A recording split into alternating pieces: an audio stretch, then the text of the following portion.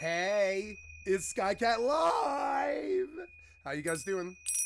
It is 4 in the morning. It's 4:05 in the morning at 3/17/2024. I have flipped my schedule back over again. People don't believe me when I say that I'm non-fucking circadian rhythm conformative. I don't ever. Oh, cool. We disconnected right off the bat. Why did we disconnect right off the bat? Oh yeah, because I paused. Yeah, I paused my VPN. I'm sorry. So going live and this stuff won't matter to the video. Terribly sorry I had a distraction there. One more, right? So got drunk yesterday, obviously. Got fucking wasted and I played Fortnite for fucking 6 hours or something like that. Really fun. Just totally tuned out. I just didn't worry about it. I don't think I even tried to get kills. I just fucking tuned out and tried not to be myself for a while. It was pretty fun. And woke up at about 3 in the morning, which is about about 7 hours earlier than I normally do. So, or whatever. I don't know what normal is, but it's not me. And yeah. And so here we are, and I'm gonna play some games. And today we'll be playing some Mortal 2, some FFXI Horizon, and some EVE Online. Terribly sorry, I popped my VPN there so I could change my title, because Twitch has a problem with changing titles if you have a VPN on, which I would say is probably a good thing. And so I had to kind of like disconnect my internet and reconnect it, but I mean, that's not going to affect the video at all. It's only going to affect the stream. That's it. We've been recording for 2 minutes, and oh yep, I got a heart. Yay! Now, I am looking for. I got a heart from a streamer. I got a heart from a famous streamer, which is awesome. I'm not going to say who, but I got a heart from a famous streamer just now on one of my comments. Yeah, we'll be playing some Mortal 2, some FFXI, and some EVE Online today. I will fire up these various clients now. I'm just getting started. I'm not hungover. I'm just sort of like fuzzy. And because I'm in good health. I've been exercising a lot, and I've been, drinking a lot of water and just being like clean. And I've been eating a lot of garlic, and I've just been, trying to take care of myself a lot. I'm doing better. I think I drank half a fucking fifth of vodka and like 4 beers last night in the space of an hour or something like that. Wasted out 6 hours later. It was pretty good, and slept for a good 10 or 12 hours until fucking 4 in the morning or no, it wasn't 10 or 12 hours, it was like 6 or something, but slept for like 6 or 7 hours and doing pretty good. So today I'll be playing some Mortals, some Eve, and some FFXI, and go a bit slower because I did have kind of a drinking night last night, and today is St. Patrick's Day. Happy St. Patty's Day, I think, right? Isn't today St. Patrick's Day? I don't know. When is St. Patrick's Day? Yeah, today is St. Patrick's Day. Yeah, and 17th of March. Yep. And happy St. Patty's Day. And it's 4 in the fucking morning. And I'm pre-drinking, bitch. There's a day of the year, 2 days of the year, there where I'm pre-drinking at 4 in the fucking morning. You know what I'm saying? And by pre-drinking, I mean I'm getting ready to drink before the drinking. It would be New Year's and St. Patty's Day, my two favorite holidays. The only ones. Well, I'm sorry, I got three. I like love, so I like Valentine's Day. I like drinking, so I like New Year's. And St. Patrick's Day, I don't have any connection to it. I just like drinking, and we do a lot of drinking on St. Patrick's Day. I'm not saying that it's a drinking holiday. I'm just saying that it's, one of those times when it's socially acceptable to drink. So here we go. Here is the social acceptance of drinking. Never had it my entire life. Drugs either, but whatever. I'm gonna keep trying for it.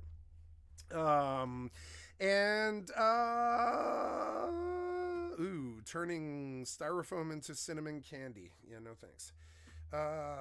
Yep. And so, I am going to drop the video now, and I'm going to play some video games. And there's Mutahar's beautiful face talking about how he got busted for cheating from BattleEye. And so we're going to listen to this while I fire up all the games. And we're going to shamelessly use someone else's content, which I'm sure he'd be happy with. I don't know if he'd be happy with it, but I don't know. But I mean, that's what it's here for. So we're going to watch his content while I load the games. And this is like a 13-minute video. It'll be over fairly quick. I'm a filthy cheater, a filthy hacker. Nah, me too, buddy. But I've never cheated or hacked before. That I have been labeled a cheater and a hacker by a whole bunch of fucking BattleEye services and fucking bullshit before, and I've never installed a fucking cheat.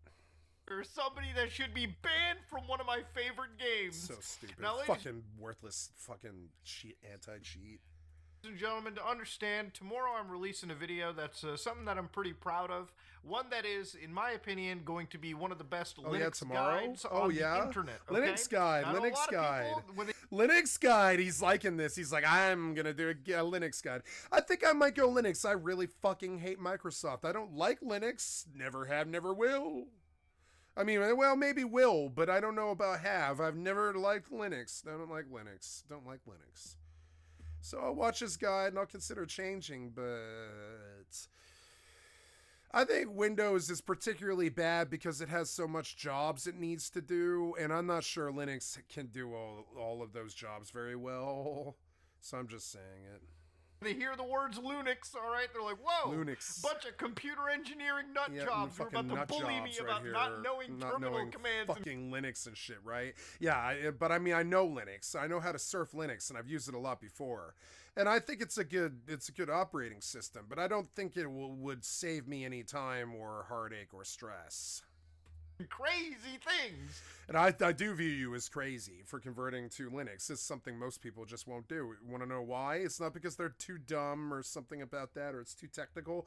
It takes too much time. Now, I'm trying to make this as too much time. and I'm trying to make this as easy to understand as possible. It takes too much time. So tomorrow, I'm excited. I actually have the video editing. I'm just completely almost done with it. Just the final touches. This was actually supposed to be part of that video, but honestly, some new developments have kicked in. Ones that I'm not entirely too excited about. Now, ladies and gentlemen, as you all know, I love Rainbow Six Siege, okay? My name is Power Bottom Dad in Rainbow Six. Gross. If you ever, wipe me or you get wiped by me, well, I'm glad we played together, okay? I love Rainbow Six, and if you ever want to look at my... Me too, I love Rainbow Six, but I can't play that... I can't do anything, Clancy.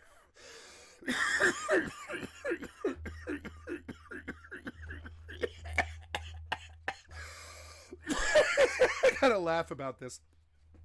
I cannot do anything Clancy. I am on a fucking Clancy cot. A boycott of Clancy. I'm on a Clancy boycott where I just can't do anything Clancy. I can't think of anything more pro-war.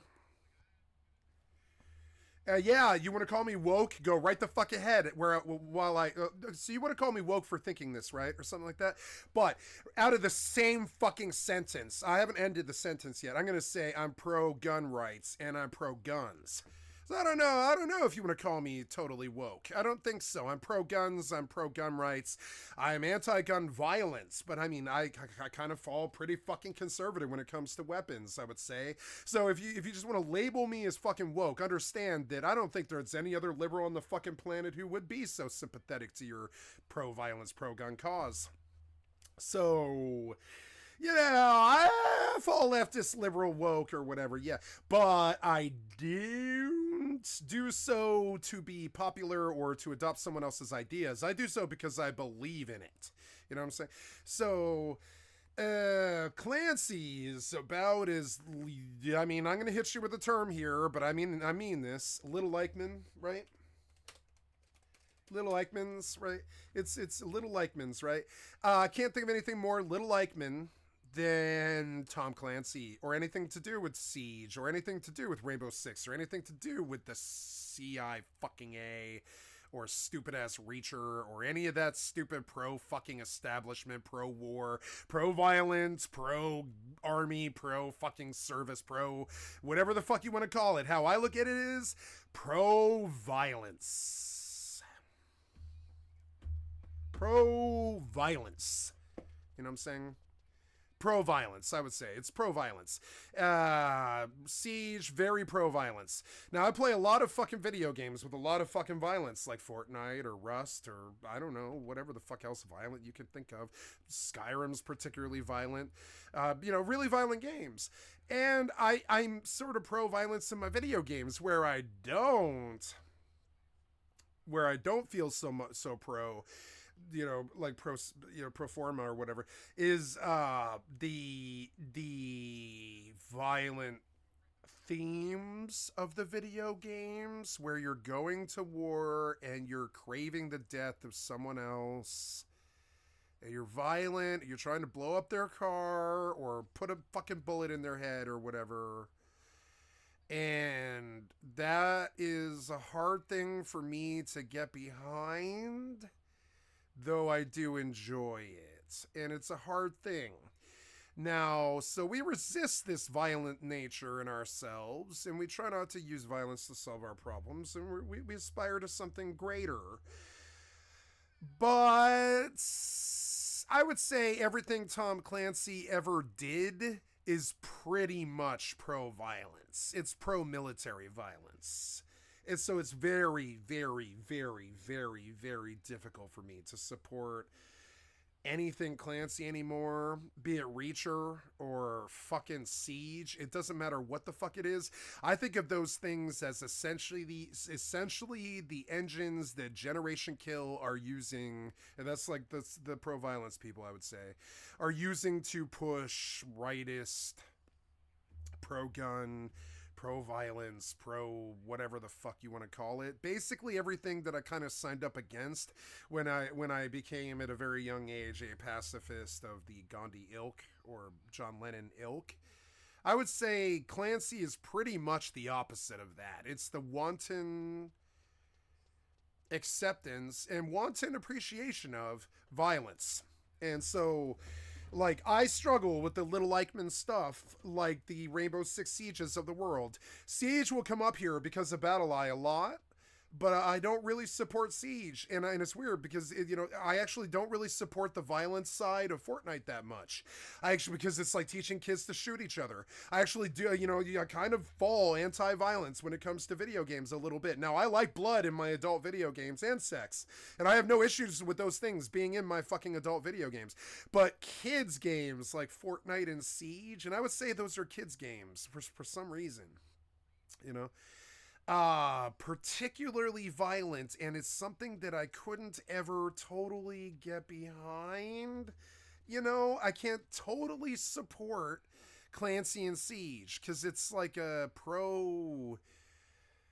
it's almost, let's put it this way, it's almost like a recruitment commercial. And so I struggle with supporting Clancy and Siege. I struggle with it. Now, is it a bad game? Fuck no. It's a bad game for using BattleEye, but it's not a bad game, And that's where I fall on this. It's like a tongue-in-cheek. I have to tiptoe through the daisies with this one and be very fucking careful about what I say, because it's like I'm not anti-fucking like Clancy.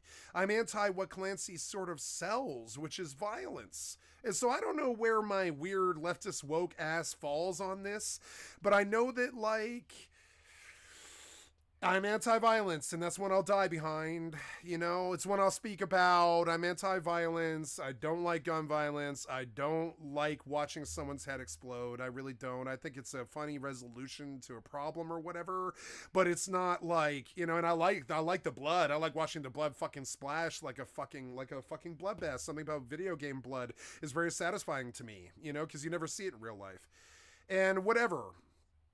But I still can't fully condone getting behind Siege, Call of Duty, Battlefield, Tarkov. You're really I would say BattleBit Remastered kind of falls here. There's a bunch of them that are like pro-gun rights, kind of rightist a little bit, sort of pro-violence, and Siege is one of those that I really fucking struggle with. There was a point where I very, very pointedly stopped playing Rainbow Six Siege 2. Vegas 2. 1 and 2. I played 1 and 2 religiously with my inner circle for a long time. We really believed in Rainbow Six Siege being the best thing that you could get for essentially CQC preparation and SWAT preparation and violence preparation and just, you know, the government trying to get in your face or that kind of thing. Siege was a good trainer for that kind of thing, but you got to understand how pro-war and pro-violence that fucking stance on Siege actually is. It was a great prep tool for the Doomsday, but it's still this violent pro-war thing that I still have a lot of trouble fucking getting behind. And people forget about this. People forget that fucking the greatest kids game company of all time, Ubisoft, right? Well, no, I would say that's Nintendo. I'm terribly sorry. That would be Nintendo, but Ubisoft goes hand in hand with Nintendo. And like, so, but like, okay, I mean, Nintendo is a publisher. I'm talking about a developer. The greatest kids developer of all time would be the Rayman series, in my opinion, anyways, in my humble opinion. I mean, there's other ones like Minecraft and stuff, but to me, the greatest kids series of all time, or sorry, greatest kids game company of all time is Ubisoft. They made the most classic kids games, I would say, short of Nintendo. And so, but keep in mind, they also make Rainbow Six Siege, which is one of the most violent pro-war, pro-gun, fucking reality war realism like sims out there. And that's a weird thing for me to watch Mr. Raving Rabbit's developer also sling Tom Clancy, which is like the recruitment commercial for war, essentially, for all the young kids who play video games and stuff. Tom Clancy is a particularly evil, I'm sorry, but I'm going to say it, particularly evil influence on this world, in my opinion. Right up there with Ronald fucking McDonald and all the other capitalist pro-war stooges, you know what I'm saying? And I know I'm speaking like a fucking socialist. I don't care. These are my fucking views. I don't like McDonald's, and I don't like fucking Rainbow Six Siege, and I don't like fucking Tom Clancy, and I don't like Reacher. I don't like their fucking pro-war bullshit, and it's a stupid boycott to have. It's never made sense to me. But I've had it since 2012 or something like that. I've had this boycott for 15 years or something like that. I won't touch anything Rainbow Six. I mean, I did for my clan, but only a couple of times. And then I was like, never again, never again. And it's weird to play such pro-violence games like Rust and Immortal and stuff with all the right-wingers and still have such a view of it. But I mean, like, I don't have to like the amount of pro-gun, pro-military, pro-war shit that's in Rainbow Six Siege or Call of Duty. I don't have to like that stuff. That is my choice. So he's going to, you know, I got off on kind of a bad subject here, but he's going to mention like Rainbow Six Siege a lot here, which is a game I respect a lot, and it's a great game, but I don't play it because it doesn't fall in line with my fucking political views, which is so crazy. But I mean, I did draw the line on that one. I will not play pro-war, I mean, in how a district attorney would say, it's like pro-fascia. It's essentially pro-fascist. It's pro-fascia. It's like the Latin term phrase for it. It's like you like violence or you like domination. You like oppression, and I don't. And these tools are the way by which rich people expose kids to those things and make them pro-war. These are the tools that they use. It's toy soldiers. It's the Camel, Joe Camel, and you know, and the Moroboro Man. It's the Rainbow Six Sieges. It's the Fortnites. It's the pro-gun, pro-violence, pro-right wing Arnold Schwarzenegger fucking ad for Terminator. I'm sorry, Rainbow Six Siege. And it's and I sooner or later I have to make a choice there where I'm like, well, I can't fucking talk one left of my fucking one's left side of my butthole about being fucking pro, you know, like liberal and anti-violence. Sooner or later I have to draw a line somewhere. If I have a fucking stance like that, I have to fucking draw the line somewhere. And for me, it's like the wanton appreciation of gun violence.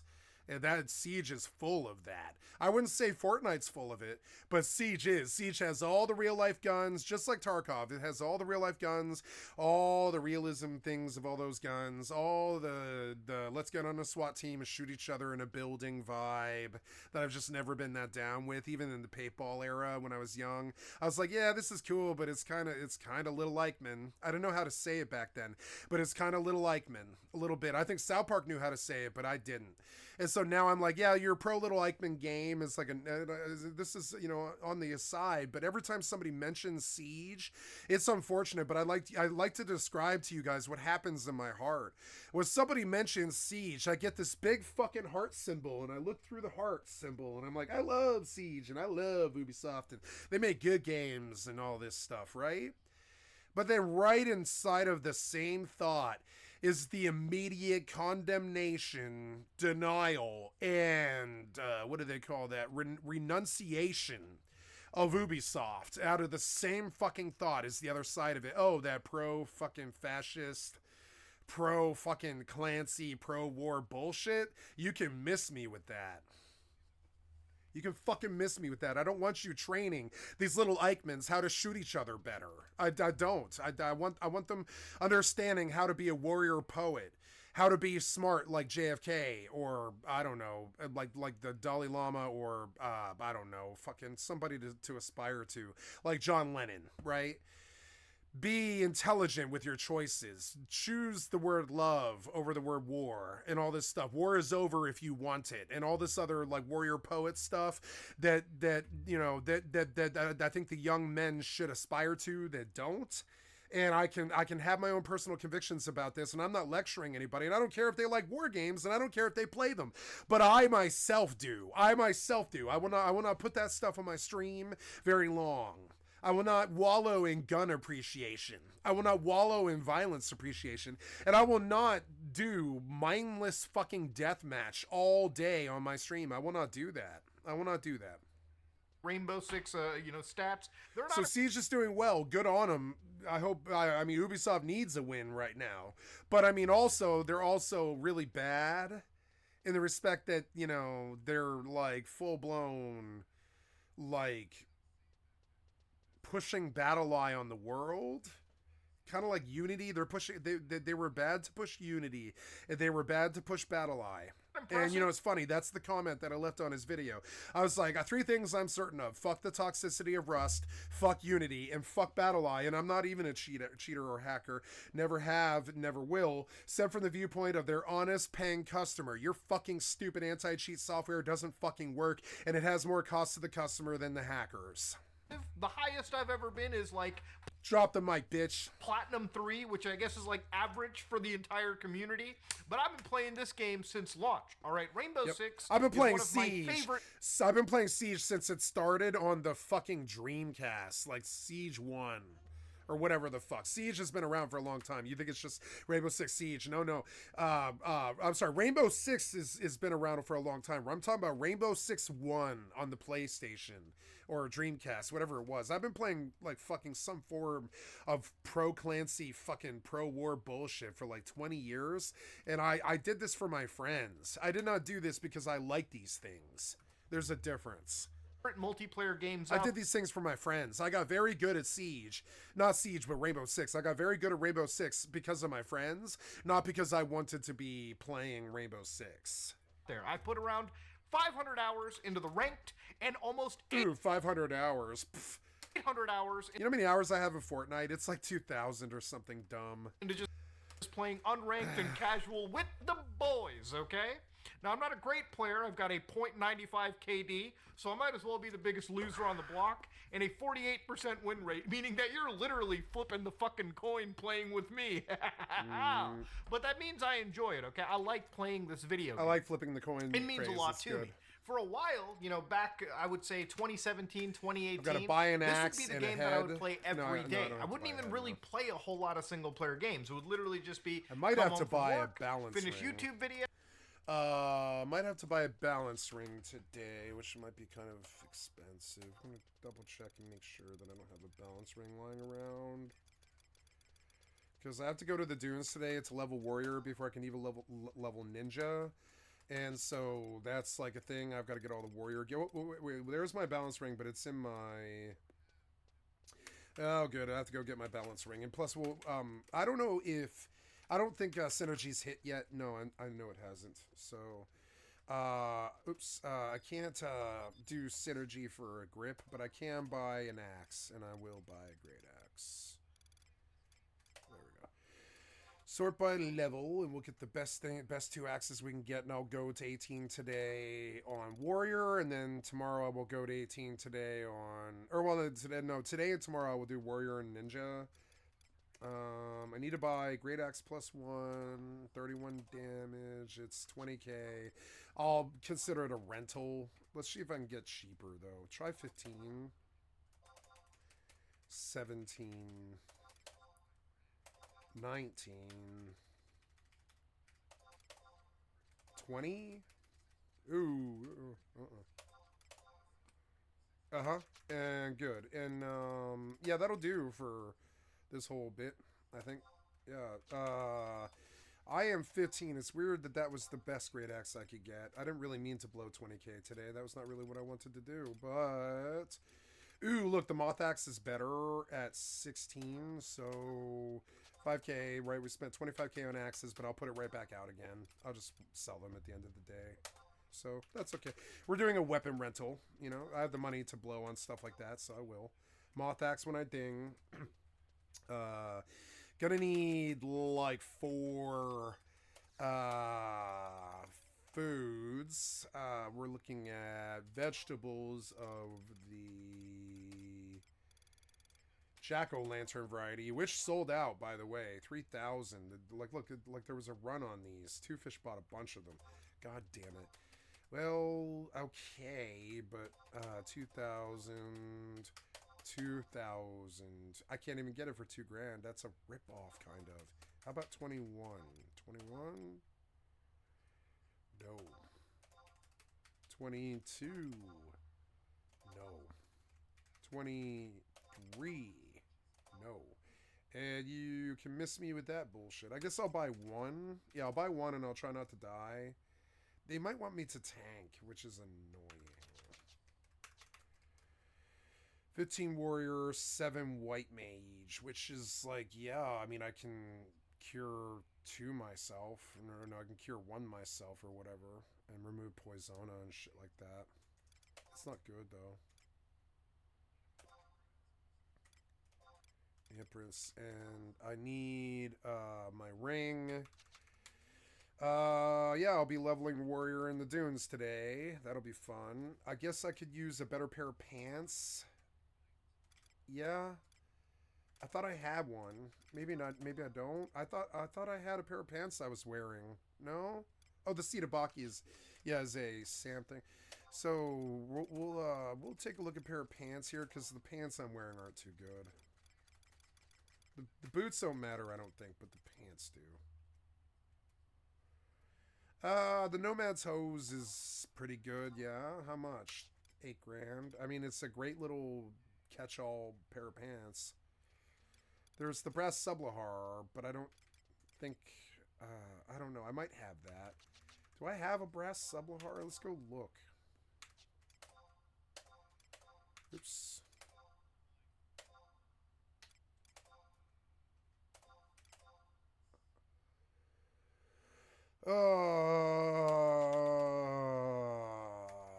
So, yeah, no. I guess we'll wear these just because they look better. Yeah, whatever. Yep. And then the fisherman's boots because they probably look better too. Yep. And, yeah, and I'll fight warrior today. That'll be fun. It's kind of a mindless job. Does a lot of damage. And I've got dex stuff and all this. Can I wear my battle gloves? No. So, yeah. But, I can wear the warrior's belt. We have a rabbit mantle, royal footman's vest, and I mean, if I'm tanking, this vest is no good. I might actually have to buy a chest piece too. But it's all rental. By the time I'm done with this, all I have to do is get to level 17, and I'm done. Then I can level ninja to 37. I like warrior, but warrior was my main on Asomi, and I don't want to do it again. I was a warrior for like 5 years. I'm a good warrior, one of the best in the world. Dead serious about that. I had the best gear on Nozomi. I had the most hours clocked on warrior, I would say. I had the most merits. I mean, I was the best warrior in the world at one time, I would say. So I don't want to do it again. I don't want to do it again. I had all the money. I had all that money and all that gear. I had all the dusk, everything, and Homom or whatever it is. I mean, I had everything. I had sky gear. I had the Swift belt. I mean, I had everything for that warrior, and like, I don't care to do it again. It's a great job, but I mean, I don't care to do it again, frankly. Now, yeah, so, oh, I'm on Nin. Yeah, cause Nin and War are basically the same thing. So, yeah, gotta remember Charm and Voke. I guess we could flip these up now. Because it's going to screw with my brain. Yeah, I'm just going to, like, move these now. Voke. Right, is that right? Yeah, we're on page 1, Provoke T. Yeah, we're going to put Voke on that, and we're going to put Charm. Oh, damn it. Come back to this and say Charm, copy. Going back to Nin, and we're going to say Charm. I don't have prism powder, and I should buy that because of the dunes. And I don't intend to die. I just want to be done with this session. So we're gonna what did I buy in terms of food? I guess I could go cheaper. I mean, I like that food though. Damn it, I like that food. They're charging a lot of money for it, but I like that food. I like jack-o'-lanterns. Always have. I mean, I guess I could go cheaper than this though. I could buy probably, I don't know. For where I think it's tuna sushi, but that's still like 10 grand, you know? How much is soul sushi? I don't need soul sushi for this. I need accuracy. Oh yeah, my keyboard is dying. I'm going to plug it in. Yes, my keyboard is dying. We will start these other games. No, this won't work. I'll need a longer cord than this.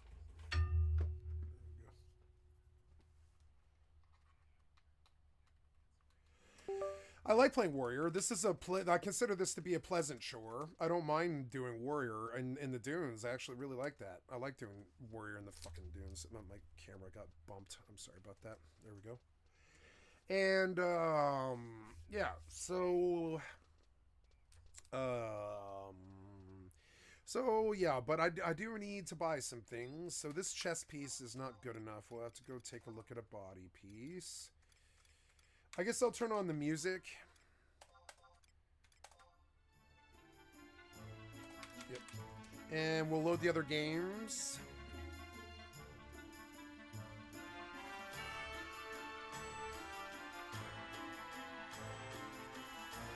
I'm not going to do Mortal until later. It takes too much bandwidth.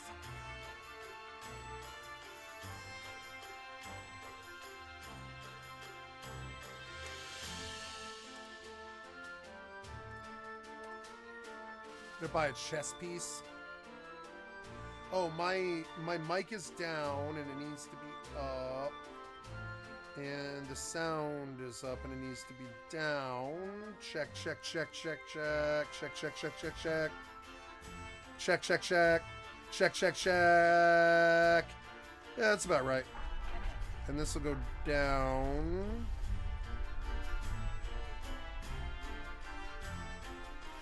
Yeah, that should be right.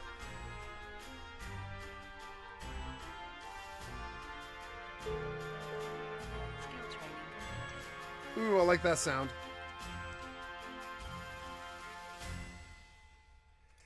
Okay, we will buy a chess piece here. Oh, yeah, maybe hands too, huh? Like, just to see. I'm gonna sort all this gear and stuff and see if there's anything better. I don't think there is, though. Republic mitts with attack 3. How much do you want for them, though? 14 grand. I guess, yeah. No, the Nin gets battle gloves. No, Nin does not get battle gloves, so maybe we should invest in some gloves, I guess. 14 grand. Seems extreme. I'll go with the cheaper for 11.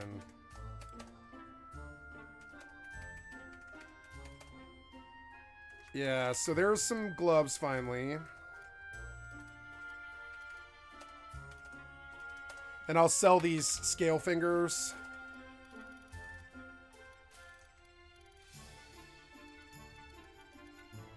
I'm in the dunes today for a while.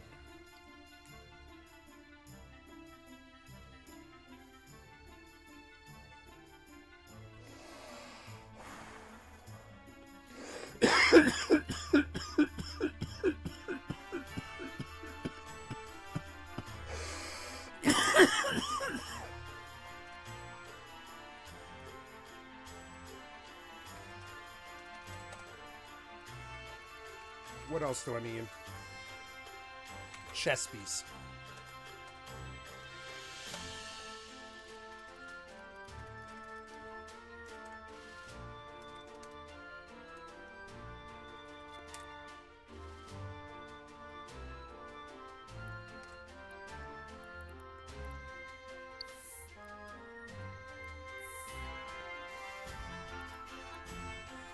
Belts up. There's people here. Okay. Let's go out to the belt.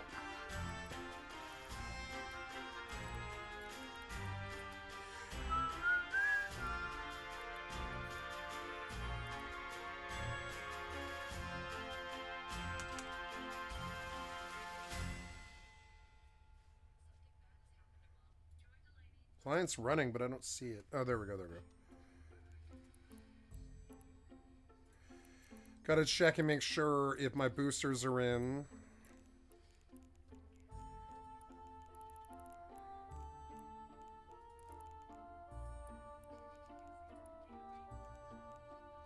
No, they aren't. So...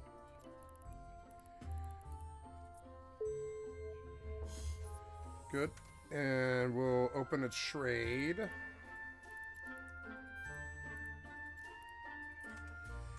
And we'll give her the Master at Arms. Except... here's some drugs. Enjoy.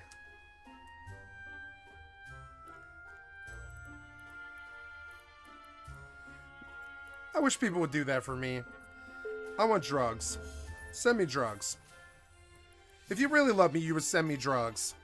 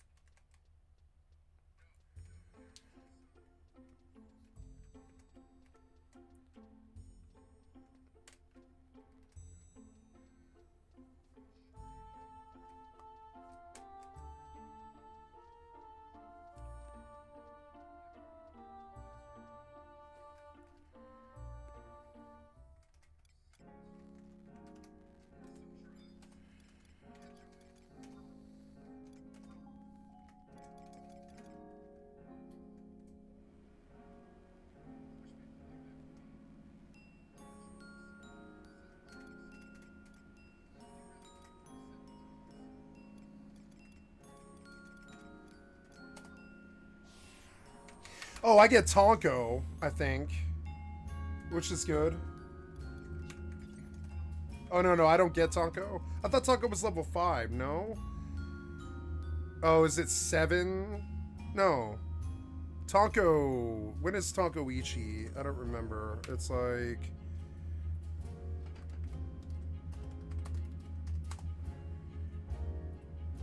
What level is this? It's level 9, so it'll be 18 is when I get it. Okay, so... 1 balance ring...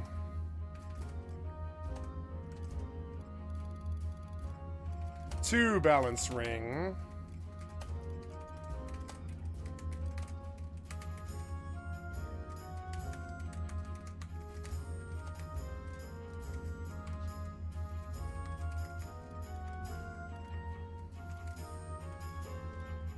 Yep, and I can tank if I want.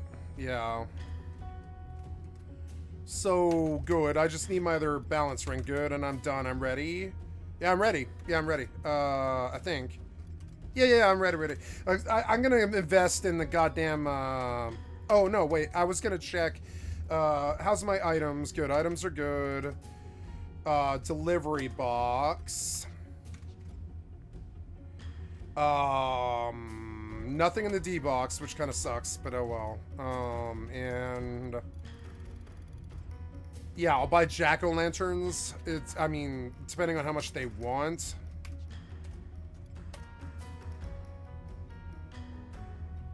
Maybe I should look for other accuracy food and just compare prices. There's an old chart that I used to do for this. It's like FFXI food effects. And there's a good one on BG Wiki. Oh god, where is it? Is it this one? I don't know. Yeah.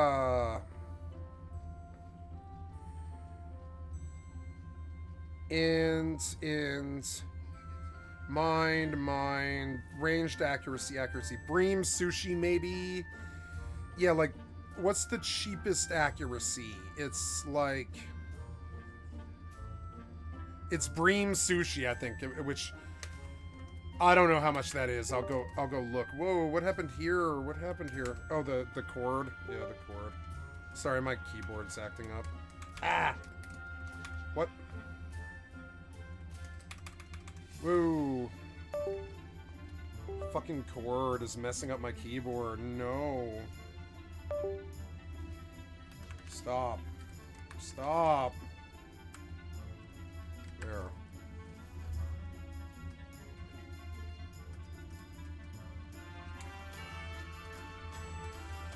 Okay, so...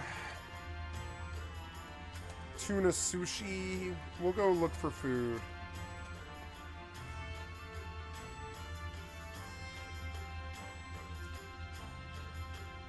Bream sushi, a stack is 12K.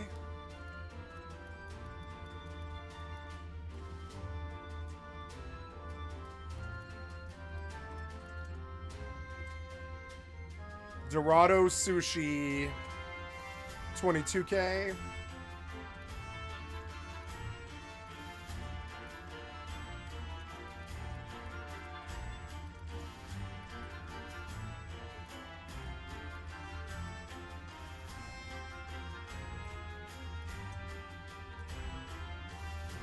Salmon eggs, salmon roe. Soul sushi is going for 22. Squid sushi is going for 12. Squid sushi plus 1 is 21. Steamed crab, 15K. Tab tacos are 12.5. Tuna is sitting at 13.9. Which I guess I have to buy tuna anyways.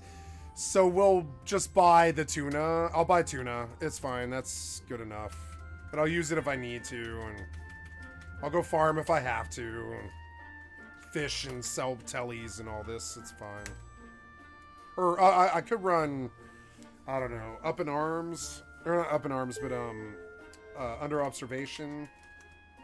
Oh yeah, I gotta get out to the belt. I gotta get out to the belt. Chacos are your best bet till 30. Yeah, but 3K each.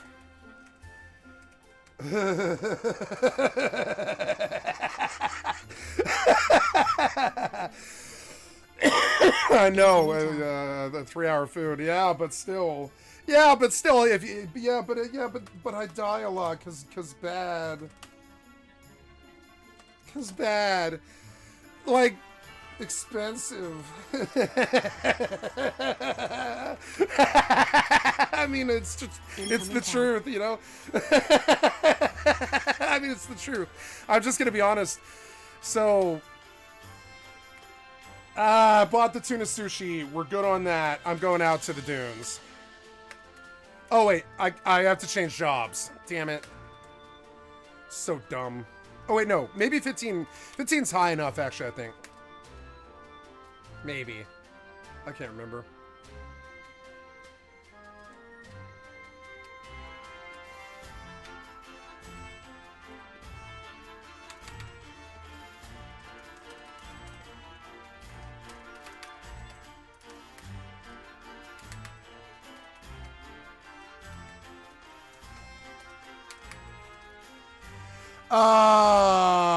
We're going to Solheim.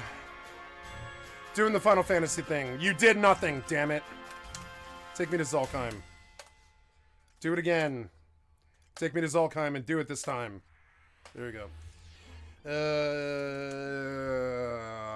Gotta get out to the belt. But I wanted the music first. I wanted the music before I went to the belt. So, okay, Mac and Oz are going out to the belt here. It's early.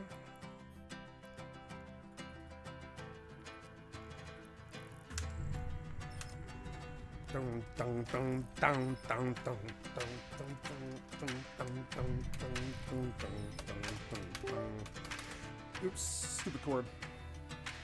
Ah! Come on, cord. Please stop. Please stop. No, no, stop. Stop plugging the cord in. The cord is not being moved. Stop plugging it in over and over again. Stop this. Stop this. I am not touching the cord. It is not moving. Stop this. Oh my god. Fucking leave me alone. Leave me alone. Nope, nope, nope. What'd you do? You are fucked up. You gotta stop. I'm gonna turn you off and then on. Need you to actually work. Oh no, what'd you do? What'd you do here? No! Come on, all I did was unplug the fucking keyboard. Piece of shit fucking... Come on, man. Come on, man. Oh no, what'd you do? What'd you do? What'd you do here? I can't restart this computer. I can't do it.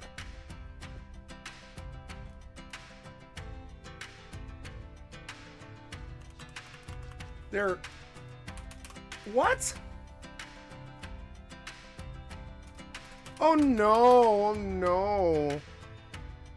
I will restart my software.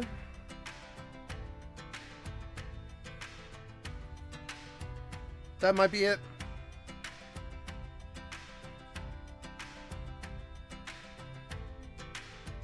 Fucking Windows. I really didn't want a Windows problem to start today.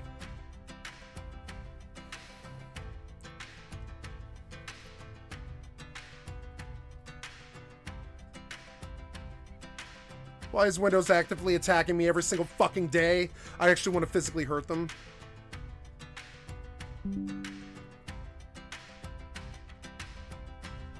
Feels like war. Feels like they're actively attacking me every day. Did you fix? Yeah, you did. You fixed. It was the software. It wasn't the hardware. It was the software. The keyboard itself must be plugged in, and I don't know what to do about that. It constantly unplugs, and that's a problem. So I don't know. I'm gonna wrap. No, I can't do that. I've gotta. Yep, and just see if you work. See if you stay. Okay. There we go. Better.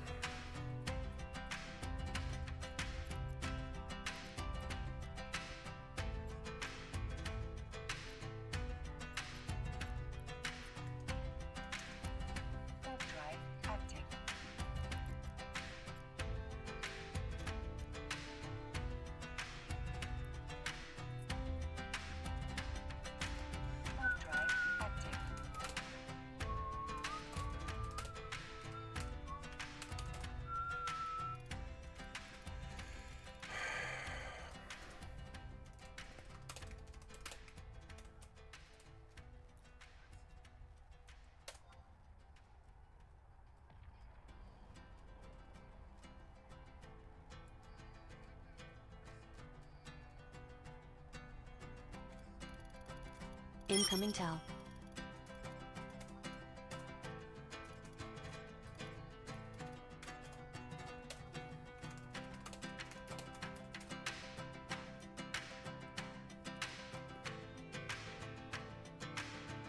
Incoming tell.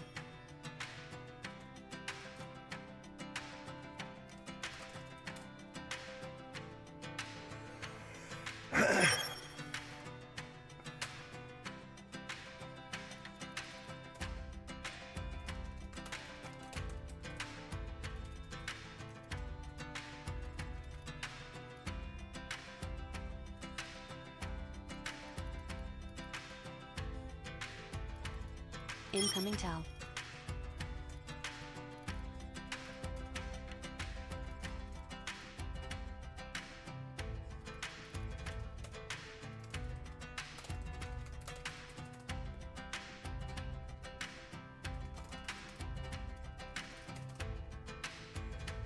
Incoming tell.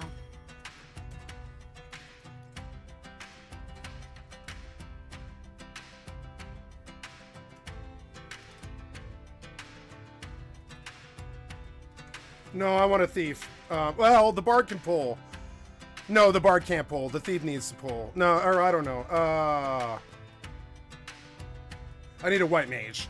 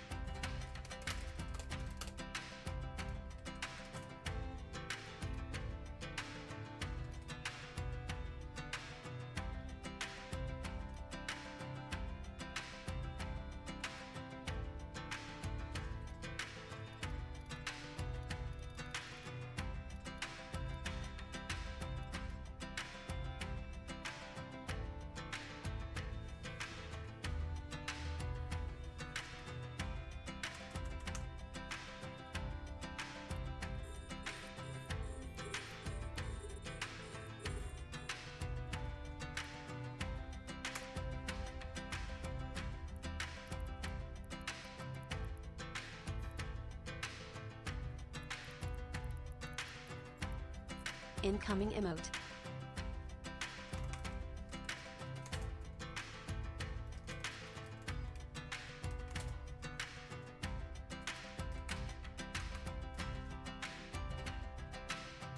Incoming emote.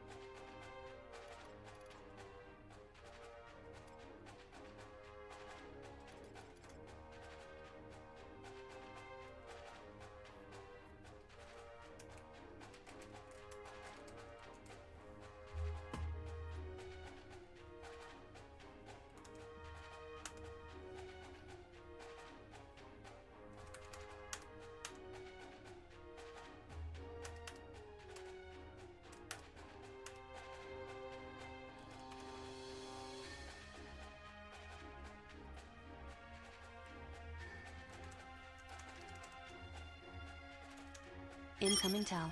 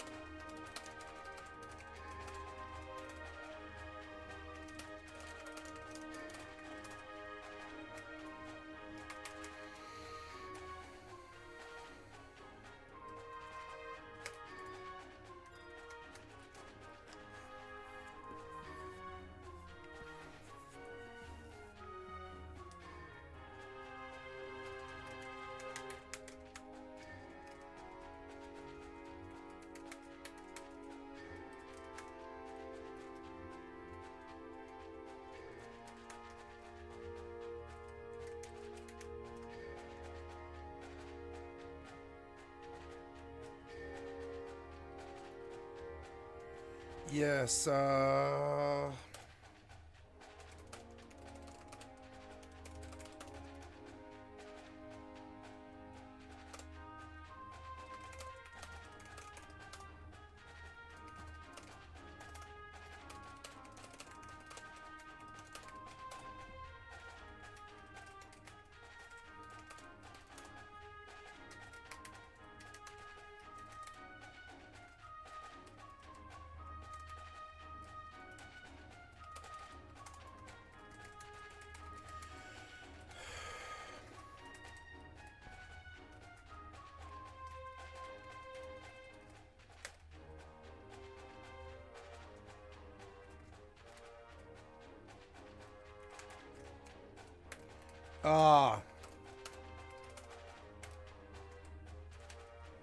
valid point.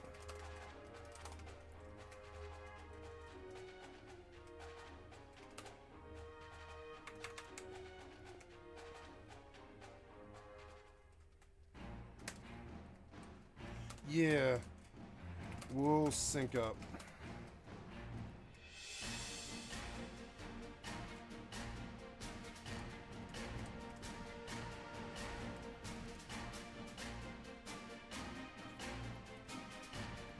Which reminds me, I don't have prison powders. Which is bad. Gotta change jobs here. Change jobs. Black mage. White mage.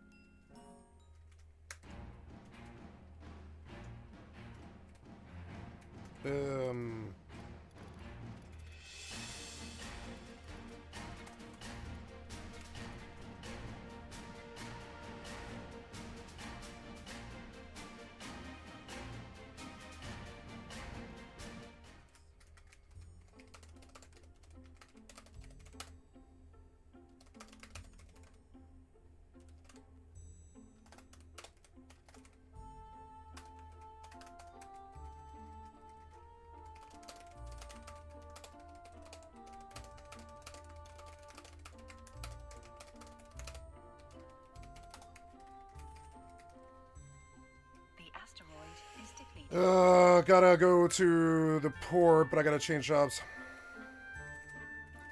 Yeah. It doesn't matter.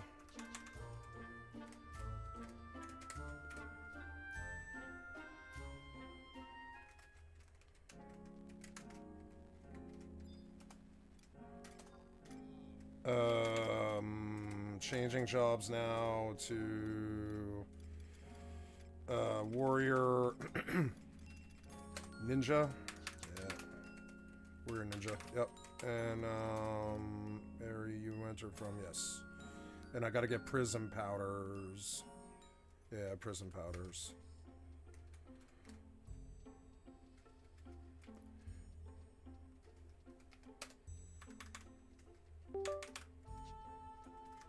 The cord. You gotta stop fucking up.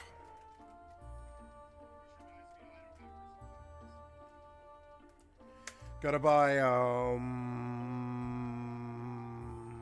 prism powders. It's good the white mage needed 5 minutes, because I did too. Fucking annoying.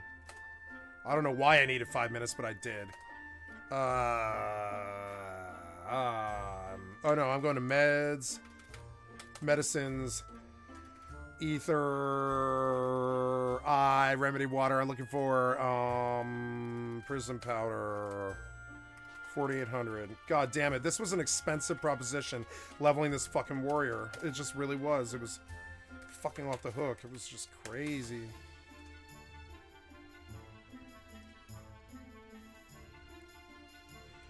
Yes. Sorry. They wouldn't let me port.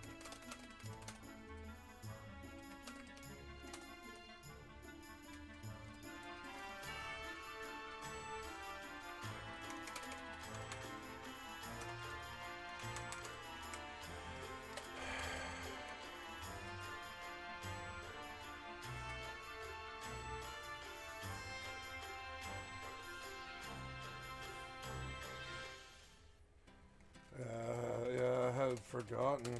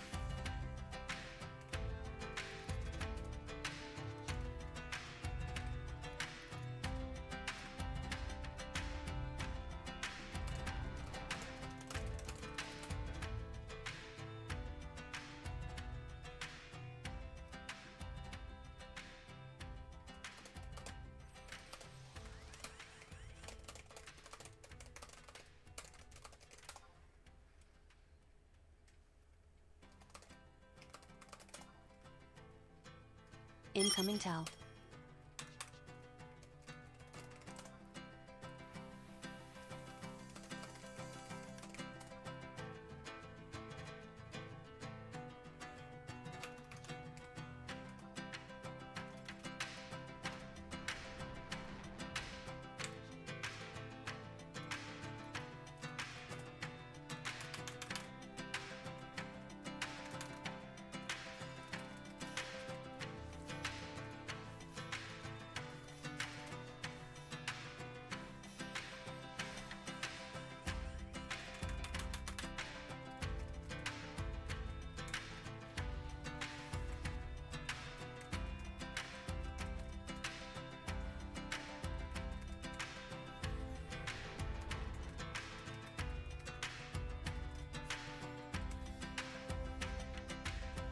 Am I tanking?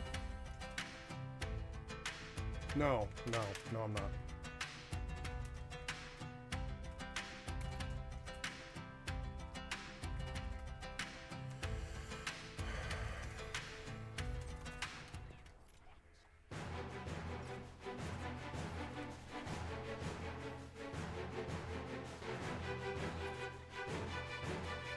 And this is where you lose me. Can't do that battle music for like 2 hours. It's not gonna happen.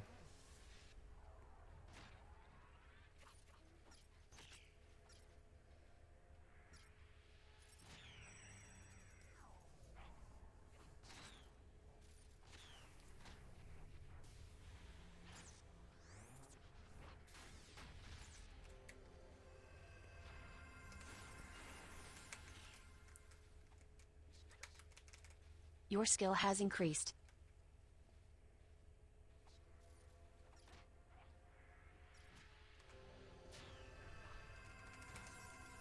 My macro isn't working.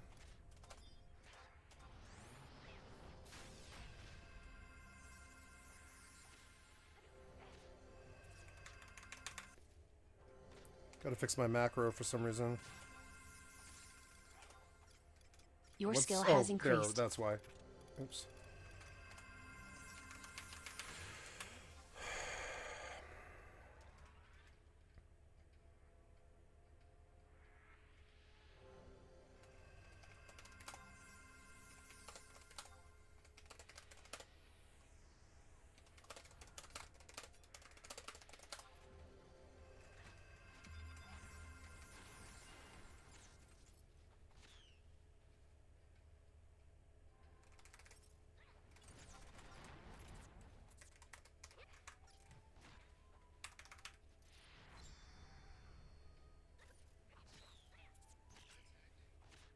Your skill has increased.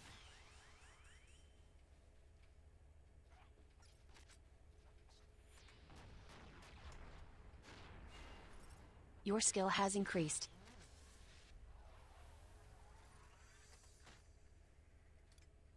Shield Break or Iron Tempest?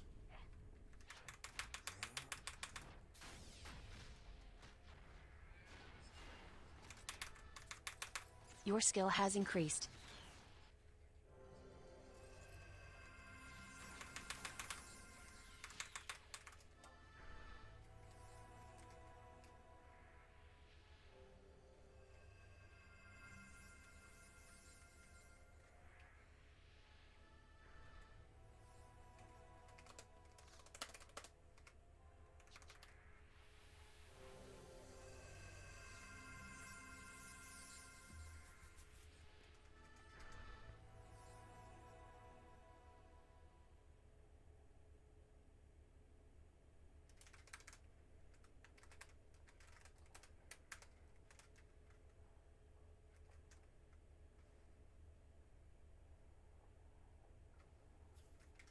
Let's load some... we're actually going to quit Immortal now that this party started. Gonna load some good ambient music for this leveling session. We'll do the 80s Synthwave playlist for this. Tune down slower to 0.75 and we'll start it over.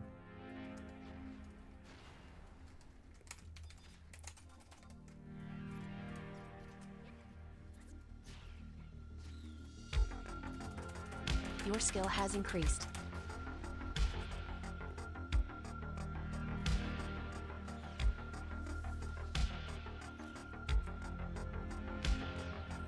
It sounds kind of bad.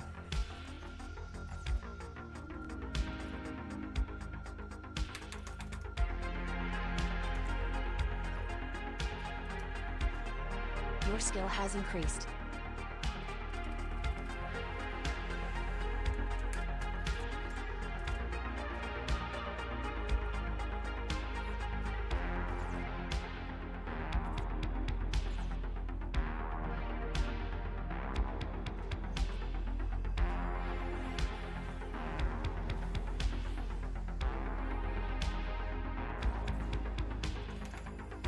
Your skill has increased.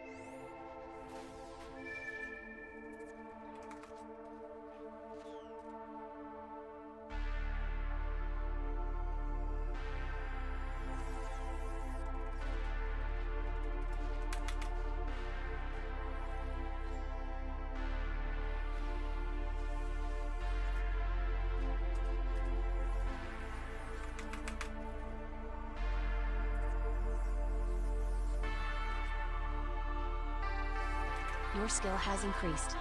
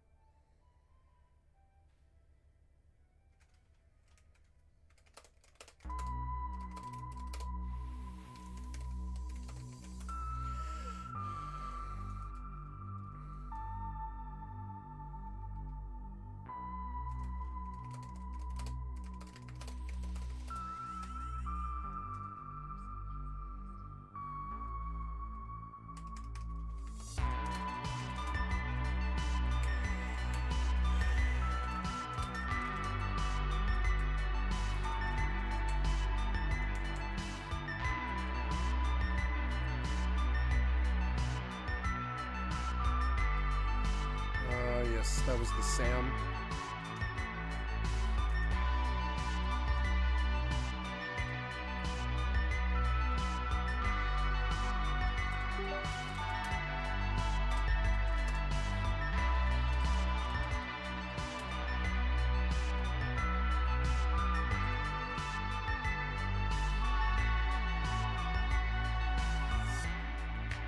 A lot of barriers in his party for some reason. I don't know why.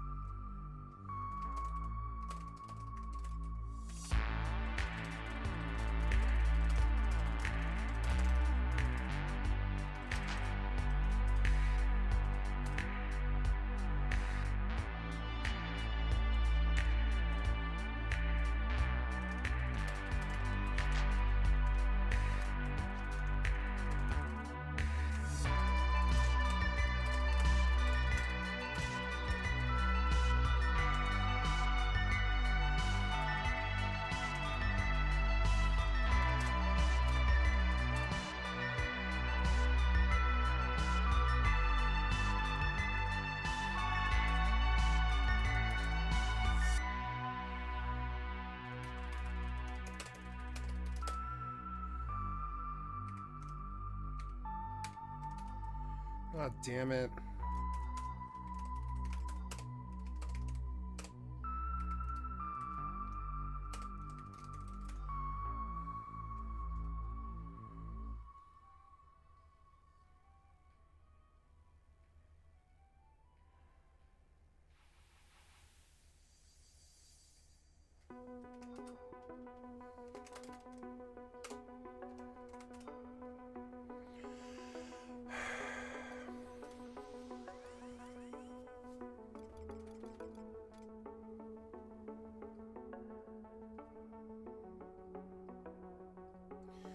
We're doing flies for a while. I could pull the other white mage, but I don't want to.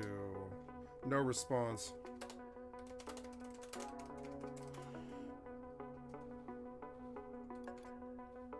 God damn it. War.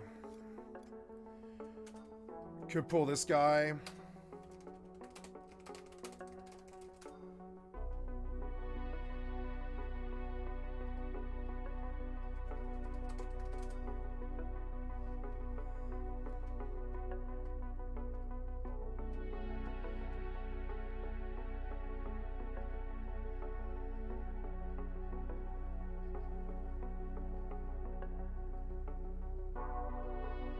Incoming tell.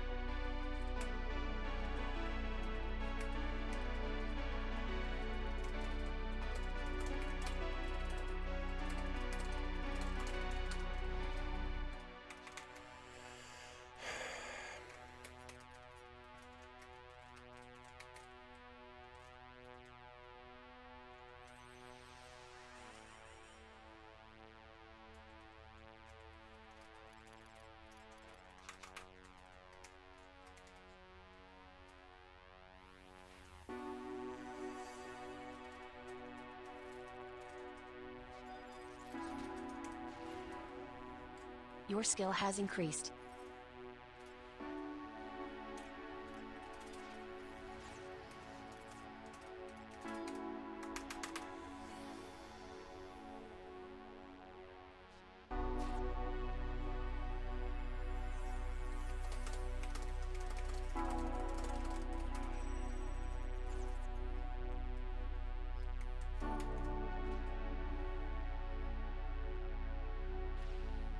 Your skill has increased.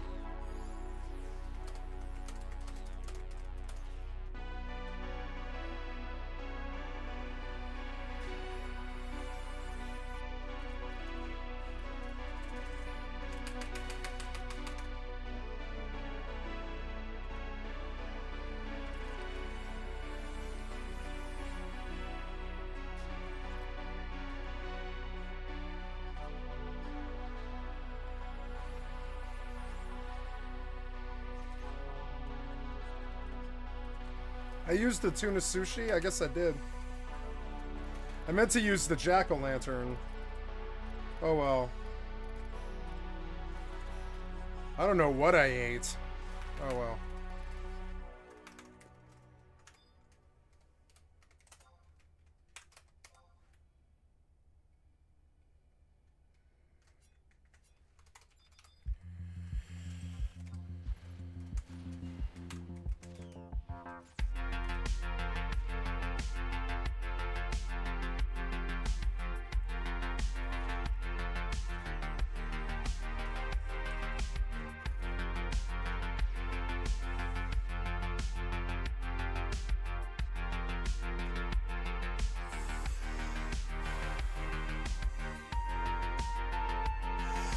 Your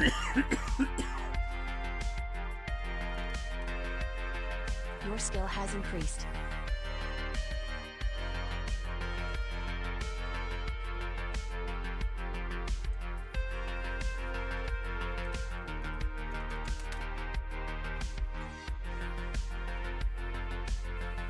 Your skill has increased.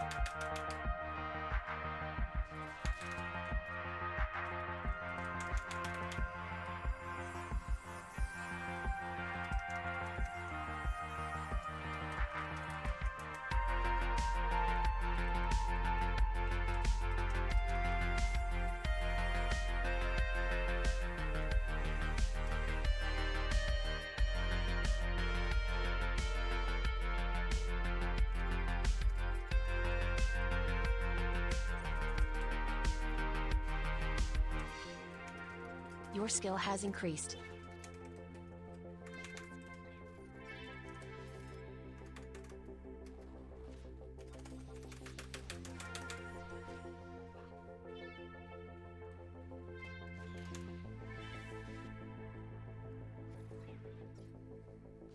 Your skill has increased.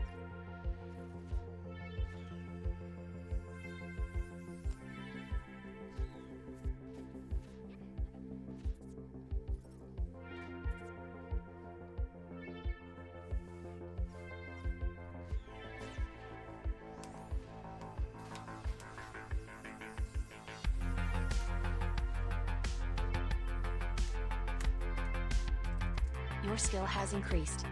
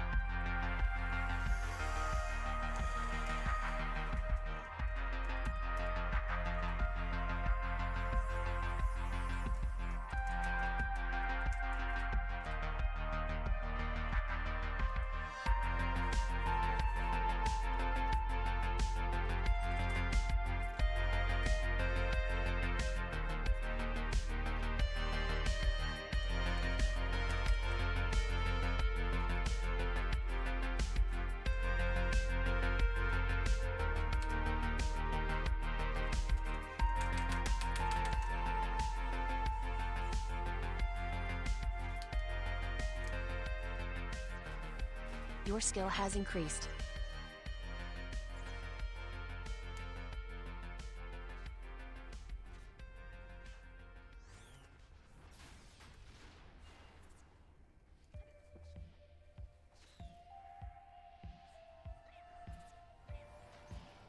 Your skill has increased.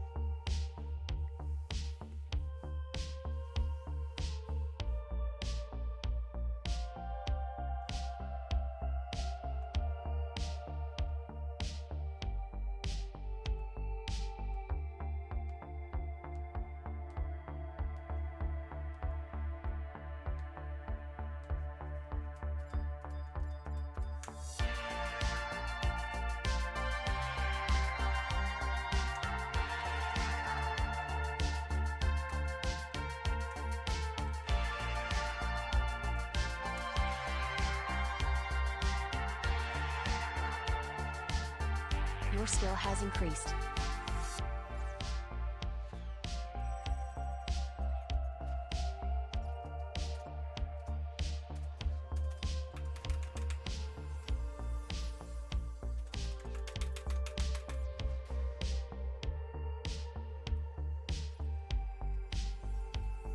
Your skill has increased.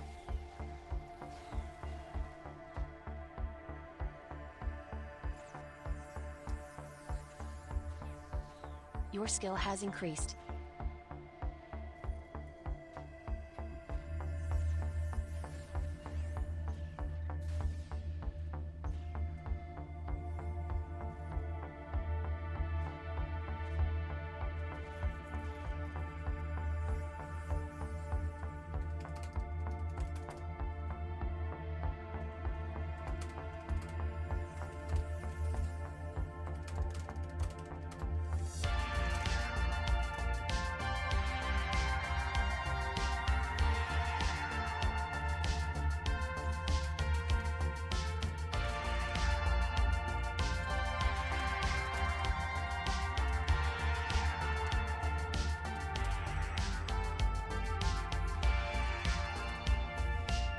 Your skill has increased.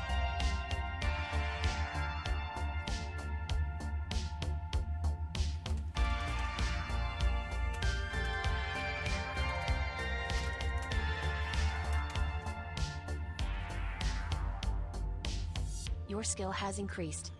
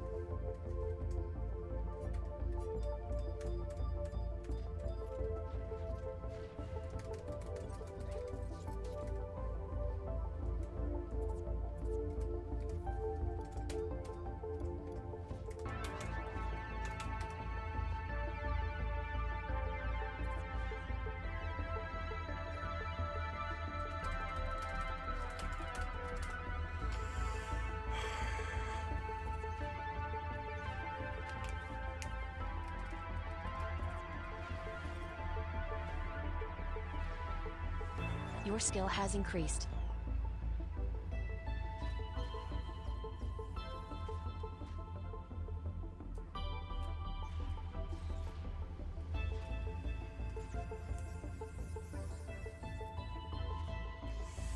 Your skill has increased.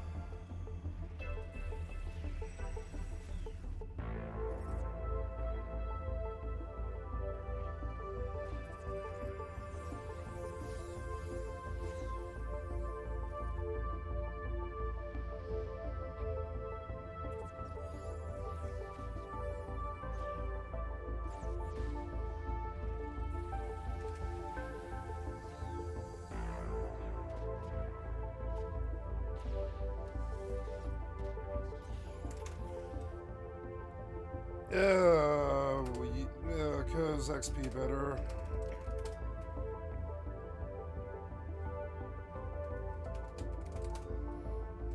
Otherwise I wouldn't.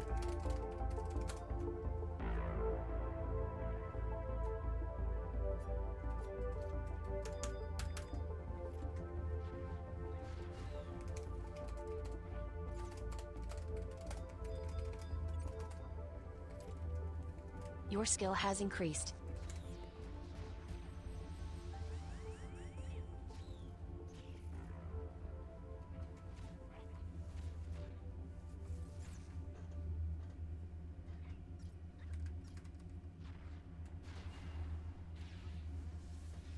Your skill has increased.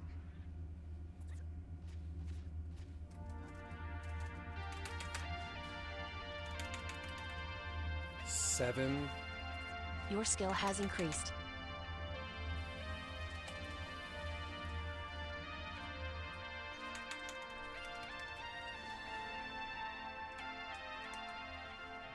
Die, fly.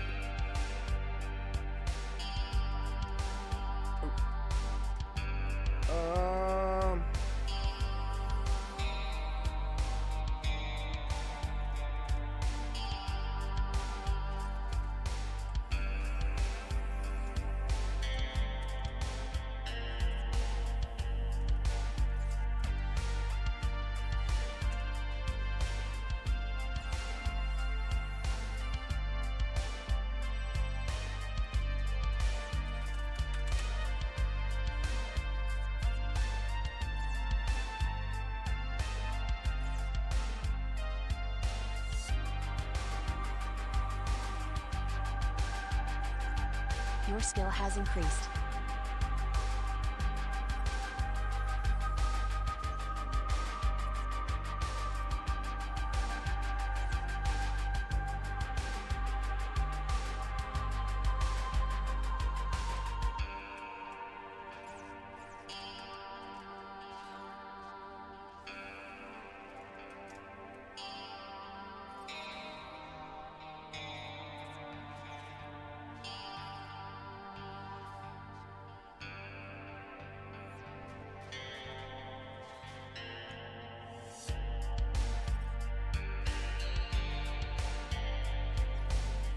Your skill has increased.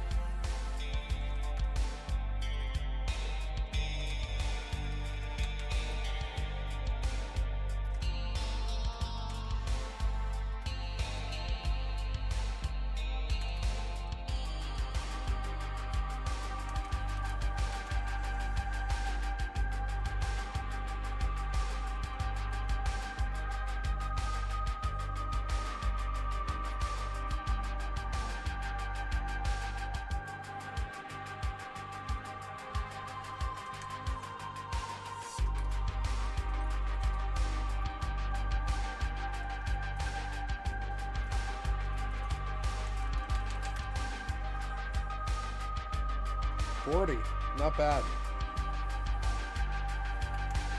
Your skill has increased.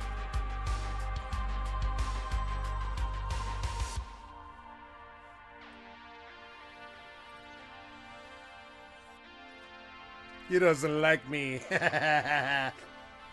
I'm scared of Oak. Nope. No, I'm not.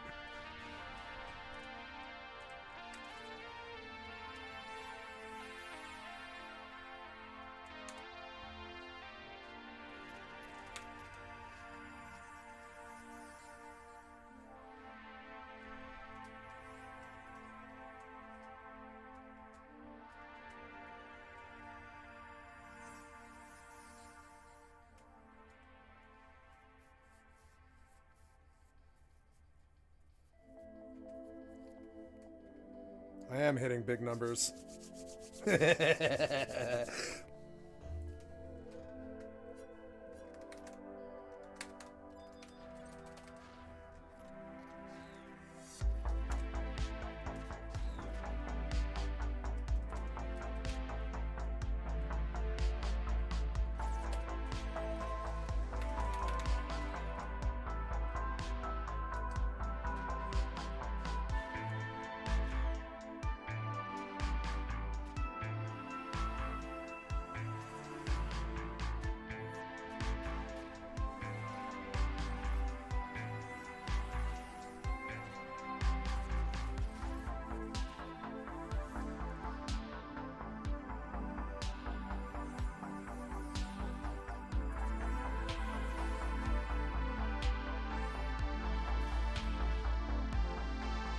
Your skill has increased.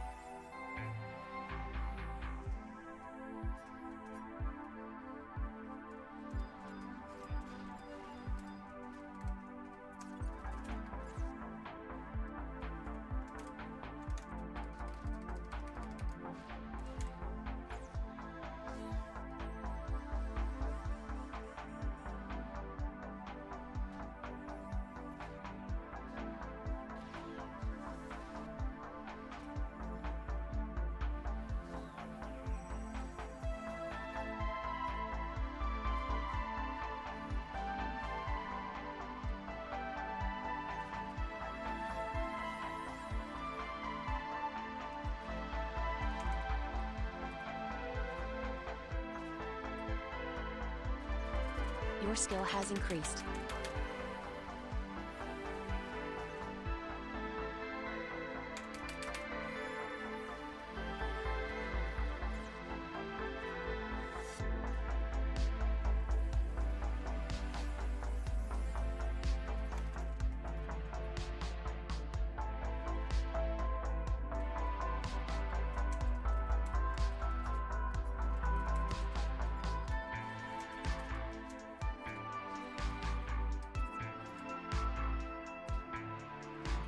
Your skill has increased.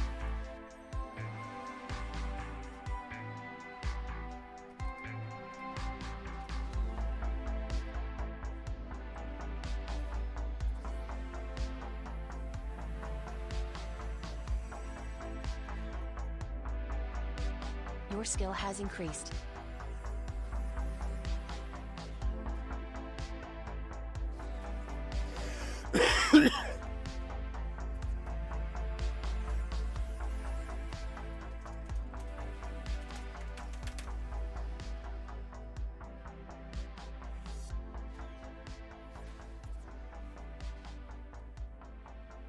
Damn, 82.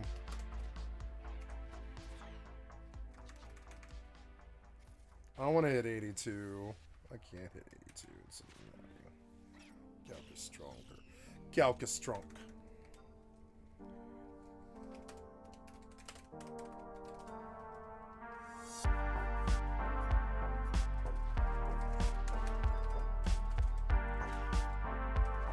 Your skill has increased.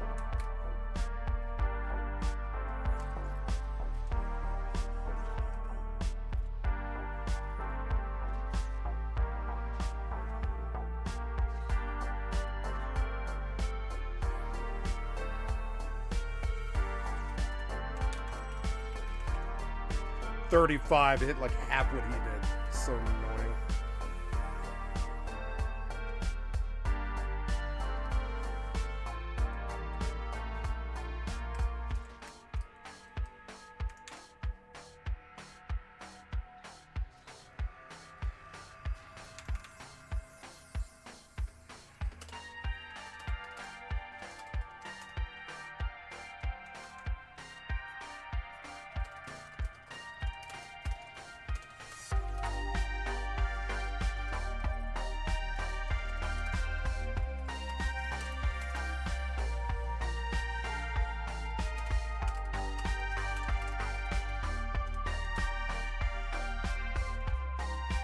Your skill has increased.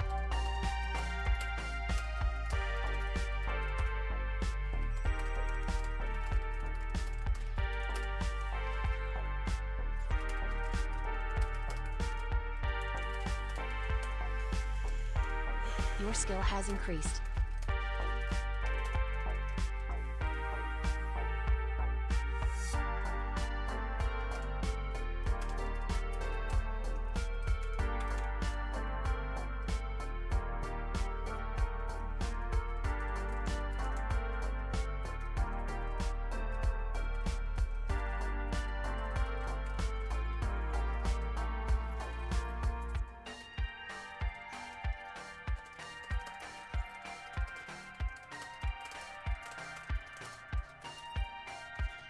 Your skill has increased.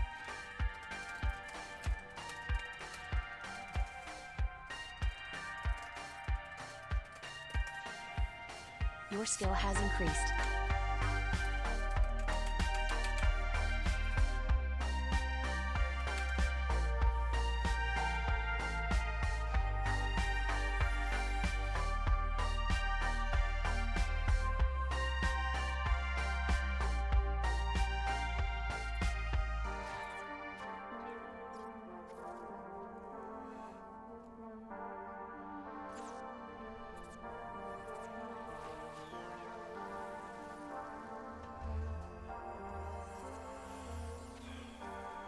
Your skill has increased.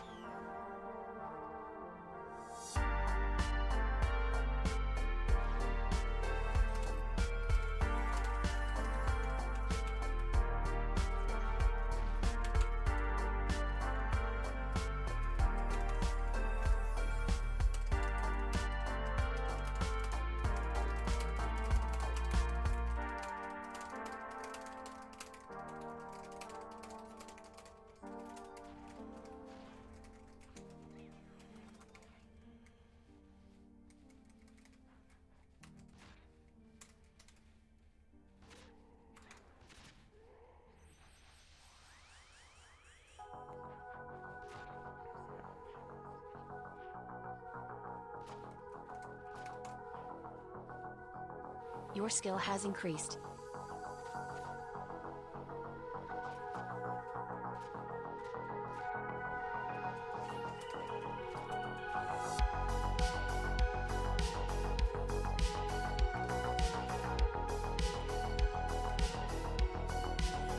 Your skill has increased.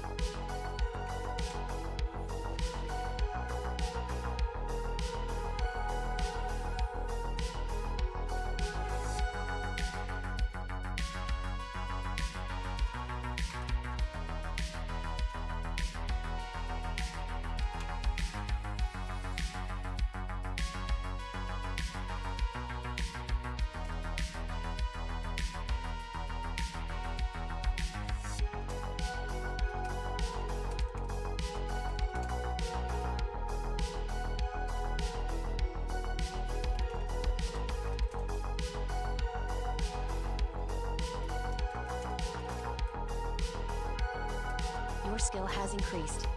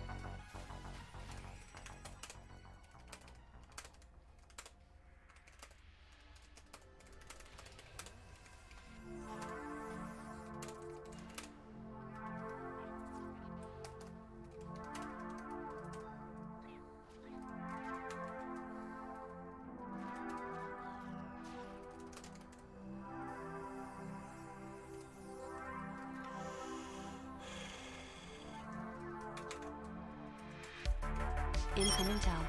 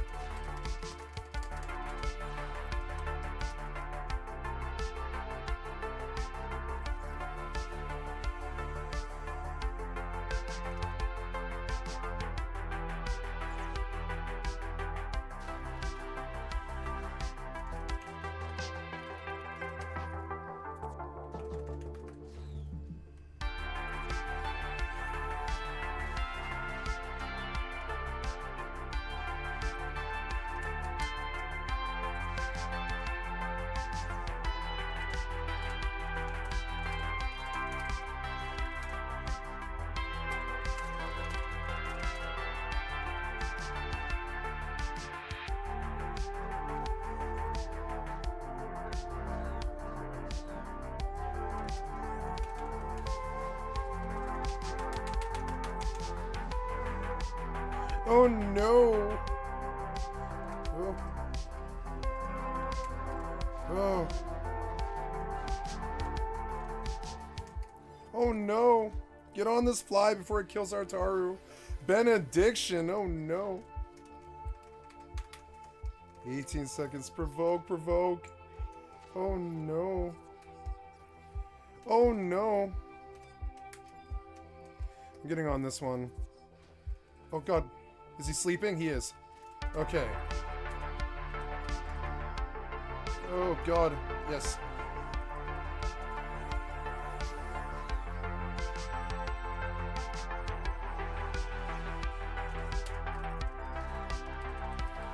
Not letting it kill you.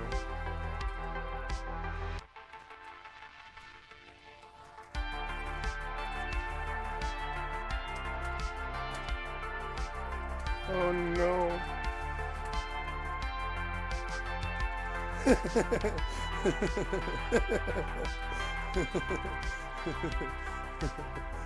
Scary. Yes, ninja tank. I'm gonna fucking vote off of her. Yep. Shield break, bitch.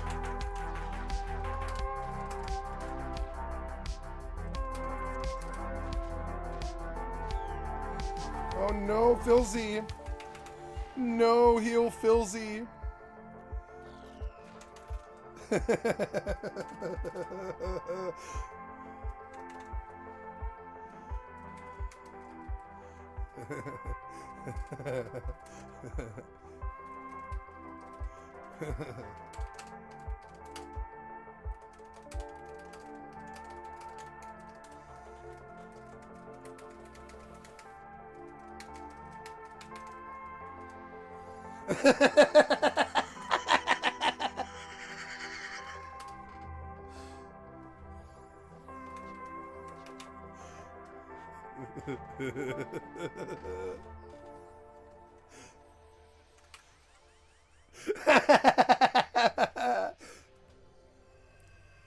Three-minute poison will kill me.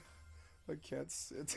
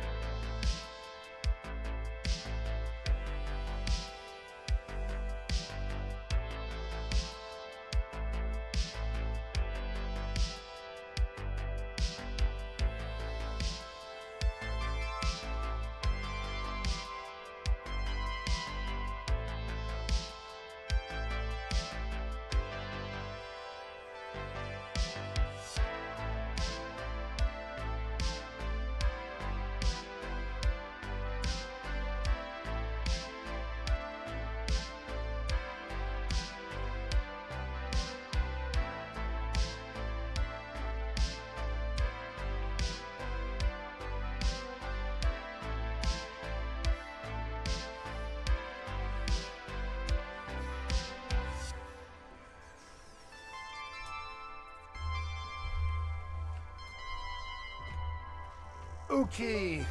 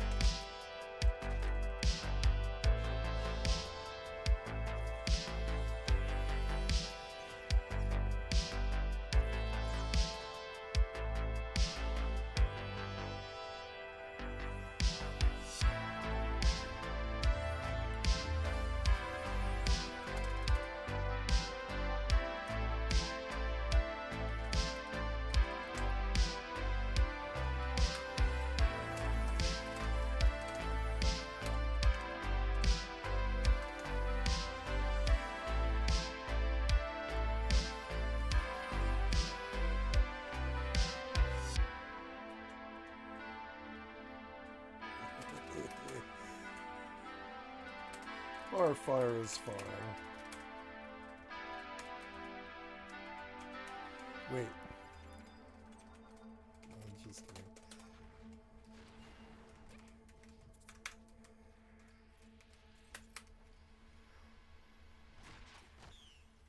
Yeah. Good point.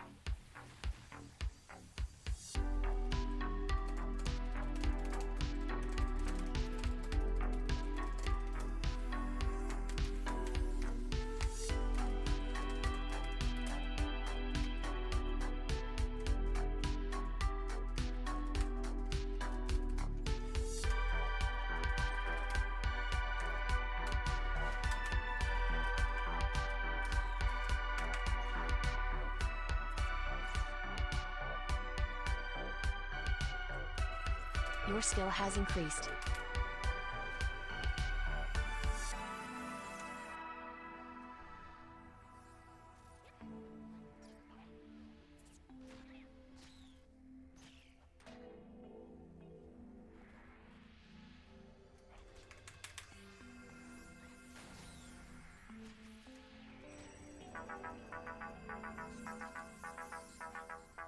$61.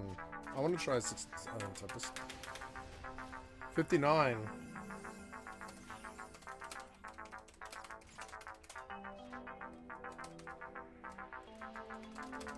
Your skill has increased.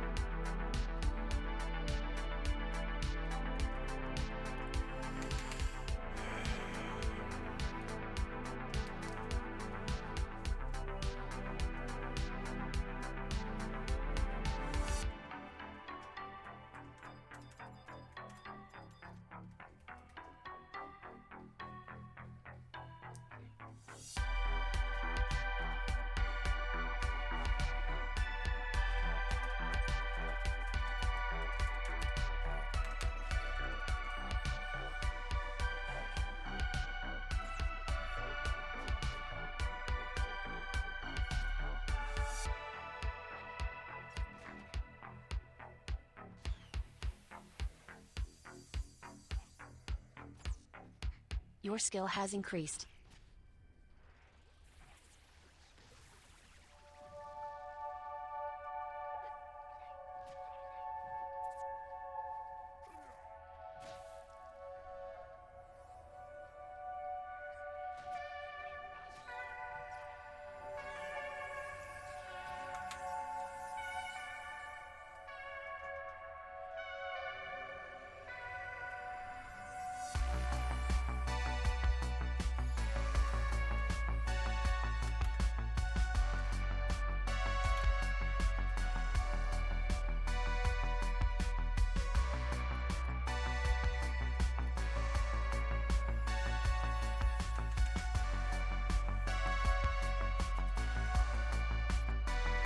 Your skill has increased.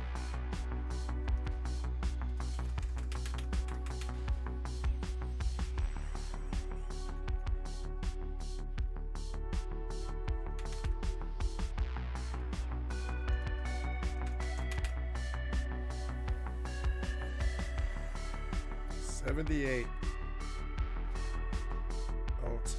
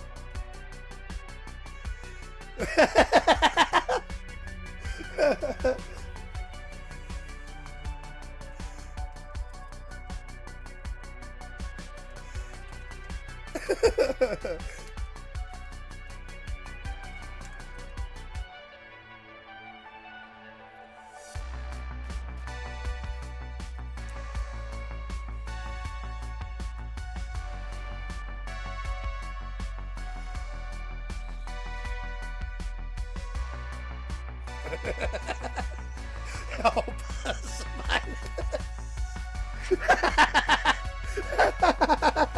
That was genuinely funny.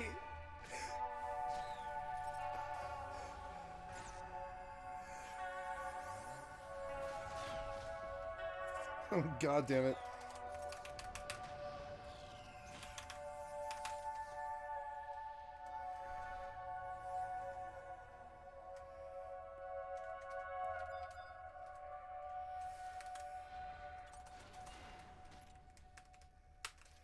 Your skill has increased.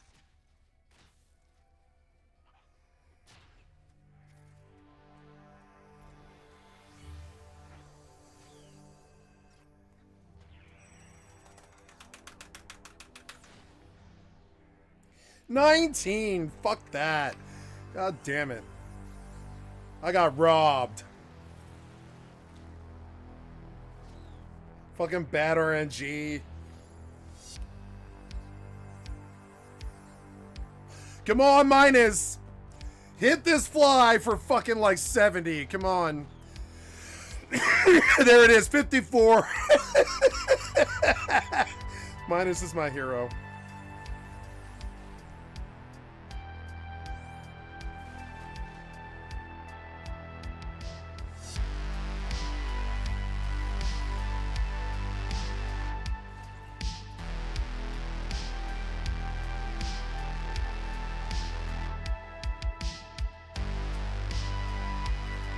Oh no. Your skill has increased. Oh no.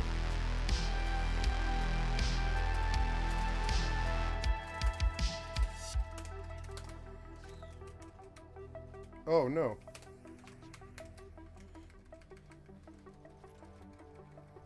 Your skill has increased. Sleep yours.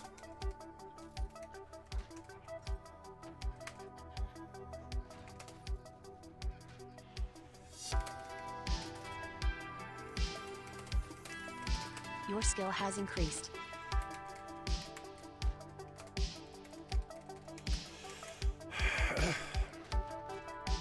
Get it off me! Get it off me! Get it off me!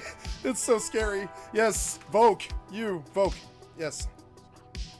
I don't know. I'm gonna shield break it. Fuck this.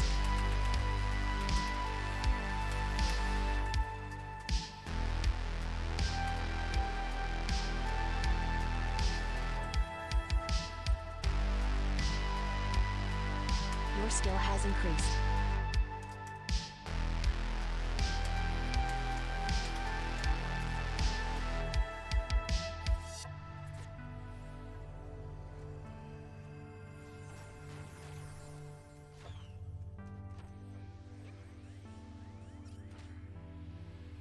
Oh, God. Your skill has increased. I don't want to Vogue. I'm scared too. Yeah, you do it. Yeah, go minus. Slap this fly. Go minus. 63, bitch. Yeah. I see you, minus. Well handled.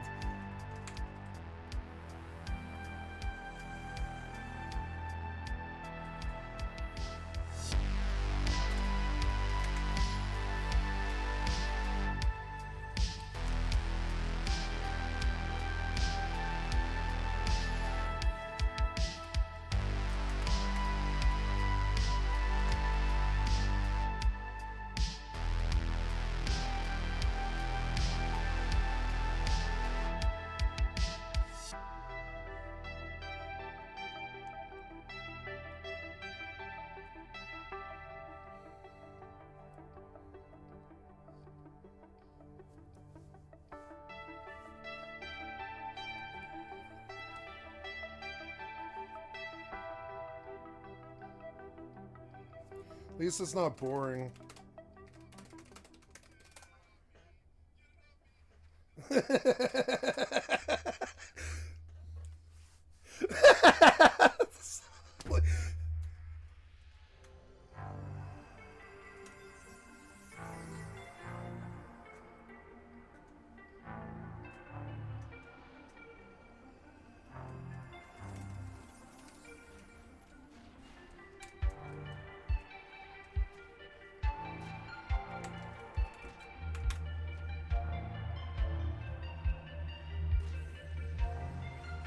Your skill has increased.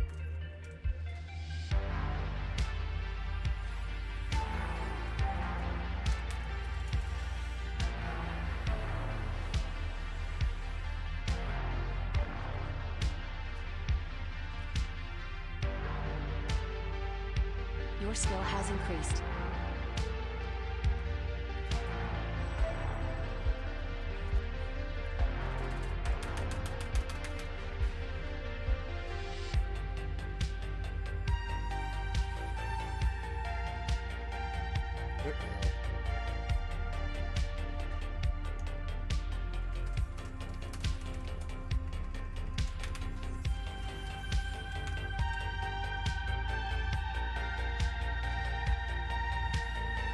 Your skill has increased.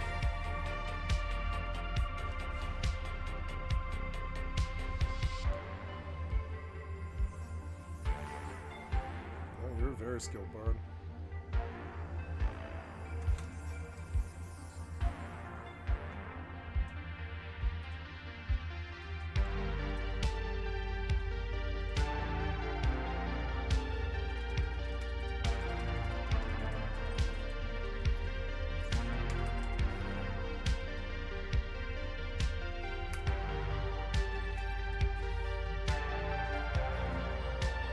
Your skill has increased.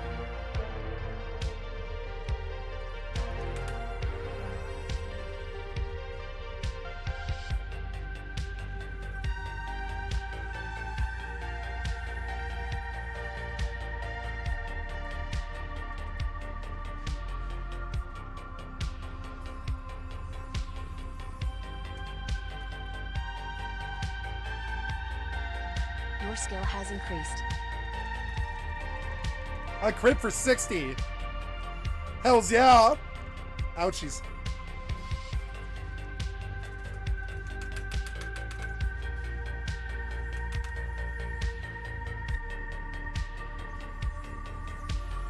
Your skill has increased.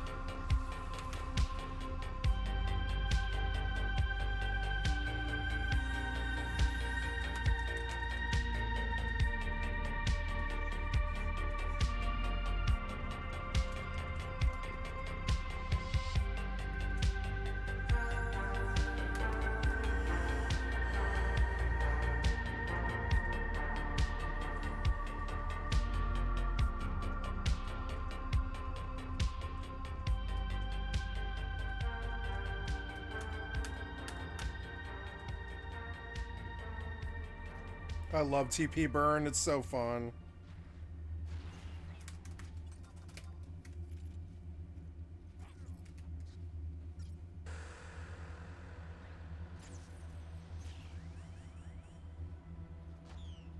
Your skill has increased.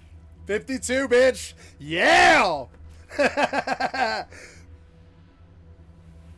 Oh, did I drink my whole beer? I guess I did. I drank that beer, huh? Man, it's St. Patrick's Day. I can drink. What? I mean, who cares?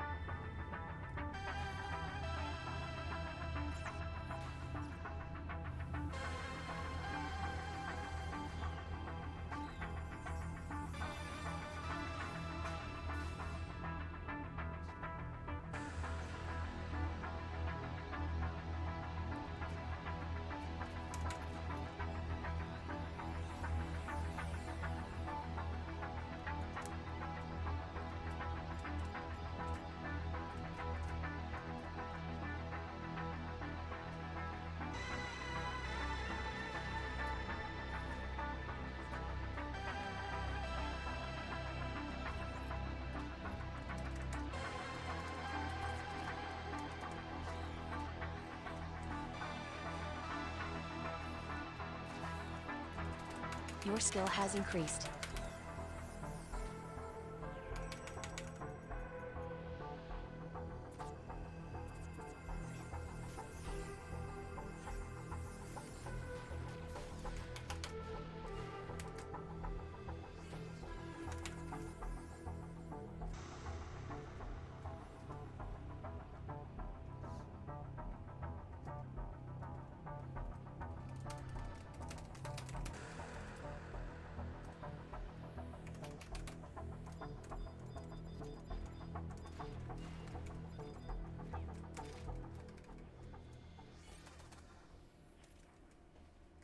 Your skill has increased.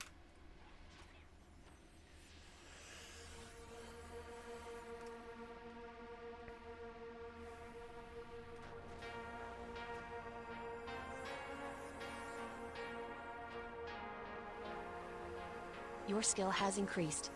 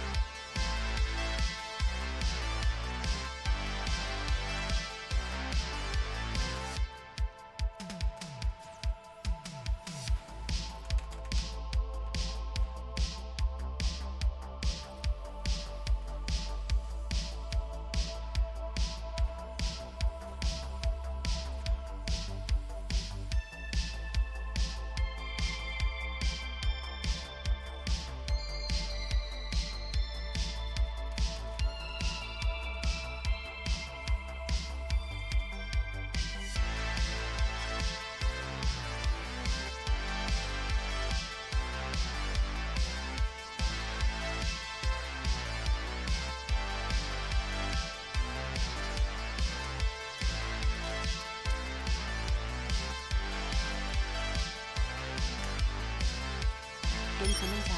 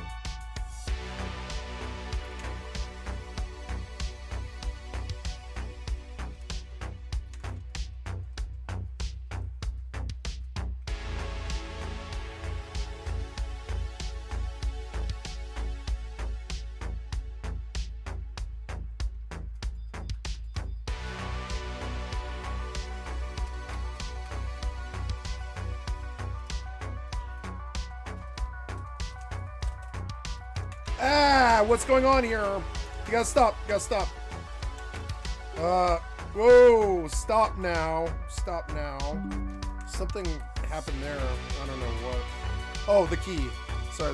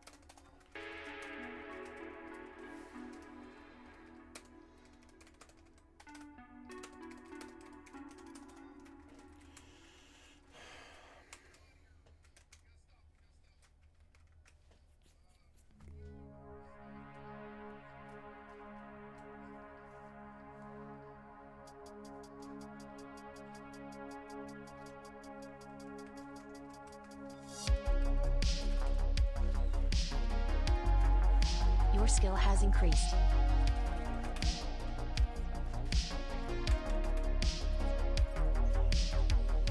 Oops. I forgot to preserve. Oh well. Your skill has increased.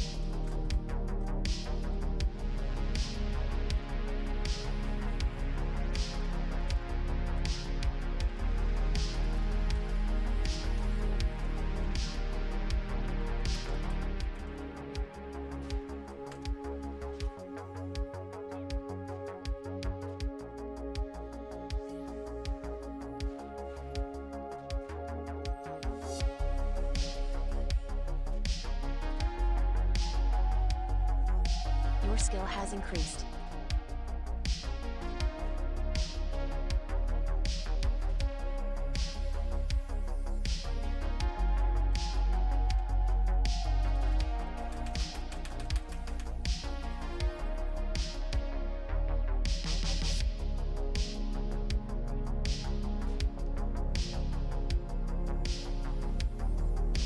That mace hurts. She crit him for 32.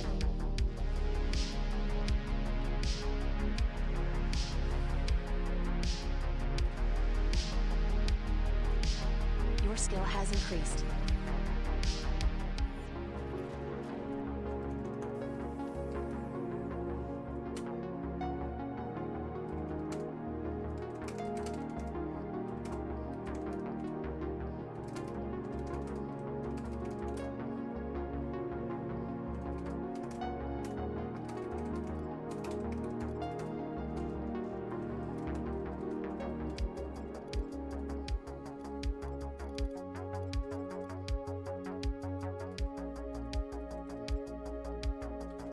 Oh, I forgot to equip the fucking axe. Oops.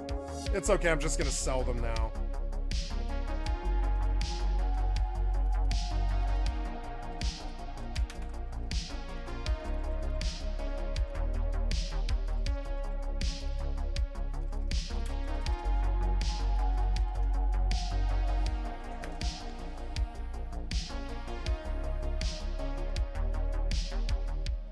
Gotta go level Nin now. I'm glad I got a bard and made this warrior process really fast and really pleasant. I really don't want to level without bards anymore. I'm gonna start looking at LFG lists, and I'm gonna be a snob about bards. And if I don't see a bard, I'm not gonna level. How's that? I saw a bard, I took the bard. I was like, yep, I'm gonna take the bard and I'm gonna make my party. And now there's probably, I guarantee it, there's no bards looking anymore. So we go, yeah, we have some 12s and 13s looking for group. But we don't have a bard for my ninja. So I will take my business somewhere else. Oh, I am out on the belt, am I? Oh, yes I am, yeah. Oops. Gotta go back.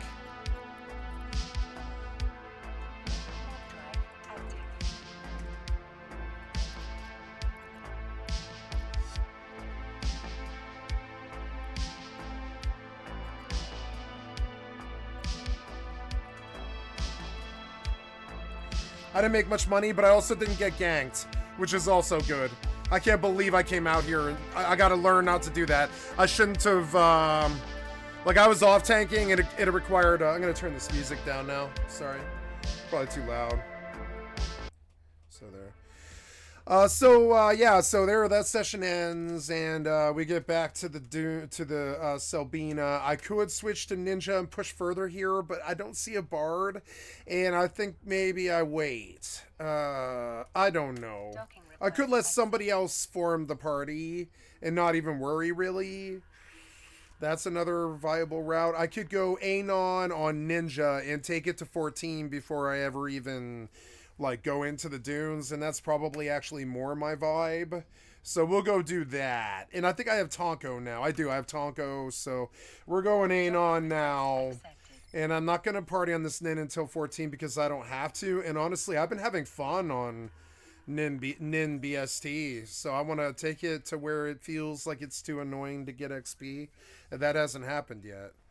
Like, I mean, yeah, right now, I am, like, really enjoying it, actually. So we'll go to Kronstadt or Lithane. You know, I never get to level in Lithane, and I love Lithane. I don't really spend that much time there, but Lithane is pretty fun. It's a lot of running.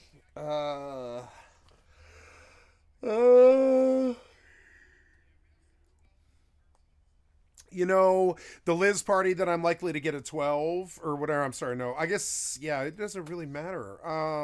Kronstadt has Thunder Elementals, and that, I think, well, I mean, they both do, but probably go Beastmaster Nin here. Not Beastmaster Nin. I want to go White Mage. Sub should be Beastmaster. Main should be Ninja. Yes, and there's my Nin, BST. She's Anon, so I don't expect any invites or anything like that. She's got her level. Oh, I don't know. I'm 13. I could just fucking flag. I could just flag at 13. I mean, that's an acceptable level, isn't it? I think so. Maybe I best just flag. It's lazier, but it'll get me going. My real plan was to play Ninja all day, which is tanking. I don't really want to tank all day. It's going to take, like, all of my fucking, like, throughput to tank all day. But I could just drink and tank all day. I'm not a bad tank. I never was very much a main tank, but I'm good at it in my own way. I know what needs to be done, you know. I've tanked a lot on Final Fantasy, actually. Yeah. I was kind of hoping to split my interests across 3 games today, but I don't think that's going to happen. I think I'm actually going to change my title now And it just didn't play out to where I think I'm going to play Mortal 2. Not right now. Or, well, while I'm looking for a group, I will. Yeah, so I guess I'll leave it here. While I'm looking for a group, I will. But anyway, so here's Anon, right? Anon off. We're gonna change the sub. Change sub. Warrior. How's my items? Good. I got slots for 15. I'm just gonna keep stacking all this loot. And yeah, we are like golden. We're golden. All I need is level 14 for my dex rings, and I'm pretty. I will Anon Seek Party. Yep. And there we go. And while we wait, well, yeah, while we wait, I will drop this client. Yep. And I will come here and I will gamble. I will drink and I will gamble. I will drink beer and I will gamble and I will wait for a party on my ninja. And that sounds like a fun St. Patty's Day event, you know? Hells yeah. I'll be right back.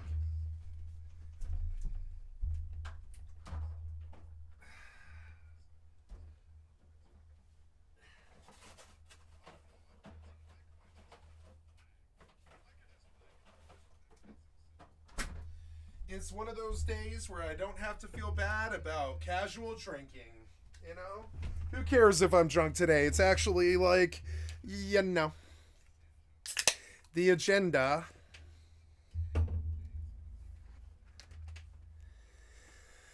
Yeah, the Abyssal Heatsink is fairly cheap. What is that? That's 5 mil. I mean, I like these, but how often do people use heat sinks, though? I don't think heat sinks are that popular.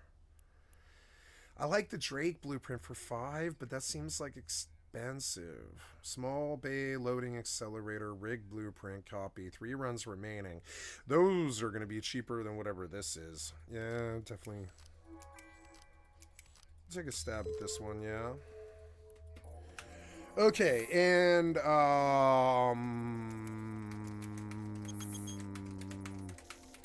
yes, I am looking for group, but it would probably be best if I went out to the outpost and fobbed there so that, like, you know, I can move out to the field adequately fast. Starting to think like a Rust player in all my games. I'm like, where's the staging? What do we do? Do we have the guns? Do we have the inventory space? Do we have the fucking help? Do we have the blah blah? And it's like weird, and I do, and I'm like, where would I forward op stage for this while I look for group and all this? And it's just kind of funny. I mean, that's what I would have done anyways, but now I think of it like a Rust player. It's kind of funny. RDM testimony farm, which sounds fun to me, but it's also not really in the vein of what I'm doing. I need a warrior. Oh, sorry, I need a Beastmaster testimony, which is going to be fucking annoying. Jay the Infamous. Let's see what he's selling. Sue, you are selling food. Tab Taco. Ooh, look at all the wonderful food. I mean, I'm inclined to buy a piece of soul sushi from him, but I mean, at 3,000? I mean, yeah. I mean, 15% accuracy. The squid sushi is cheaper. Yeah, why not buy like an hour from him? Fuck it. What does he care? He's probably like happy. Yeah, shit. That was expensive though. But whatever. I mean, I'll use these food. Or wait. Well, yeah. If I run out, I'll use this food. I will run out. I'll run out, and I'll have to use sushi, and it'll be fucking expensive. So I didn't mind patronizing him. He's smart. That's a smart place to leave that. Yeah, Tonko, please. I should have Utsasemi first. But really, Tonko's all I really need. Utsasemi is just a waste of a reagent.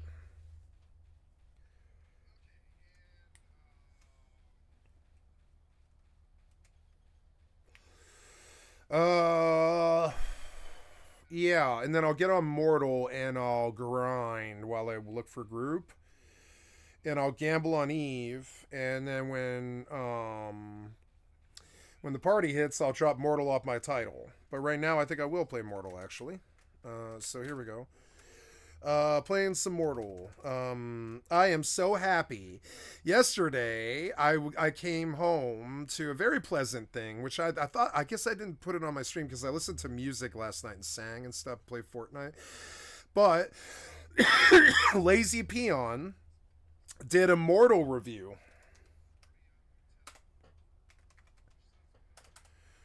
And yeah, Lazy Peon just 21 hours ago did a Mortal review with 55,000 views. And I really liked this. I thought it was very good, and it was a very good video. It was very fair, and it was well done. And I'm glad that he did the exposure and stuff. And this was good for me. This was a very good thing for me. I was very, very happy. I was very drunk when I discovered it, but I mean, I was very happy when I saw it. I was like, oh man, hell's yeah. And I drank a beer and I watched that video and I was like, fuck yes. Mortal got some exposure, which is very good because I'm there, and I think it's only good if I'm there, you know? If I'm there, game's good. I'm the main character on the fucking server. You couldn't tell me otherwise. I mean, I'm the main character on the motherfucking server. So if I'm there, give the game exposure. Yep. So there we go. And this is a great video. Let's listen to it again. Yeah, like shit, this is good. Yeah. Sandbox MMORPG. Yeah, why not? Online Shit. 2 Yeah. is a hardcore full loot sandbox MMORPG that initially released back in 2021. Since then, the game I have to double check and make sure that I'm new features such as territory control, I'm not bounty anon. hunting, You've been raid examined. bosses, dungeons, and most recently a massive visual upgrade from Unreal Engine 4 to Unreal Engine 5. I actually think that many of us didn't really give Mortal Online 2 a fair shot, and after looking into the game further, it kinda gives me first-person hardcore RuneScape vibes, which definitely has some appeal to me. The game's also managed to maintain a relatively stable and dedicated player base since launch, so in this video we'll be jumping deep into Mortal Online 2 to see if it's an MMORPG worth getting into in 2024. But first, today's sponsor, Tower of Fantasy. Available on both PC and mobile platforms, Tower of Fantasy is a free-to-play MMORPG that promises endless adventures and excitement. In Tower of Fantasy, you and your friends can team up to take on fearsome bosses, uncover hidden secrets, and experience the thrill of discovering new lands together. But that's not all. With an array of cool vehicles and relic equipment, the journey is as exhilarating as it is rewarding. Tower of Fantasy's latest 3.7 version update brings an electrifying collaboration with none other than Evangelion. Join forces with the iconic Evangelion multi-purpose humanoid decisive weapons and the Vera Guardians to battle against formidable creatures. As the Executor yourself, it's time to unleash your inner hero and lead the charge against the Angels. With the addition of the feisty Asuka from Evangelion as a playable character, the adventure reaches new heights. Dive into the thrilling Evangelion-themed Frontier Clash missions, available for a limited time only from March 12th to April 30th. And mark your calendars, because on March 12th, the adorable smart servant Pen Pen joins the fray to aid you in battle. With Tower of Fantasy's first ever collaboration, content now's the Neon back to Tower of Fantasy. And claim your share of That's rewards, awesome. including Red Nucleus, Dark Crystals, special vouchers, and much more. Click the link in the description or pinned comment to download Tower of Fantasy now and embark on an unforgettable journey. So this is actually my second attempt at revisiting Mortal Online 2, as the first time I tried it I recorded like 15 hours worth of footage, spent some time on Haven, which is the safe tutorial area, killed zombies, killed bandits, got to Clade Gift level 6, then went to the mainland. I explored a bit, then decided to look up a build, but upon doing so I realised that I completely messed up my character's build right off the bat during character creation. Additionally, all of the new player guides I watched recommended that you shouldn't actually leave Haven until you've grinded to Clade Gift level 15, which takes like 1 to 2 weeks as a new player. So I scrapped my first character, deleted my footage and started again, this time following the meta.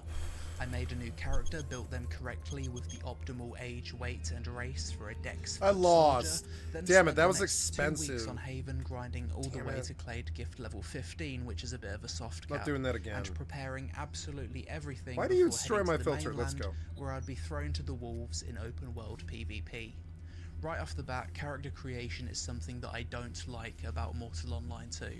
Initially I thought it was cool that things like age, height, weight, bloodline and so on affects your stats, but in reality it causes almost every player to restart their character after realising they fucked up just by selecting options that they thought looked cool rather than what's optimal for their build. Modern MMOs are all about meta mentality, especially in a game with open PvP, so I have to wonder how many players got 50 to 100 hours deep into Mortal Online 2, then straight up quit the game because they didn't select the optimal age or height for the build that they wanted to play back when they first started. Starting out in Mortal Online 2, you'll spawn into the safe island of Haven. From here you'll talk to some NPCs to learn basic skills, make a few silver from picking vegetables, then go to the library, talk to the common librarian, and buy a book that will increase your reading skill. Next you should leave town and go on a long trek to find 3 skeleton corpses which contain the best weapons, armor, and if you're lucky a red cape that you'll have access to on Haven. To find out the locations of these skeletons, just look it up on YouTube. I can't show you on the map because unlike most MMOs, Mortal Online 2 does not have a detailed in-game map that shows your location in real time. You basically need to learn the layout of the land yourself in this game. Once you've got your weapons and armor from the corpses, you'll need to grind zombies or bandits until you reach Clade Gift level 2, at which point you can leave Haven and head to the mainland where open PvP is enabled. It is however recommended that you stay and grind to Clade Gift level 15 before leaving Haven, which is exactly what I did on my new character. Here we are in Mortal Online 2 on my main character. We're still in Haven, but I have been grinding very hard in Haven. As you can see here, I'm level 15, Clade Gifts. I've basically been grinding Haven for like 2 or 3 weeks. Quick look at the bank, and yeah, as you can see, it's absolutely rammed. I've also farmed the most expensive things that you can take with you from Haven, which I believe are Caroton and chicken carcasses. I've got the red cape, I've got a decent set of armor to take with me, I've got some jewelry. I've also purchased a lot of books and leveled up a lot of skills. For example, here we've got gathering, mining 100, wood cutting 100. The only thing left for me to do before I leave Haven is level down my intelligence skill and put those attributes into strength and dexterity. Level down these skills, I'm just going to hang out in the graveyard for a bit, kill some zombies, and that should trigger my skills to level up and down. The reason why my intelligence is so high is because on Haven it's recommended that you level intelligence temporarily because it increases the speed in which you read books. Let's go fight some bandits, see if it de-levels me quicker. Let's hope this dungeon isn't being camped by another player. I have to say, the game does look a lot better since the Unreal Engine 5 update. It's especially noticeable in this bandit dungeon. When it was Unreal Engine 4, the lighting was kinda bad here and you couldn't really see the bandits very well. As you can see, the reason I stopped at Clade Gifts level 15 is it's basically a soft cap, and to go further beyond that is just a ridiculous grind where you don't really get much more powerful. Like, you can get all of your best perks at like Clade Gift level 15. That's not good. I'm actually like properly body blocked here. Bro, what? Okay, GG. I'm stuck. I'm actually gonna die here. Good fight, I guess. You have died. So then you go to a priest, resurrect. It's pretty cool how you materialize after death. And as you can see, we're pretty much naked and we've lost all of our stuff.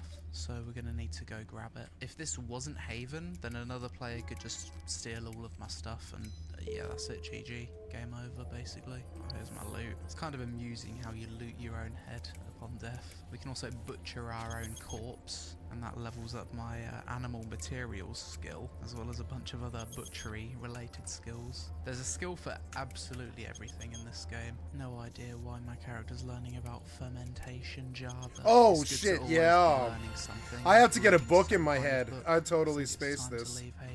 Even though Mortal Online 2 definitely looks better my creature control the 5 update, I think the place where the game still 71, very good, is with some of the assets, like the trees, for example. They don't really look like. So now I switch out books. Static. They're very still. Some of the foliage looks very 2D. For an MMO though, it's decent enough. I farmed these chickens for so long to get 5,000 chicken carcasses. Apparently chicken carcasses are used for necromancy and they're worth a little bit of of money when you take them from Haven to the mainland. So now let's choose the things that I want to take with me. Travel to Meerland. We're going to start in Meduli. For new players, apparently the 3 best starting places are either Fabenham, which basically just looks like Haven, Tindrum, which is good because it's got a protected graveyard, and Meduli's also apparently good. Wait. Caraton, Cape, chicken carcasses, I'm looking for swords. buy orders. Let's go. My time in Haven has finally come to an end. And here we are, in Meduli. Check the bank. I've got all of the stuff that I took with me. Chicken carcasses, Caraton, that should give me a decent amount of money. How much is Caraton going for here? 1,000 equals 40 gold. So I've got about 120 gold's worth of Caraton. Set myself up pretty nicely, but I'm going to need to make some money so I can actually pay the listing fee. And how do we make money fresh out of Haven as a new player in Mortal Online 2? The graveyard. But the graveyard in Meduli isn't completely protected, so I need to keep an eye out for other players killing me. Oh, this guy's been killing them without taking the heads. Thank you, sir. Freest money of my life. This guy gonna kill me? No, he's cool. We're gonna need to do a bit of grinding to get our horse. Okay, sell all of this. 2 gold, thank you very much. Here's something I don't like about Mortal Online. You click on the item you're selling and there's no way of getting any information about what's on the market. You have to manually search the item first, and it's just a bit clunky. So let's type in Tindromic Guard Cape and nothing comes up on the marketplace. Yet if I just type in Cape, I know that they exist because it's right here. So why does me typing in the name of the item not make it show up? Stack of 1,000. Let's undercut slightly. Let's do 39 gold. I can't afford to list it because the tax is 5% of the listing price. So I'm basically going to need to go to the library. Grind zombies for quite some time. What do I train now? I think it's stuff. Then I'm going to have to wait a few days. Now all of my other stuff is good. Animal care or advanced creature control or herding, but I don't think they sell any of that here, so obviously can't do anything with that, but these kind of MMOs, these super niche hardcore sandbox PvP games with localized marketplaces and localized storages, is the marketplace liquidity in these games tend to be extremely low. Games like this, he's very smart. He's very good at what he does. People playing the game to actually buy market is part of it, but it's also the curse. I guess I'm going to spend the next it's impossible to make money. It's so annoying. Put some music in, watch some streams on the other monitor. FFXI is the same. Enough money for a 2-handed sword.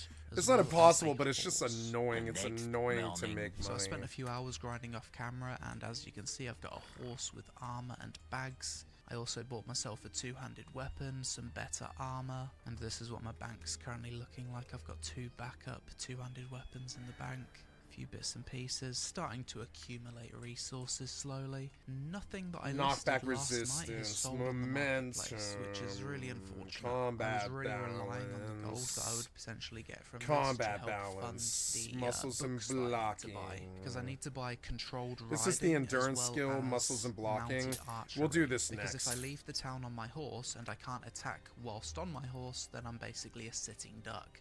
I can't really. Yeah, we're done finally with the creature control, which is good. But now we start training horse, kite me out and muscles and blocking, endurance to 70. Oh no, my endurance is at 100. No, this was a waste. Oh, blocking endurance. I'm sorry, blocking endurance. So blocking endurance is 31. Yeah. We do need that. We need that. So it feels so clunky to have to hold R and hold everything to I don't know. Just switch it out to E and it starts to feel right. Hold left click to butcher. Hold R to loot. It just adds this delay between every single action that you do. Just simply enabling me to go up to some loot, just tap R, would make this game feel so much better to play.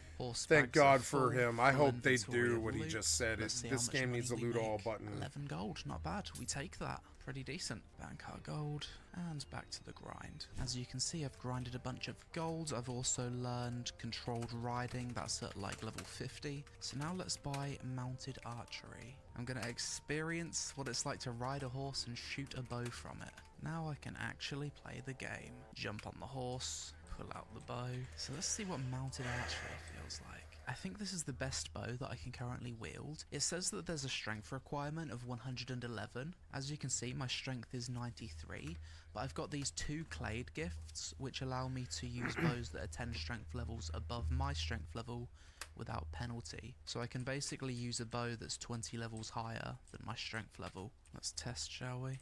Fucking hell, that's difficult. Oh, we actually one-shot it. Good fight, pig. Zombie drive-by for a bit of practice. Oh my god, I think my mounted archery skill must be so low because my character's shaking like a leaf as he's shooting these arrows. Yeah, mounted archery is going to take a little bit of practice. This is going to take a long time to level up as well. 1,000 hours apparently. So now we've left the safety of the town. Someone could very well just come and kill me at this point, so we need to be on our guard. What's this? A bell bus. Oh, is this aggressive? Looks like it. Oh, I shot my own horse. Nice. Slap a bandage on him. So what I'm going to do now is go back to the town and look up some points of interest that I can visit. Unfortunately, the map in Mortal Online 2 is completely unusable. So as a result of the game having a dog shit in-game map, everyone just uses an external resource, such as this one here, which actually tells you the points of interest. Obviously it doesn't show your location, but it gives you a rough idea of where to go. This map also tells you how many people are online. So right now there's 140 map users, and there's 465 players online. Not exactly enough players to support a full player-driven economy, is it? Especially when that economy has localized marketplaces split amongst 10 different cities. Let's see if any of my marketplace listings have actually sold. I absolutely doubt it, but we can check. Holy fuck, I think something has sold. We've made our first marketplace sale. I think someone bought my red cape. That's good. So if I die and lose all of my stuff, I've got some money to recover. Need to keep my stamina and health reserves up by eating food. You got your hunger level here. Bit of a pain in the ass to manage, but it is what it is. No bank sort function. User interface is bare bones as you can possibly get it. How much damage does this bow actually do? None, because I'm gonna miss every shot. Oh, that's some good damage. Ranged attacks actually hit pretty damn hard. Another pointless, annoying thing about this game is you can only equip 25 arrows at once for some reason, even though the stack size goes to 100 in your inventory. Just more clunky UI bullshit. Got some bandages, got some arrows, got my bow, got my sword. We're gonna head directly to the east, and if we see another player, we're gonna fight them, and probably die. Oi! What was that sound? Spooked. This looks like a bandit camp. So let's park our horse here. Bandit healer. Open with the bow. Bandits coming in hot. Switch to the sword. Die, bandits. Oh, this is a mage or a healer. He's just standing there like a donkey. Sit down. Let's sit, rest, and heal for a little bit. Ooh, nice bear. In case other players pop out. Something to note about the combat in this game. If you parry, you can instantly attack as if you've done like a full power swing. That's how it works. How about if I just pull one? Just pull you. We got two. I beat him on this one. Garrick pulled the whole pack. Oh shit, yeah, I've pulled everything. Running. Look at the shadows. Horse running. My character running. 4 people chasing him. And this fucking scoundrel wants to attack my horse. The little bitch. Oh my god, my horse is a fucking idiot. He just, like, walks into the damage. Donkey. I try to kill the scoundrel. And the horse Donkey! Just fucking headbutts my sword. Good job, horse. Good horse. You absolute... No, he used the word. He called him the F word. Fucking hunt you down. He did. He said the word, and you absolute F it. He said it. He said F it. I'm not the only one. He called that. He used the word right in the YouTube video. He used it and blurred it. You walk for a solid 10 minutes to get back to Meduli. Probably getting PK'd on the way. It's a harsh world, Mortal Online 2. I think all of these houses that you see randomly out in the world, these are player-built structures. I think this thing over here, that's like a guild fortress or something. In Mortal Online 2, you can build a house pretty much anywhere, which is really cool, I think. Definitely a fan of MMOs with real space player housing. Unfortunately, in Mortal Online 2, a lot of these houses do look really out of place. Perhaps the game doesn't give you the tools to really make a nice looking house, or maybe... Fucking hell, you scared the shit out of me, bro. Fucking hell, getting me a heart attack. Jesus fucking Christ, my heart. Yeah, that's another cool thing the game has. Like proximity voice chat. Like you go into the town and you can just hear other people talking and you just press T to activate voice chat. Which makes it like one of the best games on the market just by default. I'm saying it's one of the most social games, yeah.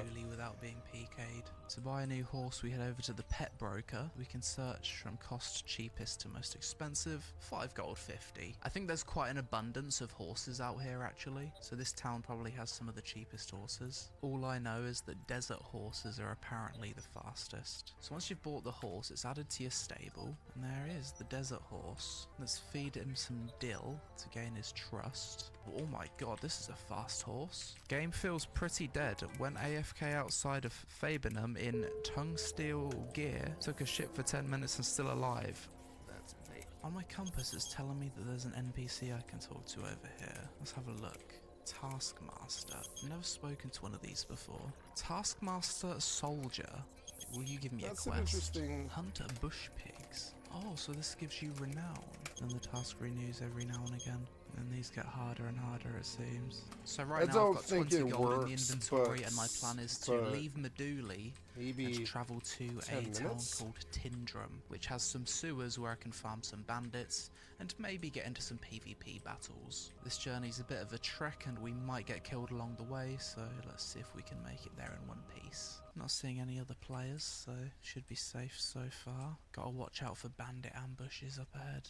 Speaking of which, outcast ambush, we just run past them. There's a discussion in the chat at the moment about people just buying gold in this game through RMT, which to me I think is one of the biggest flaws of a pure sandbox MMO. Like pure sandbox MMOs where the entire game's progression is based around how much gold you have is completely ruined by RMT, and I think that's kind of how it works in Mortal Online too. There's no real grind for levels.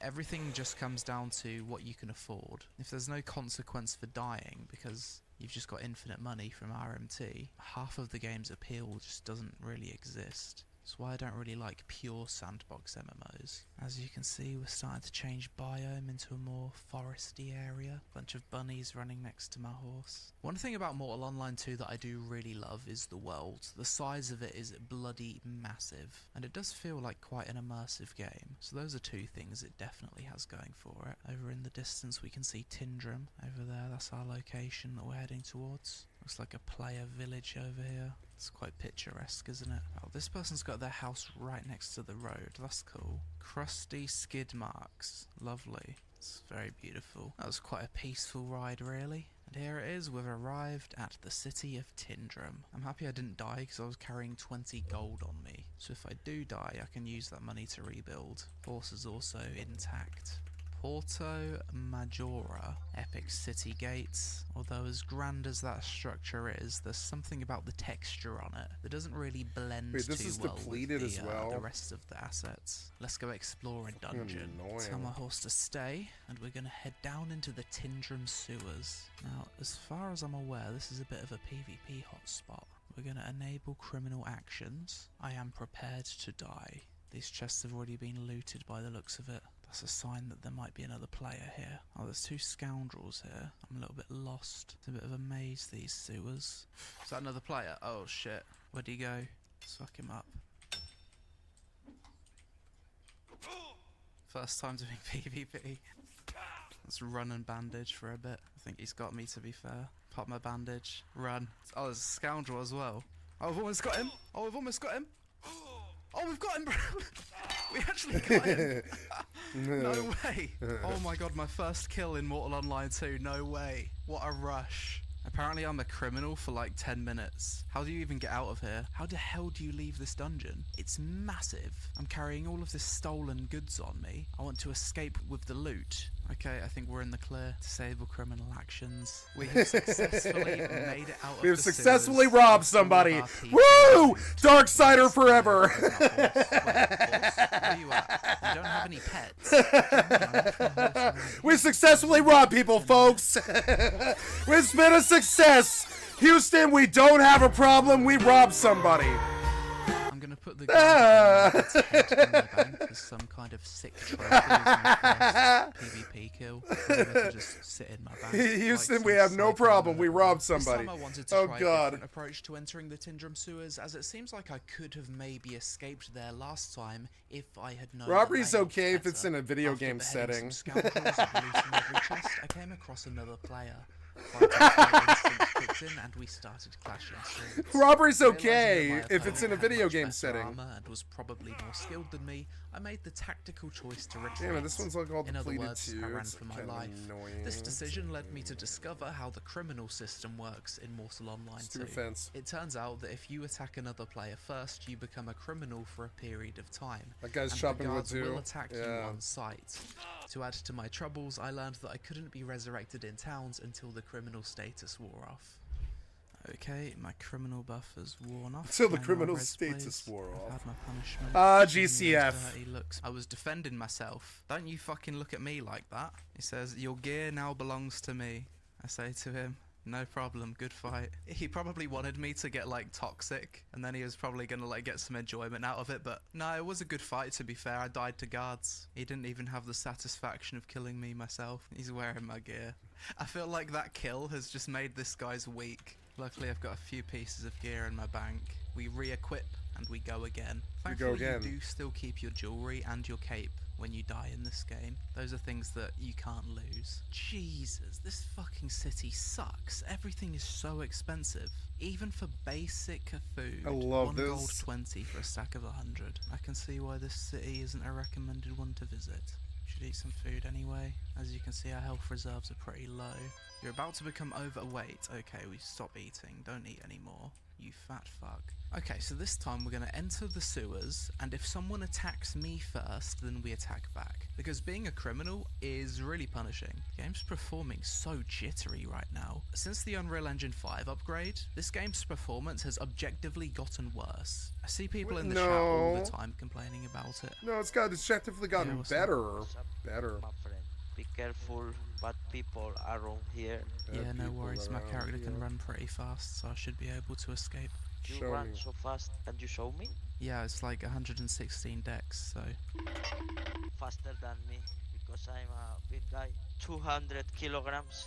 Yeah, some people you meet in the game are quite friendly. Like, I've noticed that most people that immediately pop the voice chat and say hello, they're quite friendly in this game. Even whilst not recording, I've had a few nice conversations with people. I feel like because the Mortal Online 2 community is quite small, I think it's probably less toxic than it used to be, because everyone probably knows each other at this point. Yo, I'm trying to learn the layout of the sewers. How do you get to the thing that leads you outside, the outer exit? I think it's here, the exit. Yeah, this is the exit that takes you into Tindrum, right? There's another exit for when you're like going deeper. I lived that way yesterday, but I don't remember. Yeah, it's a bit of a maze, these sewers. He probably thinks I'm luring him. Why you want to live by this? I'm just trying to learn the layout, because last time I was in here, people tried to attack me and I ran really deep and I couldn't figure out how to get out. There it is. Wait, I'm betraying this guy. I'd feel awful. Yes. How long have you been playing this game? Like 1 week. Do you have any bandages? If you have spare ones. Sweet, thank you. I think incoming party invite. Here, but that way. Yeah, this is the part where I got lost because every direction looks the same. Here is the boss. There's a boss? Yeah, there is a boss. Someone yesterday lies to my friend and told him to kill the boss, and when are here the other guy don't hit the boss and the boss killed to my friend. He looked all. Here everyone is a liar. Don't trust no one. Yeah, fair. Hey. Oh shit. Did you just attack me? Oh shit, there's another guy. Oh shit. No, I thought he was on his own. Oh my god, I feel so sorry for the guy that I've like led down here to show me the exit of the sewers, because now I've lured him into a 2v1 and he probably thinks I'm a lurer. No, he trusted me. I mean, I didn't betray him, to be fair. I'm dead. If you're watching this video, I didn't lure you into the sewers and I'm really sorry. I hope you made it out safe. Damn, dude. Fucking F. I saw that guy and I thought, oh, we've got a 2v1 situation here and this guy's attacked me first. I got murdered. Ah, GG. You're right, love. I'm not a criminal this time, so you can give me a nice smile as I res. Report murder. So I reported the murders. And what happens when you report the murder? Well, there's like no pop-up that really tells you what happens. The guy that attacked me probably attacked me because he heard me say, "So which way's the boss?" Clear sign that there's two fucking noobs walking into the dungeon. Oh no. The most free loot of his life. Oh well, it is what it is. We had an experience. Yeah. We met a friend and we both perished. I don't think I'm made for these hardcore full loot sandbox PvP games. Like when I voice chat with someone and have a conversation, I don't want to like fight them. It's the same way in like when I do martial arts, when I do sparring. I hate to fight with people that I'm friendly with. I really struggle with it. Hey. Ah, you didn't make it out. You see, you can run from these rats. Was there 1 or 2 people attacking us? I thought there was like 3 people, 1 mage and 2 melees. Yeah, I was so focused on the first guy that by the time I noticed that there was other people, it was too late.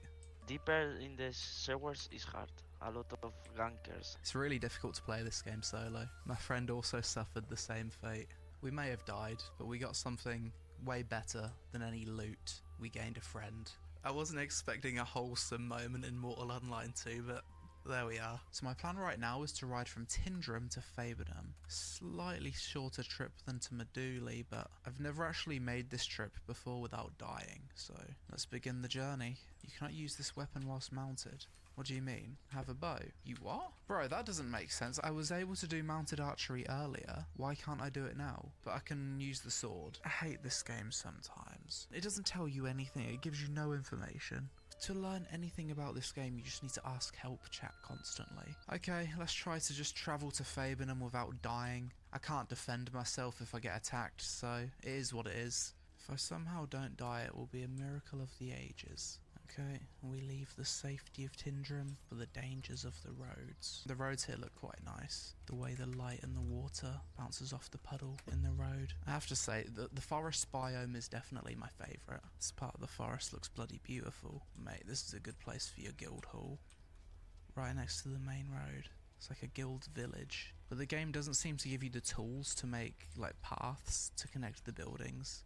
Or do any form of landscaping, plant crops, make gardens, so it's just random structures placed in the world. Shouldn't be too far away from Fabenham now. What the fuck is that? Is that a floating pig? Oh, there's another one. Pigs can fly in Mortal Online too. This is the location where I'd like to have my player house, if I ever got one. Just on the outskirts of Fabenham. Nice cozy forest. Oh, Fabenham's this way. Good thing I read the sign.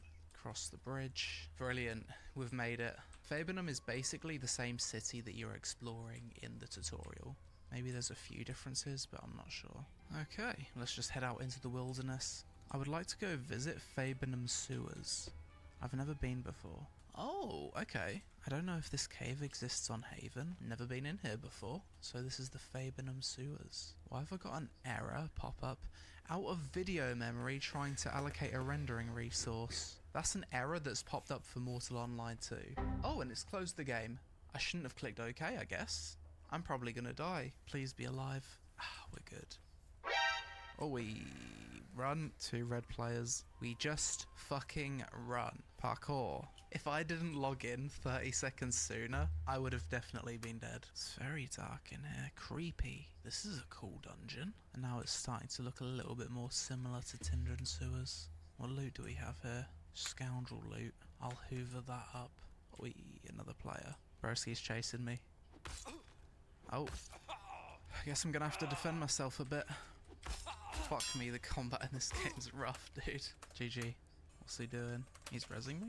Thanks, dude. Wow. I think he just wanted a fight. That was really nice of him. Shout out to that guy. I'm gonna take my loot and head to the bank. Maybe he could see that I'm absolute trash at the game and he just took pity on me. He was like, oh, I've just killed a new player. He was probably looking for a challenge. Full inventory of scoundrel heads. We leave. We've made our money. We head back to town. And we leave. Back to the We've made our money.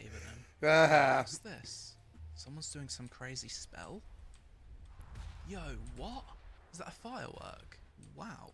That's probably the most epic firework I've ever seen in an MMO. I know a lot of MMOs have fireworks, but I've never seen one like that. I think we're going to wrap up this video here. I've travelled between the 3 beginner cities. Started at Meduli, went to Tindrum, went to Fabenham. I showed what Haven was like. We've built our character, we're Clade Gift level 15 and a half. And to my surprise, not every player that I've met in this game has been a dickhead. I've actually met quite a few nice people, it seems. I really thought the Mortal Online 2 community would be a lot more toxic, because from the YouTube videos I've seen of people like PvPing and PKing, it seems like there's a lot of really salty players and like dickheads, but no, the vast majority of people are really nice. I'm actually willing to bet that 80% of people are quite friendly, but it's just the 20% of people that aren't friendly that make it seem like the entire population is like that.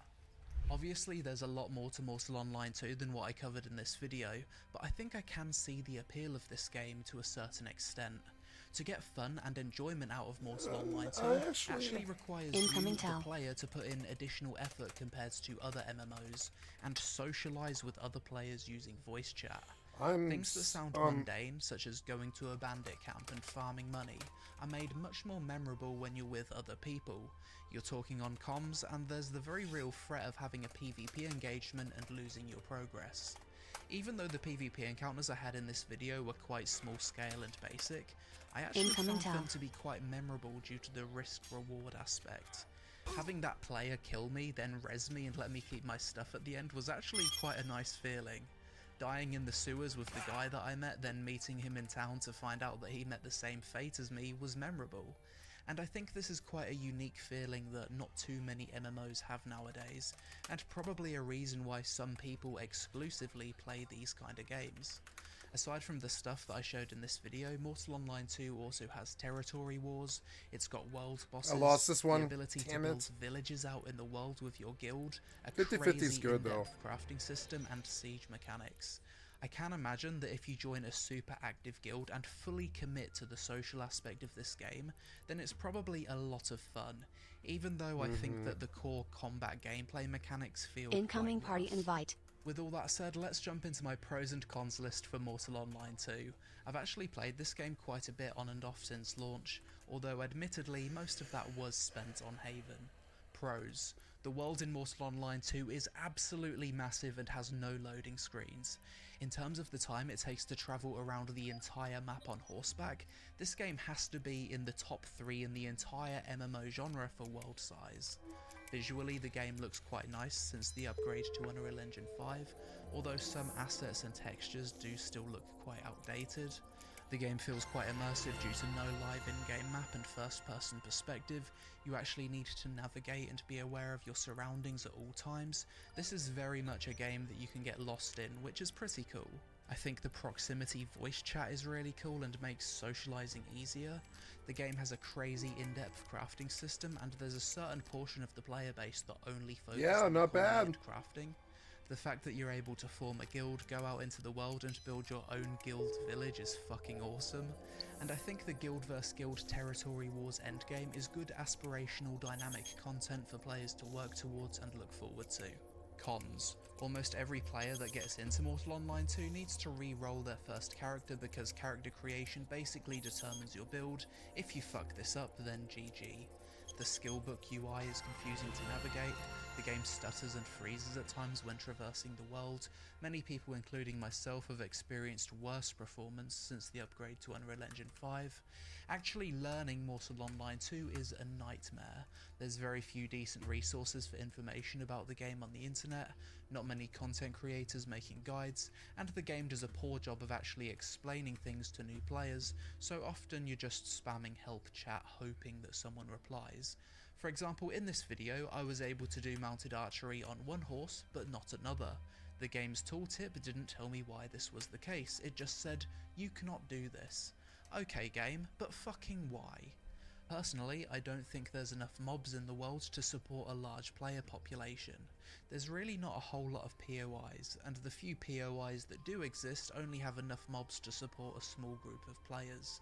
For example, if you're grinding bandits on Haven, and there's just one other player grinding bandits, you're better off simply returning to town and changing to a new Haven instance, as your XP per hour will be cut in half. Thankfully, only a few hundred people are online in this game at all times, but if that number was 5,000 plus players, then there just simply wouldn't be enough mobs to go around. Due to there being so few players in this game and each town having its own localized economy, it can be quite hard to make money selling to other players or buying the things that you need. It's a player-driven economy, but without enough players and liquidity to really drive the economy, in my opinion. Mortal Online 2 doesn't really have much of a gameplay and achievement-based progression system. What I mean by this is that it doesn't take long to max your character's actual stats, and most of your progression comes from the acquisition of wealth and resources. Whilst this would be perfectly fine if RMT didn't exist, the reality is that it does exist, and the game's entire sense of progression and risk versus reward element can be bypassed completely. Oh, I got small rough by just amber off buying that. gold. Cool. I often feel a sense of apathy in games like this. You buy gold once and you no longer care if you kill or get killed in open world PvP. I feel the exact same way with Albion Online, whereas the impactfulness of RMT does feel much less in games where gold isn't the be-all end-all of your progression. Compared to other first-person medieval games, I think that the combat in Mortal Online 2 isn't great, and it feels even worse when you start out because you haven't leveled your skills up, so your attack and move speed will be even slower. When you watch footage of the top PvP players fighting each other in this game, it looks like shit. They're spinning around and jumping trying to disguise attacks, and whilst yes, this takes skill, it just looks fucking stupid. When I see this high-end gameplay, I don't think to myself, wow, that looks fun, I want to get good at Mortal Online 2. And finally, Mortal Online 2 has recently transitioned from being just a buy-to-play game to now being buy-to-play plus sub fee. To be fair, you do get 1 free month of sub when you buy the game, but for an already super niche product with a player base so small that the player-driven economy barely functions, it's probably one barrier too far that will result in even more player bleed over time.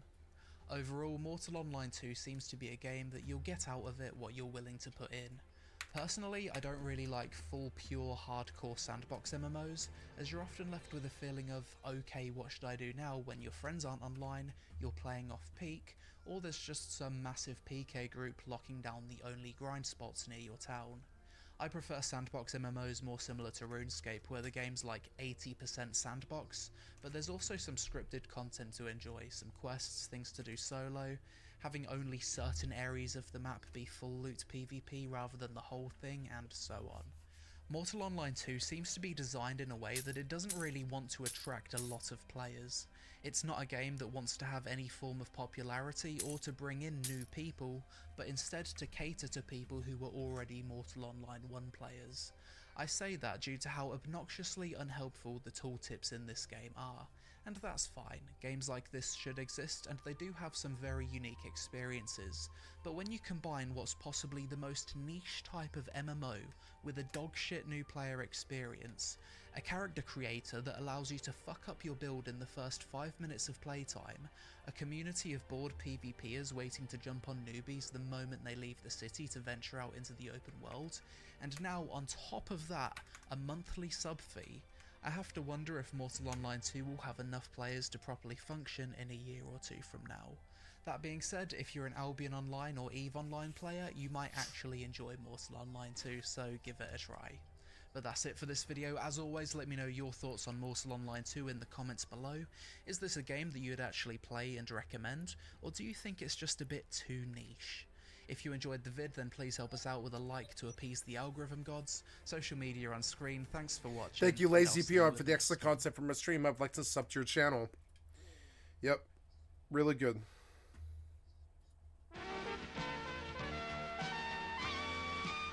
Madular.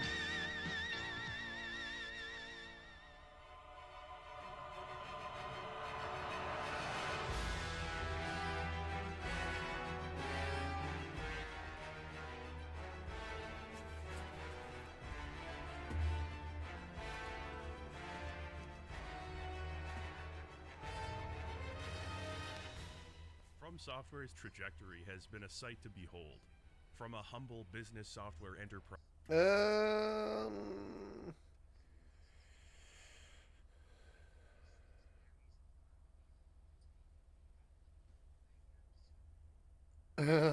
Here looks like a good one. Thank you, Into the Depths. I'd like to sub to your channel. Yeah, I liked The Crow. The Crow was very good. The Crow was a dark world. I kind of believed in the crow, death, like war, unlike a lot of the poverty, other things in my life. famine, illness, disaster. These are only but a handful of the tragedies that have led to the creation my life was some of the kind most of beautiful dark. pieces It was of okay. art today. For hundreds of years, artists have used their craft to express and understand great feelings of sadness and despair. This painting is titled Christina's World by artist Andrew Wyeth.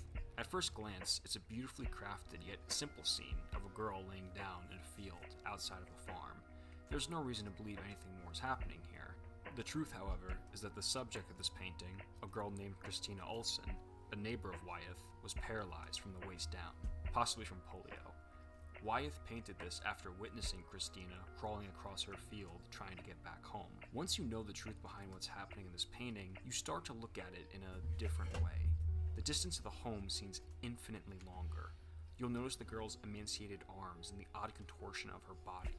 This work takes on a much different light once you know the motivation behind its creation. Many are familiar with Van Gogh's Starry Night. However, some may not know that this painting was Van Gogh's view from his cell during a 12-month stay at an asylum in France, after a breakdown which led the artist to cut off a piece of his ear. Does knowing that change how this painting makes you feel? This phenomenon is not limited to just brush and canvas. Some of the world's greatest pieces of literature, plays, music, and film all share origins in sadness and sorrow. Why am I telling you this? Because today we'll be talking about what I consider to be one of the most beautiful stories with one of the saddest origins. Today we'll be discussing The Crow by James O'Barr. James O'Barr started illustrating The Crow in 1989 after the death of his fiancée, Beverly, to a drunk driver. The Crow follows Eric, an undead vigilante that's brought back to life by a supernatural crow, to seek justice on the men that murdered him and his fiancée, Shelley. The Crow first appeared in an ad on the back cover of Dead World number 10. The ad shows Eric standing with a smoking shotgun in one hand and a samurai sword in the other.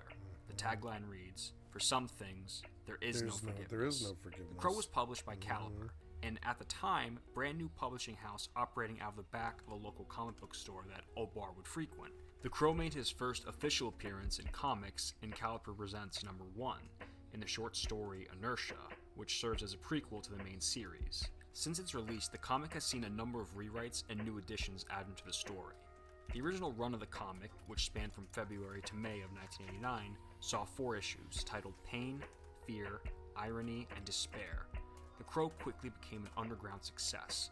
Right now, The Crow is ranked number 37th in IGN's top 10 100 comic book heroes, and for a long time it was the best-selling independent black and white graphic novel. And it was the second American comic book to get its author the Best Storyteller Award at the Angoulême International Comics Festival. The Crow has become iconic in the goth/emo scene. Even O'Barr himself has joked that the goth starter pack comes with a pair of Doc Martens, a Cure album, and a copy of The Crow.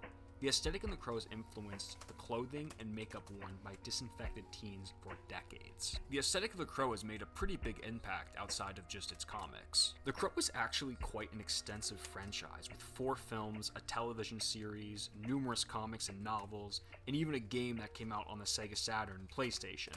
In each iteration, a different character takes over the role of the Crow. The Crow is not one character, but is instead a persona or a moniker that many different characters have used, such as Joshua Zane, a Native American farmer of the Crow Nation who, along with his wife and child, were murdered by a band of Confederate soldiers. There was also Jack Salvador, a young boxer in Mexico whose entire family is killed after he refuses to take a fall in the ring. Every new iteration sees a new protagonist and new conflict for said protagonist to conquer. The only thing that's common between all these versions is that a crow brings someone back to life from the dead so they can get their revenge. The Crow serves as the protagonist's link between the living world and the world of the dead. The story is said to come from an old Native American legend. During the person's quote-unquote rebirth, the Crow serves as a guide, helping the individual tap into his or her potential and assisting in tracking down the wrongdoers. The Crow speaks to the reborn, often helping guide them. The Crow is also able to give the reborn abilities far beyond what's capable of a normal human being. The Crow's abilities include enhanced strength, speed and agility, cat-like reflexes, heightened senses, Your skill has increased. and resistance to pain or injury. They can often see through the eyes of the Crow, and in some versions, the reborn can even turn into crows. None of these versions, however, have been able to achieve the fame or the love that the original comic and film did. Now, I'm not saying these versions are objectively bad or not worth your time. okay, well, maybe some of them aren't worth your time. But to me, they just don't have the same impact as the original did. Eric is the Crow. Brandon Lee is the Crow. The sequels fail to capture the same impact as the original graphic novel. I feel this is because yep, and we would have had a really good set of movies. Crow 2, Crow 3, it would have been so fucking good. It was good. Even the second one was good still, even with the new actor. And we really needed some dark cinema in those years, because some of our lives were kind of dark. We needed dark cinema, and we didn't get it. The Crow was like it. There was like The Crow and Spawn, Lost Highway. David Lynch was always dependable. David Lynch always does dark noir very well. We didn't have noir. We didn't have like dark noir. We had a few like Memento and stuff like that, but we really didn't have a lot of dark noir. We needed it. And somebody put bullets in that fucking gun and killed Bruce Lee's son, Brandon Lee, on the set of The Crow, which cursed the whole entire series, just like Heath Ledger and the Batman and Century 16. And it kind of cursed Batman, and it kind of cursed The Crow. Kind of got like, it was kind of cursed. It was like kind of a cursed movie. It was dark, and it was about death, and the main actor was killed on the set of The Crow. And The Crow is the most tragic comic I've ever read. Yeah, I would say it had life right. It had death all up in it. It was very deathy story, and even in real life it was. And for a while, The Crow was my favorite film for a long time. I love that scene in The Office when Dwight turns and says, "What?" They ask him, "What's your favorite movie?" And he says, "The Crow." And I was like, "Yeah, The Crow," because The Crow was my favorite movie for a long time. It was this beautiful redemption story, like laced in death, but it had a good ending, and he got what he needed, and it was like he got his redemption. We don't have a lot of redemption stories where he died getting what he wanted, which was revenge against the people who raped and murdered Shelley. And he could see the darkness of the city twisting his friends and killing everybody, and everything was like Devil's Night, and it was like Dark Detroit, and it was fucked up. And and it was a very dark story, like a lot of death in it, and a lot of rape and murder, and and and I lived by The Crow for a long time. I was like a dark goth, little Nine Inch Nails progressive rock, like the goth kid, for a long time.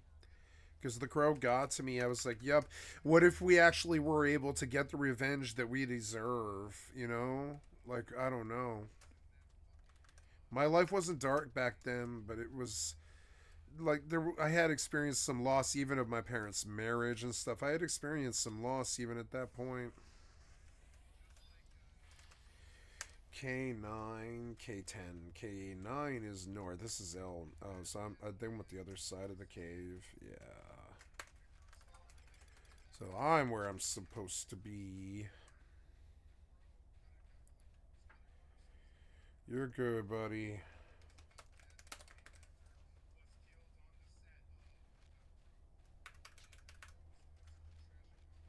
You're good.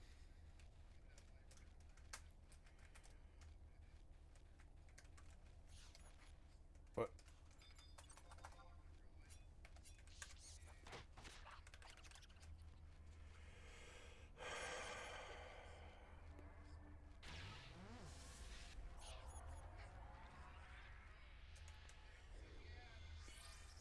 your skill has increased.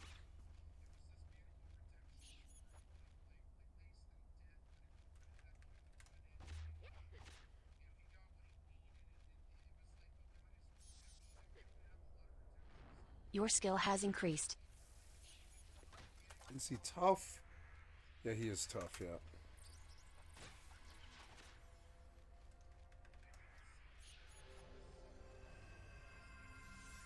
Your skill has increased.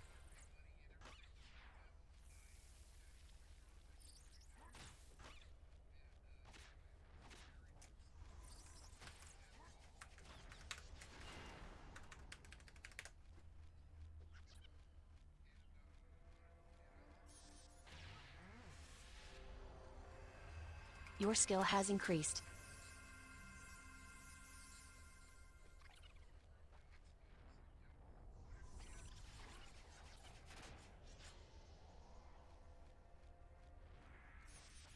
Your skill has increased.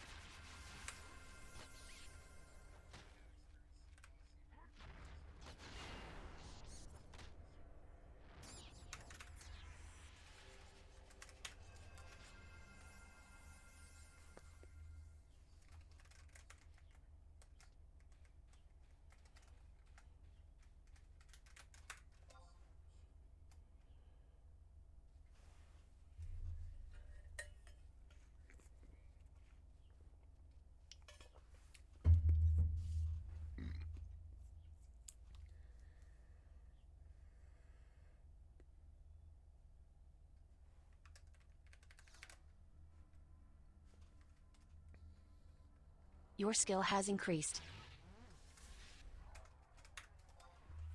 Been a while since I've Nintank, but I mean, you never forget. Comics as an outlet to express his amazing feelings of grief after the death of his fiancée, Beverly. The death of Obar's fiancée was not the only time he had felt great sorrow in his life. In fact, most of Obar's life was filled with hardships and misfortune. Yeah. James Obar was born in 1960 in Detroit, Michigan. You gotta believe in something, but whatever you do, you gotta believe whatever you believe is real and true, right? Life is full of bitch slaps. Life is full of bitch slaps, pimp slaps, and sorrow. The actual day of his birth is unknown. He was born in a trailer, and his mother was 2 tears in a bucket, motherfucking. So drunk. Born in a trailer, drunk parents and stuff. I can't relate to that stuff, but I can relate to the death. Had a lot of death in my life. Fucked up. I miss Alyssa.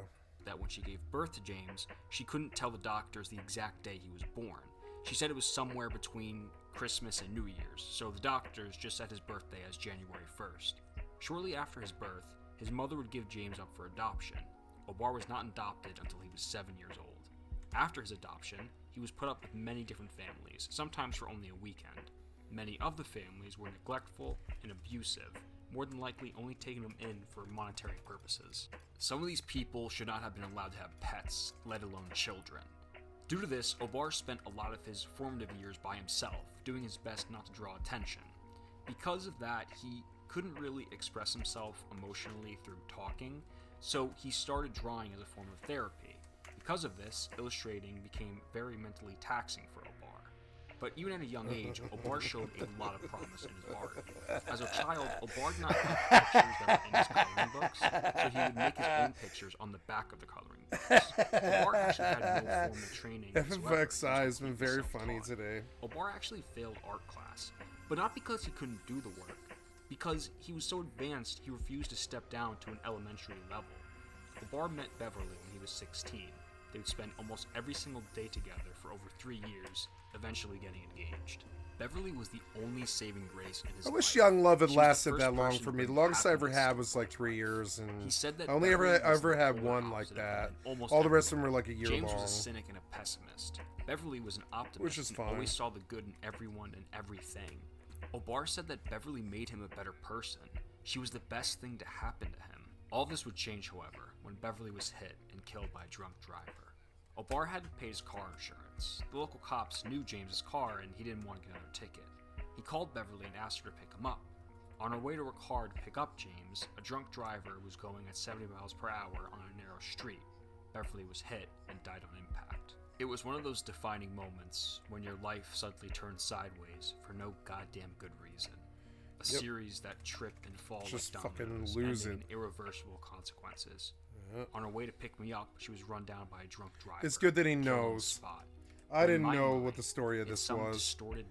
I knew it was going to be something sad. I was like, oh man, the author is sad. And I was like, I'm sad too. I'm Elliot Smith sad. And so I related, I related to it. But I didn't know how sad he really was until now. I did not know. I only made it gold. Okay. Well, I didn't do it for very long. It's time to log out. Yep. This party is like starting.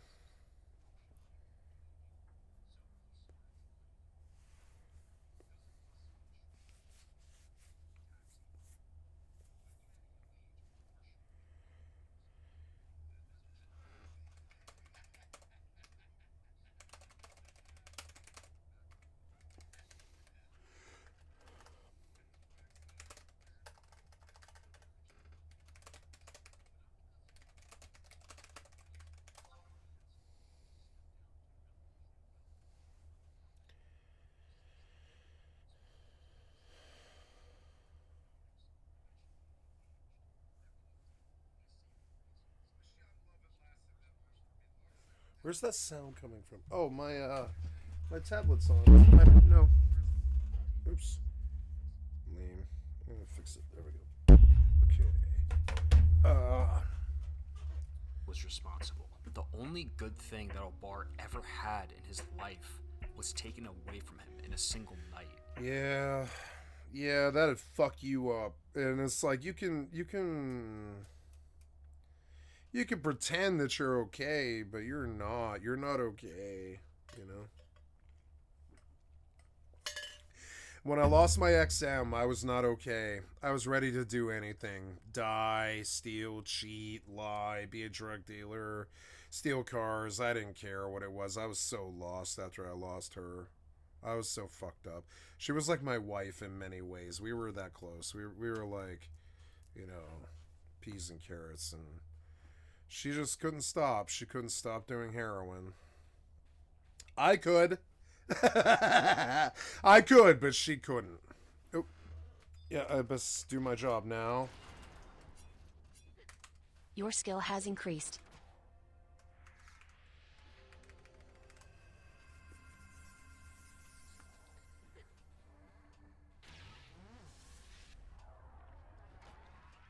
Your skill has increased.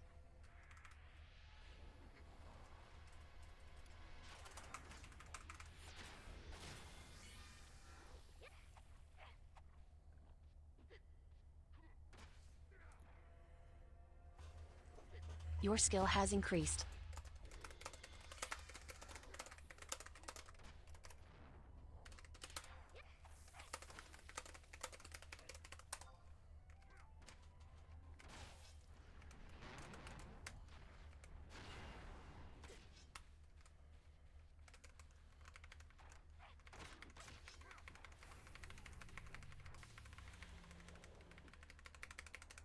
Oh, thank God I dodged long enough.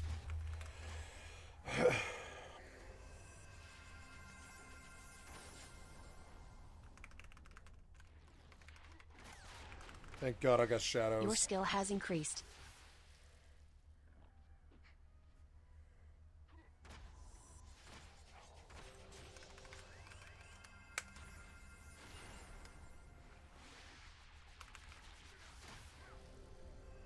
Your skill has increased.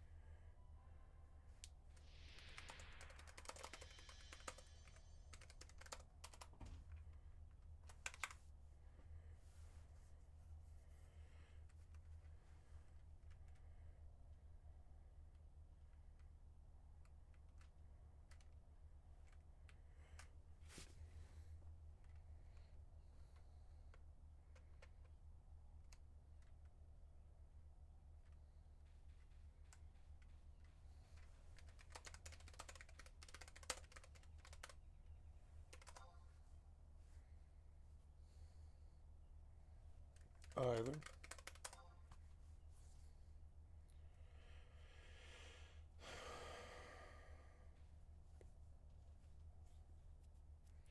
They both look cool.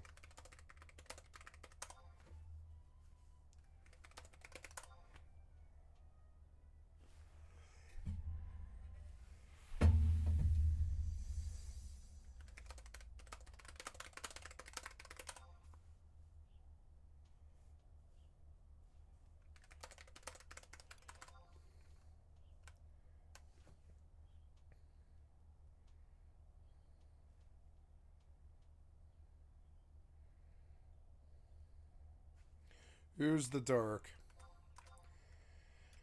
Dark.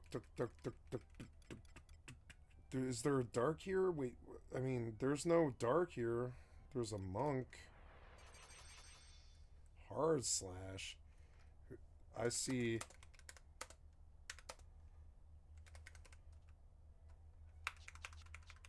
Oh, because the other guy. Yeah, the other guy, yeah.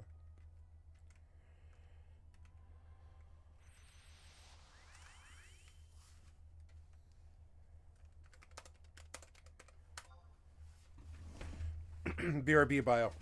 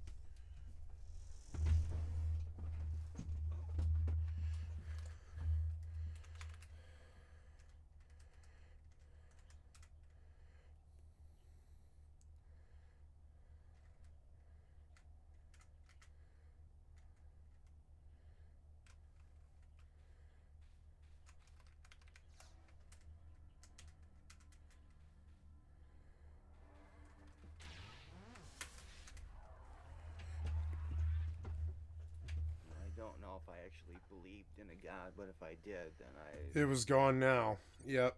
When my friend Alyssa was raped and murdered, my fucking belief was gone. I've been an agnostic since then. Because it was like, Alyssa was special. And it's not because I'm biased or whatever. I can't think of anybody in recent memory I've ever met or heard of that was as pious and as wonderful as Alyssa. The girl did not have a negative bone in her body. And it was kind of like somebody came up into the fucking rose garden and plucked the highest, most pious, most beautiful, most wonderful rose. And it was so stupid. And God was in the plans, because right after she was raped and murdered, the motherfucker was caught. I'm talking 5 minutes later, same day, 5 minutes later, they caught him. He had raped and murdered her, and for some reason, the fucking park rangers out in Colorado, they caught him like 5 minutes later. And they were like, yeah, he had raped and murdered poor Alyssa, and here he is. We caught him. And we were like, well, there was a blessing. We didn't have to wonder what happened, you know? That was nice, I guess. The guy went to jail for 25 years and, you know, capital case but that happened when I was 21, something like that. And then I lost the love of my life, kind of. She moved to California, and I attempted suicide, but I failed. And that sucked. And then later on in life, one of my best friends, he shot his father, and then in the head, and then himself in the head a second later. And then I lost my heroin my heroin junkie ex-girlfriend. And you add in 5 or 6 losses like that, and that's enough to get swept away on the crow storm of negativity and death and darkness. And it's best to keep your mind above it. I always did. Always did and always will. And I don't like talking about that kind of darkness, but KK.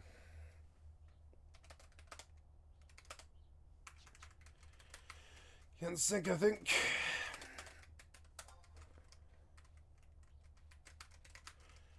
Oh no. Oh no.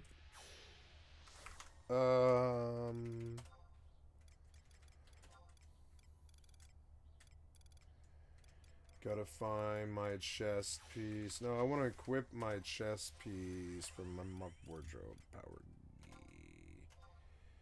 steerage mock wardrobe. It'll be Royal Footman vest. And then Shinobi Katana.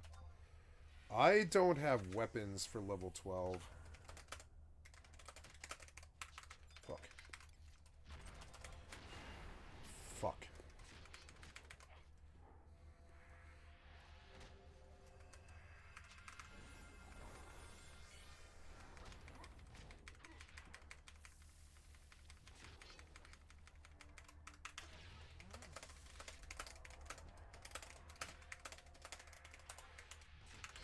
Your skill has increased.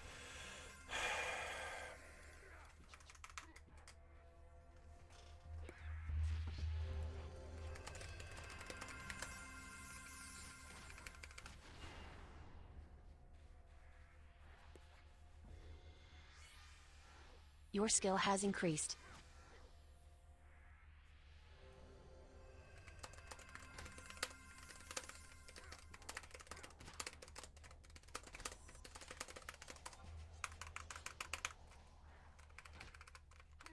Your skill has increased. Oh god. Yep.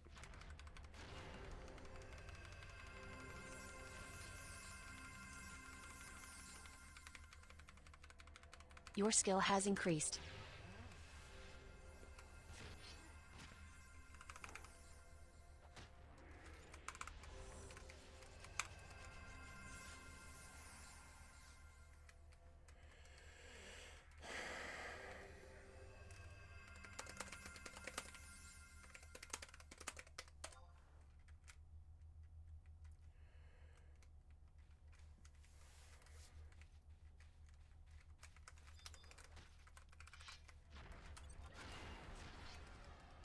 Your skill has increased.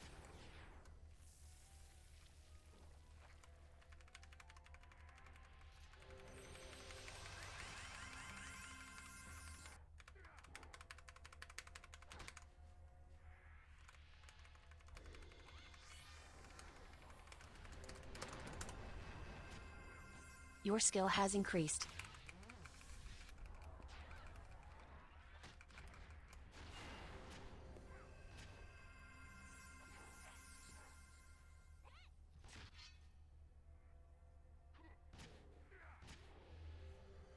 Your skill has increased. Well, at least I ate the brain crush. That's good. Sweet. I can do my job. Yeah, let him tank for a while.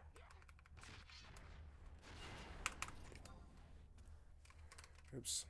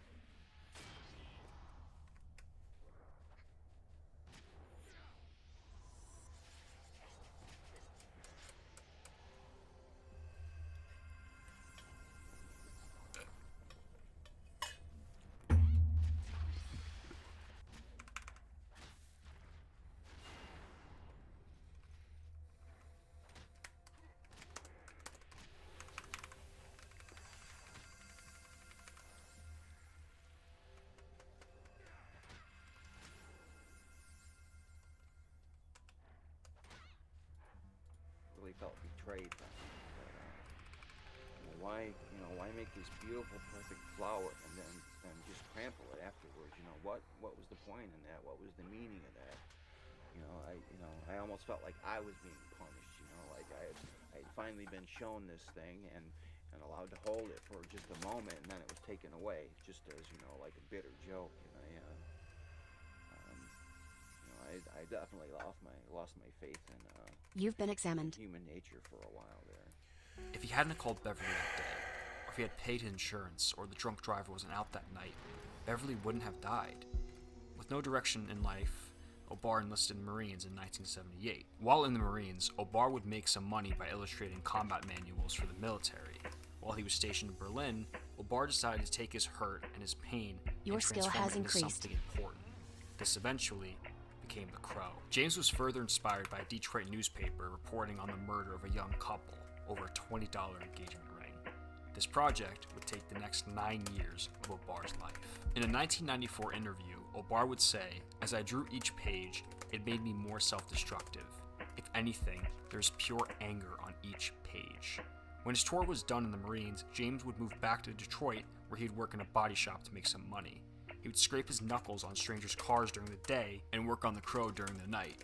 When he wasn't working to make money, Obar was slaving on the Crow. He had no other life outside of work and the comic. The only other saving grace for James was music, particularly the band Joy Division. In fact, Obar loved the band so much that he would name 2 characters in his comic after them, that being Captain Hook and Officer Albrecht, after 2 members from Joy Division. Obar tried to get Joy Division. Actually, at the time they weren't Joy Division anymore. After the death of the band's frontman Ian Curtis, the group changed their name to New Order, which is what they're more famously known as, but nonetheless, they were really good. I love Joy Division when they were. Your skill has increased. But at the time, they were working on a new album and didn't have the time to work on other projects. However, a lot of Joy Division's song lyrics and titles did make it into The Crow as little Easter eggs. James would actually end up getting a thank you letter from the group years later.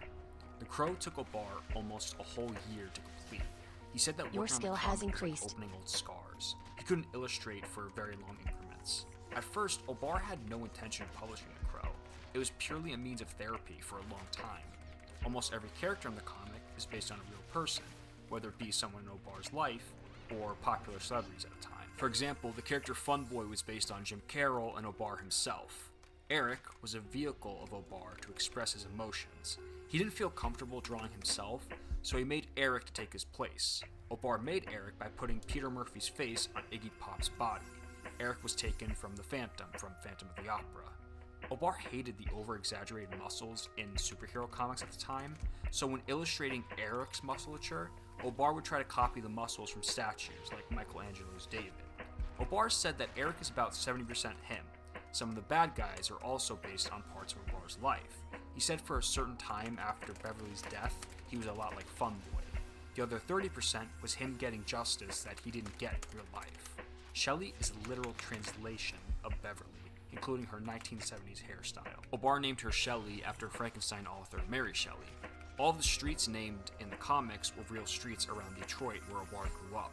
All the flashback segments in the comics were in watercolor. Being poor all of his adolescence, Obar only worked in watercolor because it was so cheap. When he was constructing the panels of the comic, Obar was inspired by horror films when thinking of angles and panel layout.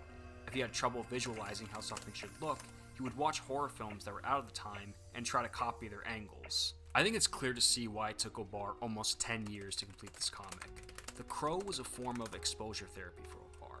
Imagine forcing yourself to illustrate the only person you ever loved every day for almost a decade. All the intimate and beautiful moments between Eric and Shelley were real moments between James and Beverly. Obar did not make up any aspects of the story. Everything came from a real place. In 1989, when Obar finally finished The Crow, he would find his first publisher, Gary Reed, of the Caliber Press. Gary Reed was originally the owner of a local comic book shop in Michigan. When Gary saw Obar's comics and a few other works from those who would frequent the store, he found them incredible. So he decided that he would publish them himself and started the Caliber Press. Since its release, The Crow has gone on to sell over 750 copies worldwide. Unfortunately for Obar, his hopes that his comic would relieve his feelings of sorrow would go unfulfilled. All the hours, despair, and anguish Obar poured into his comic at the end meant very little. The only love of his life was still gone, and the pain was still there. Whenever I talk about authors of these stories, I try to only speak briefly about their careers. However, in this case, I really felt it was necessary to talk more in depth about the life of James Obar. His story is integral to that of Eric's. Obar didn't start writing The Crow from an amazing spark of inspiration, but from a place of great pain and despair. With the author's story told, we can now see what all of Obar's anguish became. This is The Crow. A year ago, a cold October night, a broken down car on a dirt road, a man, a girl, madness, pain, and the shadows. My God, the shadows. Your skill has increased. He screams and pounds his head against the wall until wailing phantom fire trucks paces across his vision. Pain. Your skill has increased. And hate. Yes, hate. We shall never forget and never forgive and never ever fear. Fear is for the enemy.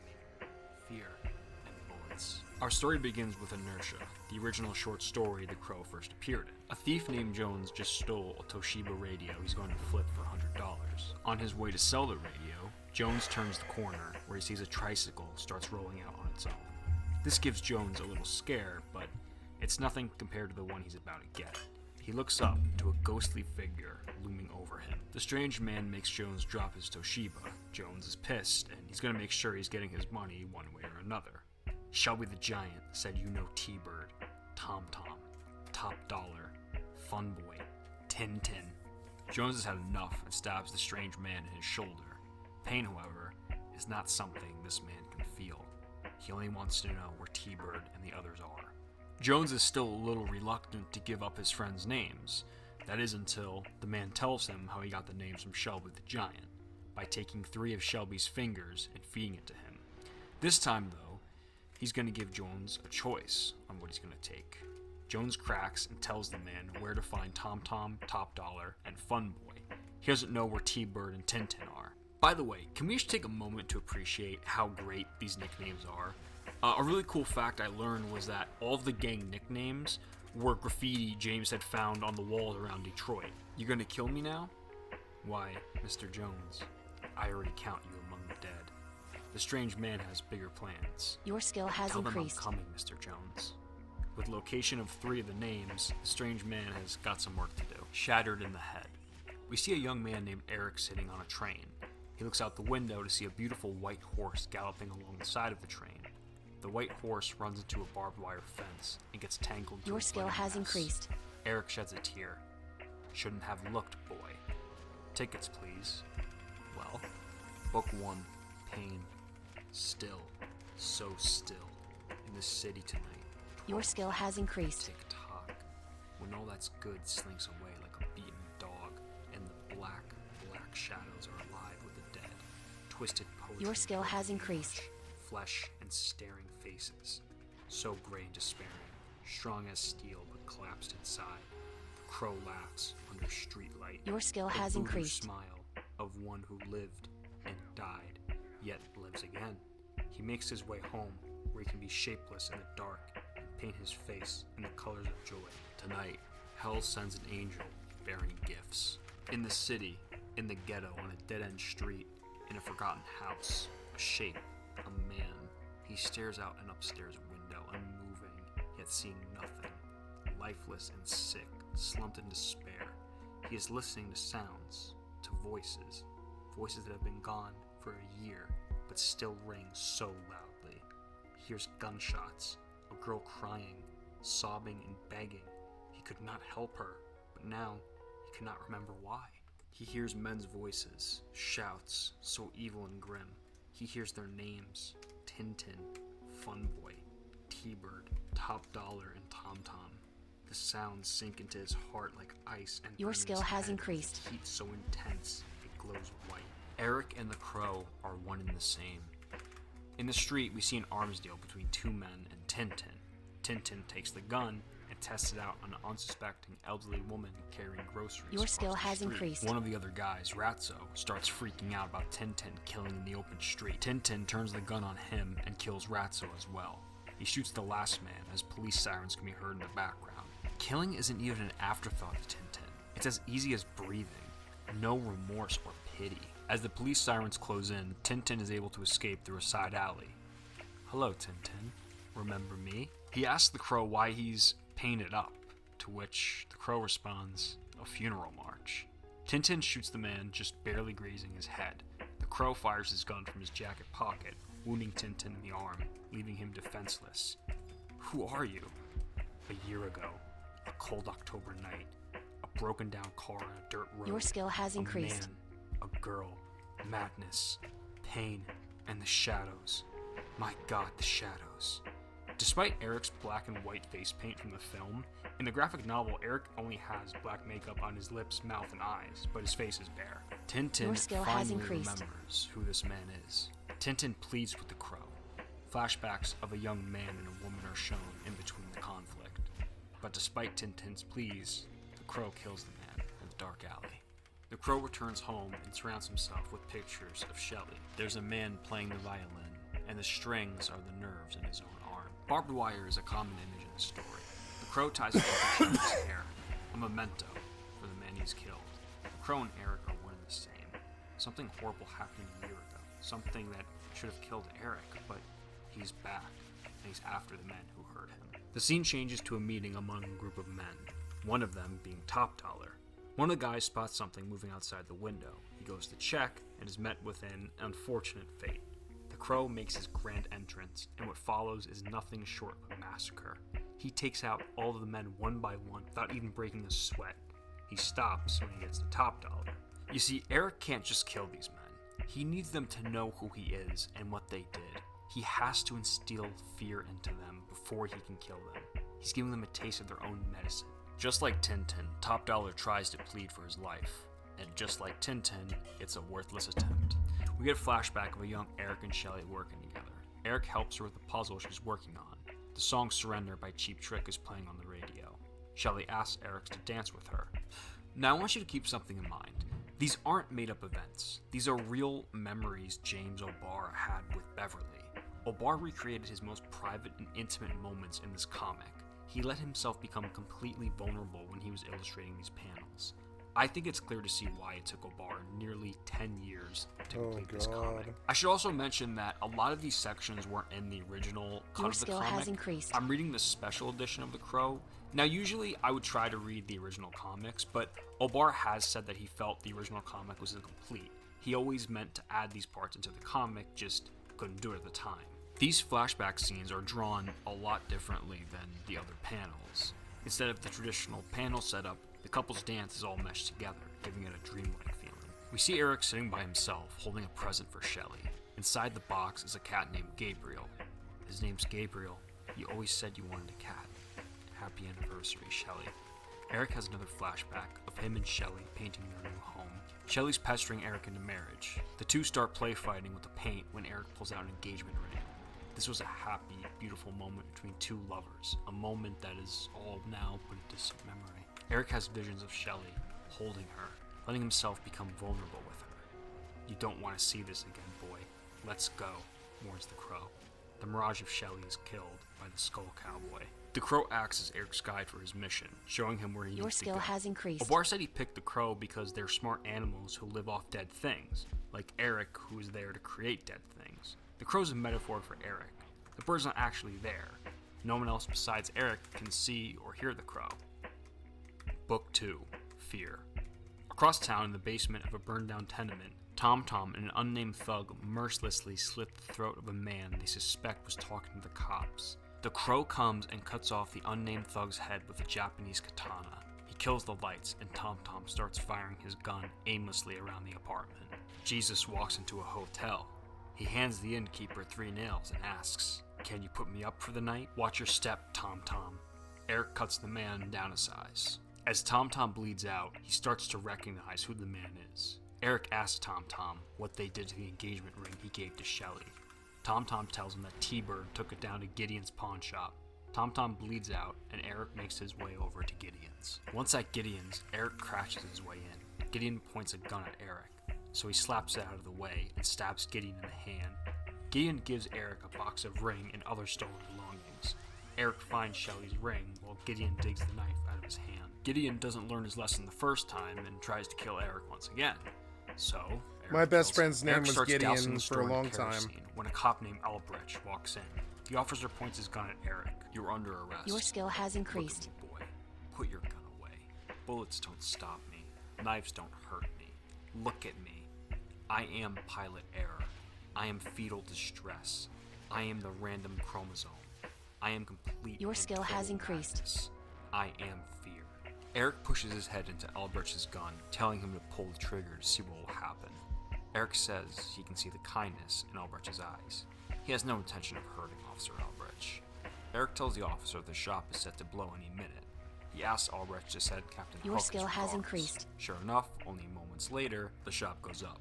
After hearing Eric's message, Captain Hook pulls Eric's file out of the homicide cabinet and throws it in the trash. Fun Boy's up next. Elegy, irony, and despair. The tides of sin draw tighter and brighter. The hours become heavier and weighted, and the shadows smile, dark and wild. This is when hope and despair collapse. The arc of the dream descends into despair. When innocent lovers dance, like angels on fire. This is when the night comes down, a hammer on an anvil, and the only absolution accepted is a legacy of brutality.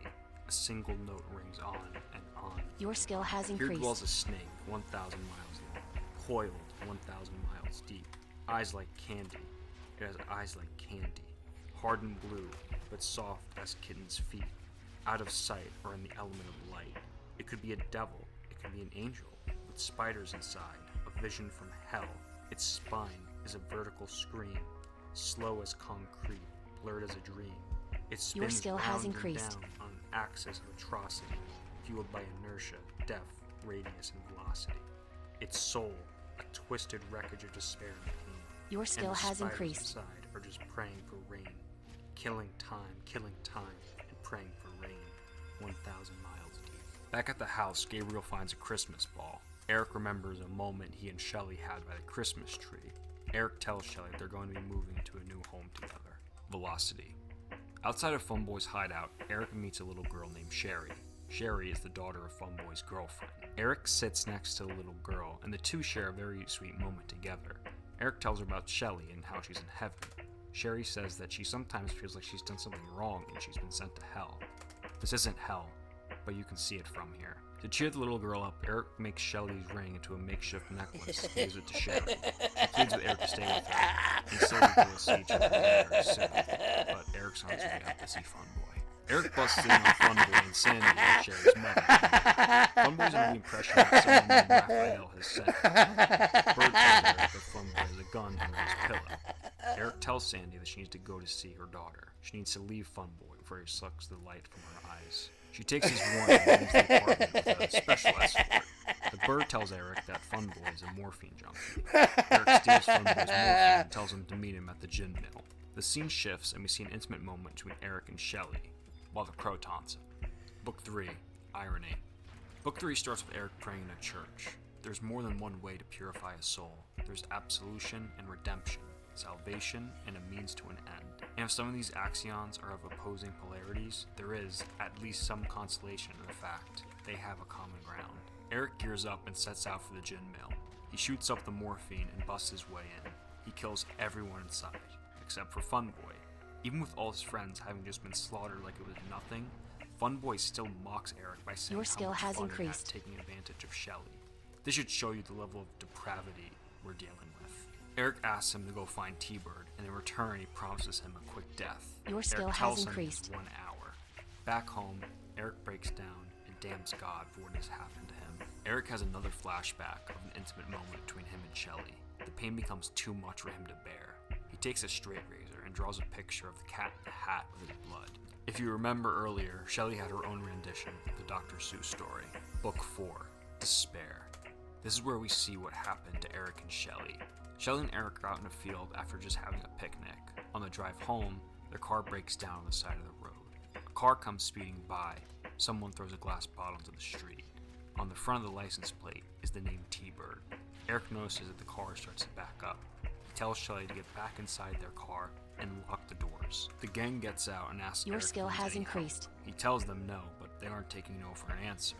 The gang starts circling around their car, trying to get Shelley out. Eric pushes Tintin back, demanding to leave her alone. T-Bird takes out a revolver and shoots Eric in the face. The bullet grazes his eye, giving him his iconic scar. On his knees, Eric pleads one last time for the gang to leave him alone. T-Bird tells Shelley that if she has any parting words to say them now. She also tries to plead for their lives, but to no avail. Eric sees the crow for the first time. T-Bird shoots Eric through the head, You've been but examined. the crow keeps him alive and tells him not to look. The irony being that Eric is paralyzed and has no choice but to look. Eric is forced to watch as Shelley is tortured, beaten, and killed. This scene is a direct parallel to the scene of Eric on the train.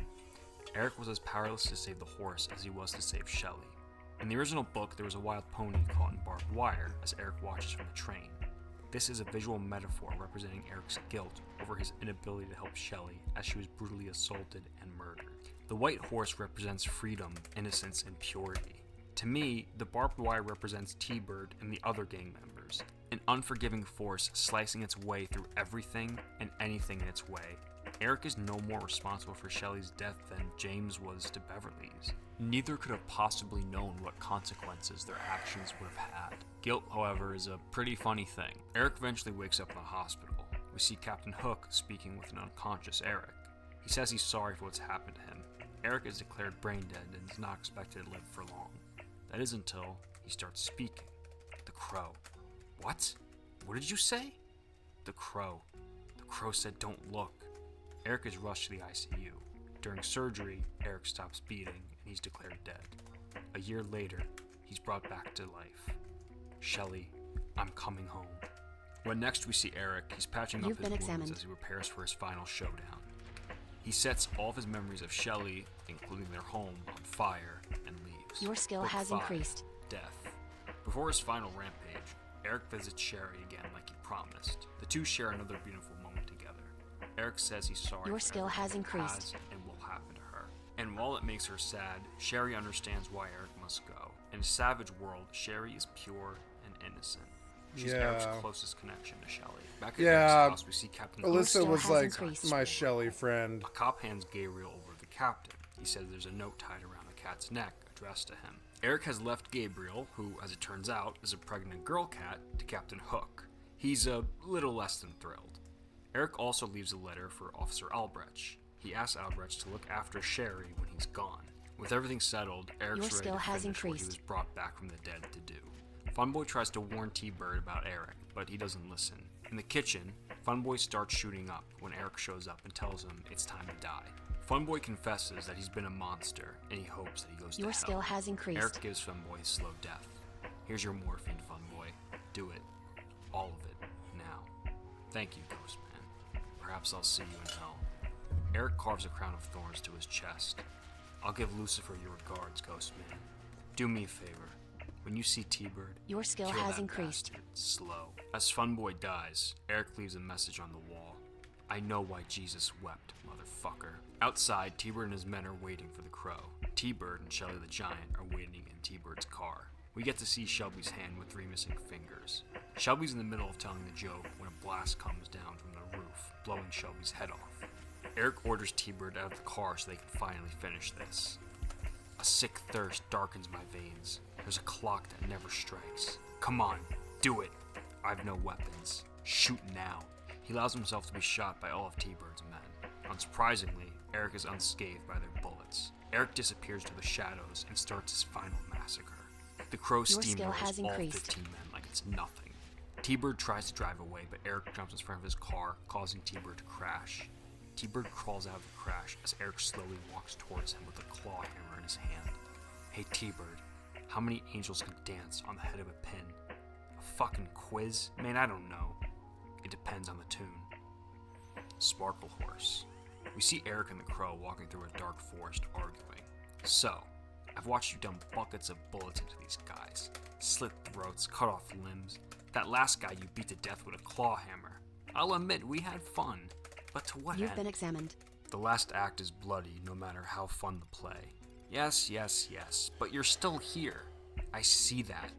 The resolution isn't about justice or revenge. It's about forgiveness. Are you mad? I can never forgive them. Not them, idiot. Yourself. You couldn't save her, Eric. I should've. There was nothing to be done, boy. If you want to leave this in-between place, your skill has increased. You have to let go. Speaking of metaphors, well shit, ain't that a caution. The Skull Cowboy is another part of Eric's personality that taunts him and keeps him going. Like the Crow, he's not actually there. He's not death, he's just another part of Eric. Eric finally kills the horse, your skill has literally increased. Killing his guilt. Finally forgiving himself for Shelley's death, setting his soul and the Crow free. Hey gunslinger, nice shot. Epilogue, Passover. Eric walks over to Shelley's grave in the cemetery. He sits down and the Crow flies away, letting Eric's soul move on. Remember when you said mine? Your skill has increased. I said forever? You said only forever? It's forever now. Thus ends our story. The Crow is unlike anything else I've ever read. In every page you can see Obar's anguish, his pain, his anger, and guilt. I could never imagine what it was like for Obar to have to relive relive his pain day after day, night after night. But at the end, Obar was able to take his pain and transform it into something truly beautiful. Even if you have never experienced loss like Obar did, the story will probably still be able to reach you on a much deeper level. Anger, fear, loneliness, shame, grief, these are all fundamental human feelings that transcend class, creed, status, or race. If you've ever felt any of those great emotions before, then you can relate to The Crow. The Crow proved to many young artists that there was a place for tragedy and loss in their comics. This is not where the story ends, however. After release of issue number 3, Irony, Obar was approached with offers to make The Crow into a film. Your skill has increased. This vision would come to life in 1994 when Paramount Pictures hired writers David S. Shaw and John Shirley and director Alex Pyros to adapt Obar's masterpiece for the big screen. When asked about Alex Pyros' job directing the film, Obar would say stylistically he was perfect for it. And there's something to be said. It came out at just the right time too, when America was ready to accept the alternative youth kind of movement. In May of 1994, The Crow was released in theaters to positive reviews praising the film's visuals, tones, themes, soundtrack, production design, and cinematography. The Crow cost an estimated $23 million to make and grossed about $94 million worldwide. And by the way, $23 million in 1994 for a feature-length movie really wasn't a lot. So the crew was pretty much working on a shoestring budget. Despite this, The Crow quickly became a cult classic. Unfortunately, this is not what the film is only remembered for. Just as The Crow was born from tragedy, tragedy would be born from The Crow. Brandon's my family. So is Bruce. I have to know the truth. The family of Brandon Lee is in mourning, and they are also angry. It's the same mix of emotions they felt 20 years ago when Bruce Lee died mysteriously at age 32. Early reports said that 28-year-old Brandon's fatal shooting on a movie set last week was an accident, but now there is even talk of murder. On March 31st, 1993, only 8 days away from the end of production, the film's star, Brandon Bruce Lee, son of Hong Kong action star legend Bruce Lee, was accidentally shot and killed while filming for the movie. In the scene being shot, Lee was meant to walk into his apartment where he would discover Shelley, played by Sophia Shanes, being assaulted by Funboy, played by Michael Massey. In the scene, Massey was meant to shoot Brandon with a Smith & Wesson Model 629.44 Magnum revolver when Lee walked through the apartment door. The gun that the crew used previously had dummy rounds inside of it. For clarification, dummy round is a real round or bullet that's supposed to be stripped of its primer, or basically its explosive charge. It's used primarily for training purposes, but it's also used for film and TV productions as well. However, due to a combination of time and financial constraints, a mistake was made. You see, whatever production had used the Smith & Wesson revolver used dummy rounds, and unbeknownst to the crew, there was a dummy round stuck in the barrel of the revolver. The scene for The Crow had called for blank rounds. A blank round is essentially just the primer and shell with no actual bullet inside of it. It makes the pop and the flash like a real gun, but no bullet is fired. However, once again, the crew didn't know that there was a dummy round stuck in the barrel, so when the gun was loaded with blanks and fired at Lee, the dummy round was repelled out and shot into Lee's abdomen. After the shot was fired, Lee fell backward, but the scene had called for him to fall forward. The director yelled cut and Lee stayed on the ground, so the crew knew something was wrong. When the crew checked on Lee, they noticed he was unconscious and breathing heavily. Your skill has Clyde increased. Basie, who was the film's on-hand medic, checked on Lee.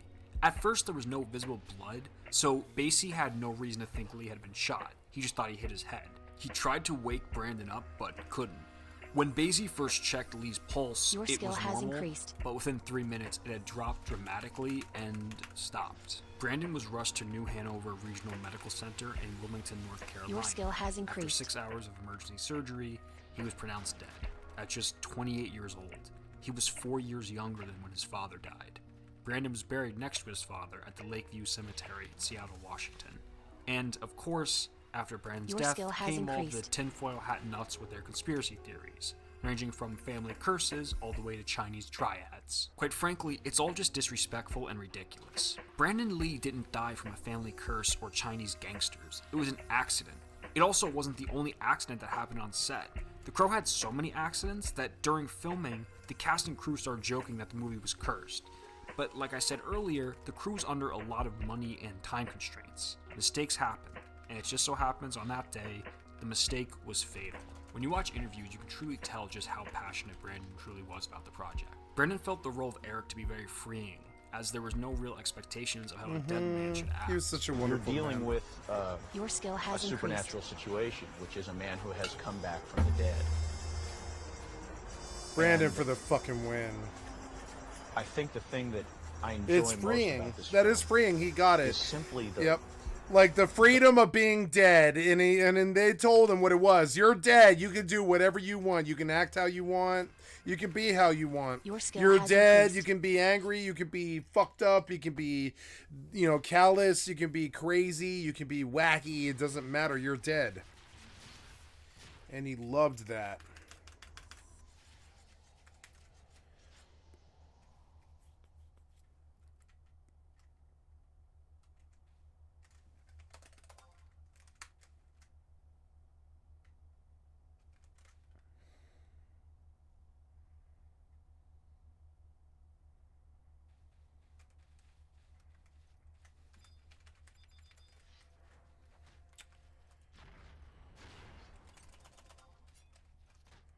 Your skill has increased.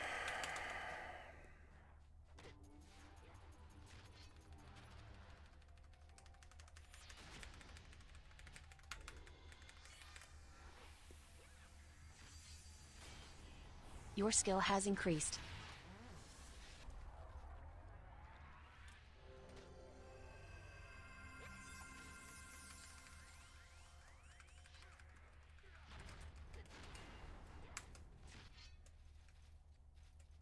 Your skill has increased.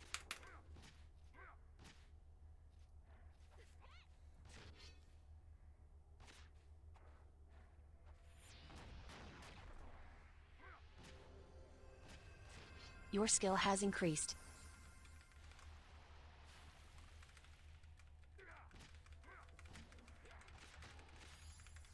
the questions that raises for me as an actor playing the part and for the audience who's going to see the film. If you died, your and a skill year has had passed increased since the time that you had died, and during that year you have to assume that the people that you loved and the people who were in your life and loved you would have had a year now to grieve and come to some kind of terms with having lost you. And your now skill has suddenly increased. you are given the chance to come back for 2 days. The world would be a very different place through your eyes from the point of view of having been dead for a Your year skill has and increased. knowing that you only had 2 days now to be alive, in a sense, again. And there would be some fascinating questions that would confront you, like, wouldn't you want to tell somebody? But at the same time, your skill has increased. Wouldn't you feel a certain responsibility not to? Brandon actually saved The Crow from becoming a total train wreck. Paramount originally wanted The Crow to be directed by Tim Burton, which, I mean, okay. And they wanted the role of Eric to go to Michael Jackson because Hollywood. Luckily, and I stress luckily, both director Alec Pyros and Brandon Lee pleaded with the studio to let them make the film. Brandon and James O'Barr actually became really good friends during the making of the film. O'Barr was absolutely devastated when Brandon died. Just like with Beverly, O'Barr felt like he was responsible for Brandon's death. After the film came out, O'Barr would say that he wished he never wrote the comic. Once again, O'Barr would lose someone very close to him. Luckily, through the years, O'Barr's realized that Brandon's death wasn't his fault, just like Beverly's wasn't.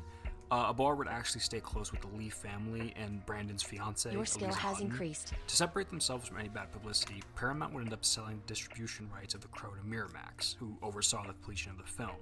Due to Lee's death, Miramax had to make some rewrites to accommodate for him not being there. This meant they had to cut some scenes, rewrite some, and utilize stunt doubles when they needed them. At certain points in the film, Lee's face was actually superimposed onto stunt doubles. Sometimes it's seamless, and sometimes you can tell and it's pretty obvious. But once The Crow came out, almost every critic and reviewer praised Lee's performance.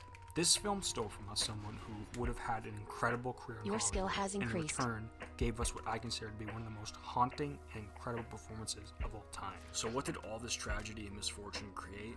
Well, let's see together as we watch 1994's The Crow. The film opens the night before Halloween, Devil's Night. Cinematographer Darush Wolski, known for his work on Pirates of the Caribbean and The Martian, did an incredible job on this movie. His work was primarily praised by pretty much everyone. The fiery sky and gothic architecture make for such a beautiful contrast. Every shot in this movie is meticulously planned. Even by today's standards, this film looks incredible. People once believed that when someone dies, a crow carries their soul to the land of the dead. But sometimes, something so bad happens that a terrible sadness is carried with it. A terrible sadness. Then sometimes, just sometimes, the crow can bring that soul back. It was so beautiful. Sometimes. It was true redemption. It's such a beautiful story. Unlike the comics, where the crow was an extension of Eric's psyche, the crow is a real mythical creature that can be raised from the dead in this version. Next, we see Sergeant Albrecht, who here is a combination of Captain Hook and Officer Albrecht, played by the incredible Ernie Hudson. We see Albrecht at the apartment of Eric Draven and Shelley Webster. This is actually the first time Eric is given the last name Draven. In the comic, he was just called Eric. We never knew what his last name was. In this version, Shelley survives the attack and Albrecht goes with her to the hospital. Instead of Sherry, we have Sarah. Sherry was an innocent bystander Your skill has in an increased. otherwise wicked world.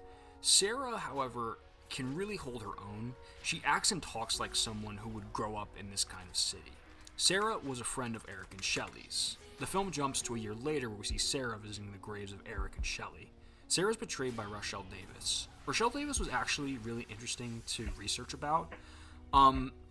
So Rochelle and Brandon became really good friends during the filming of the movie. So when Brandon died, it had a really big impact on her. And after the film came out, she also had a lot of bad experiences with fans. Nothing too weird, but basically, fans would come up to her in the middle of the street and basically ask her about Brandon's death, which would open up a lot of wounds and left a pretty bad taste in her mouth. She would leave acting for the next 15 years. She did make a comeback in 2019, albeit in straight-to-DVD cheap horror flicks, but a comeback nonetheless. Honestly, Rochelle seems like a really sweet person. She goes to a lot of cons and she does a lot of interviews. She seems like a genuine, sweet person.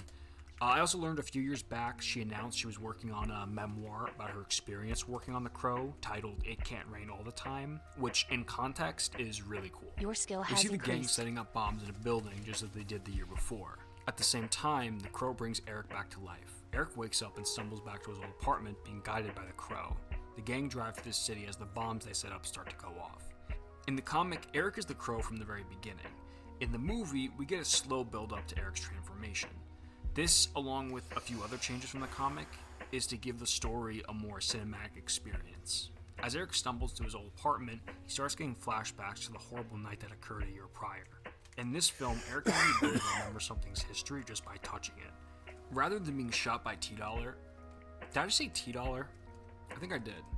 I just combined T-Bird and Top Dollar into a new gangster. I meant to say Top Dollar. Rather than being shot by T-Bird and the gang like the comics, they throw Eric out the window in the movie. Now, I'm going to tell you something that's revealed to the viewer a lot later. The film deviates from the comic quite a bit here.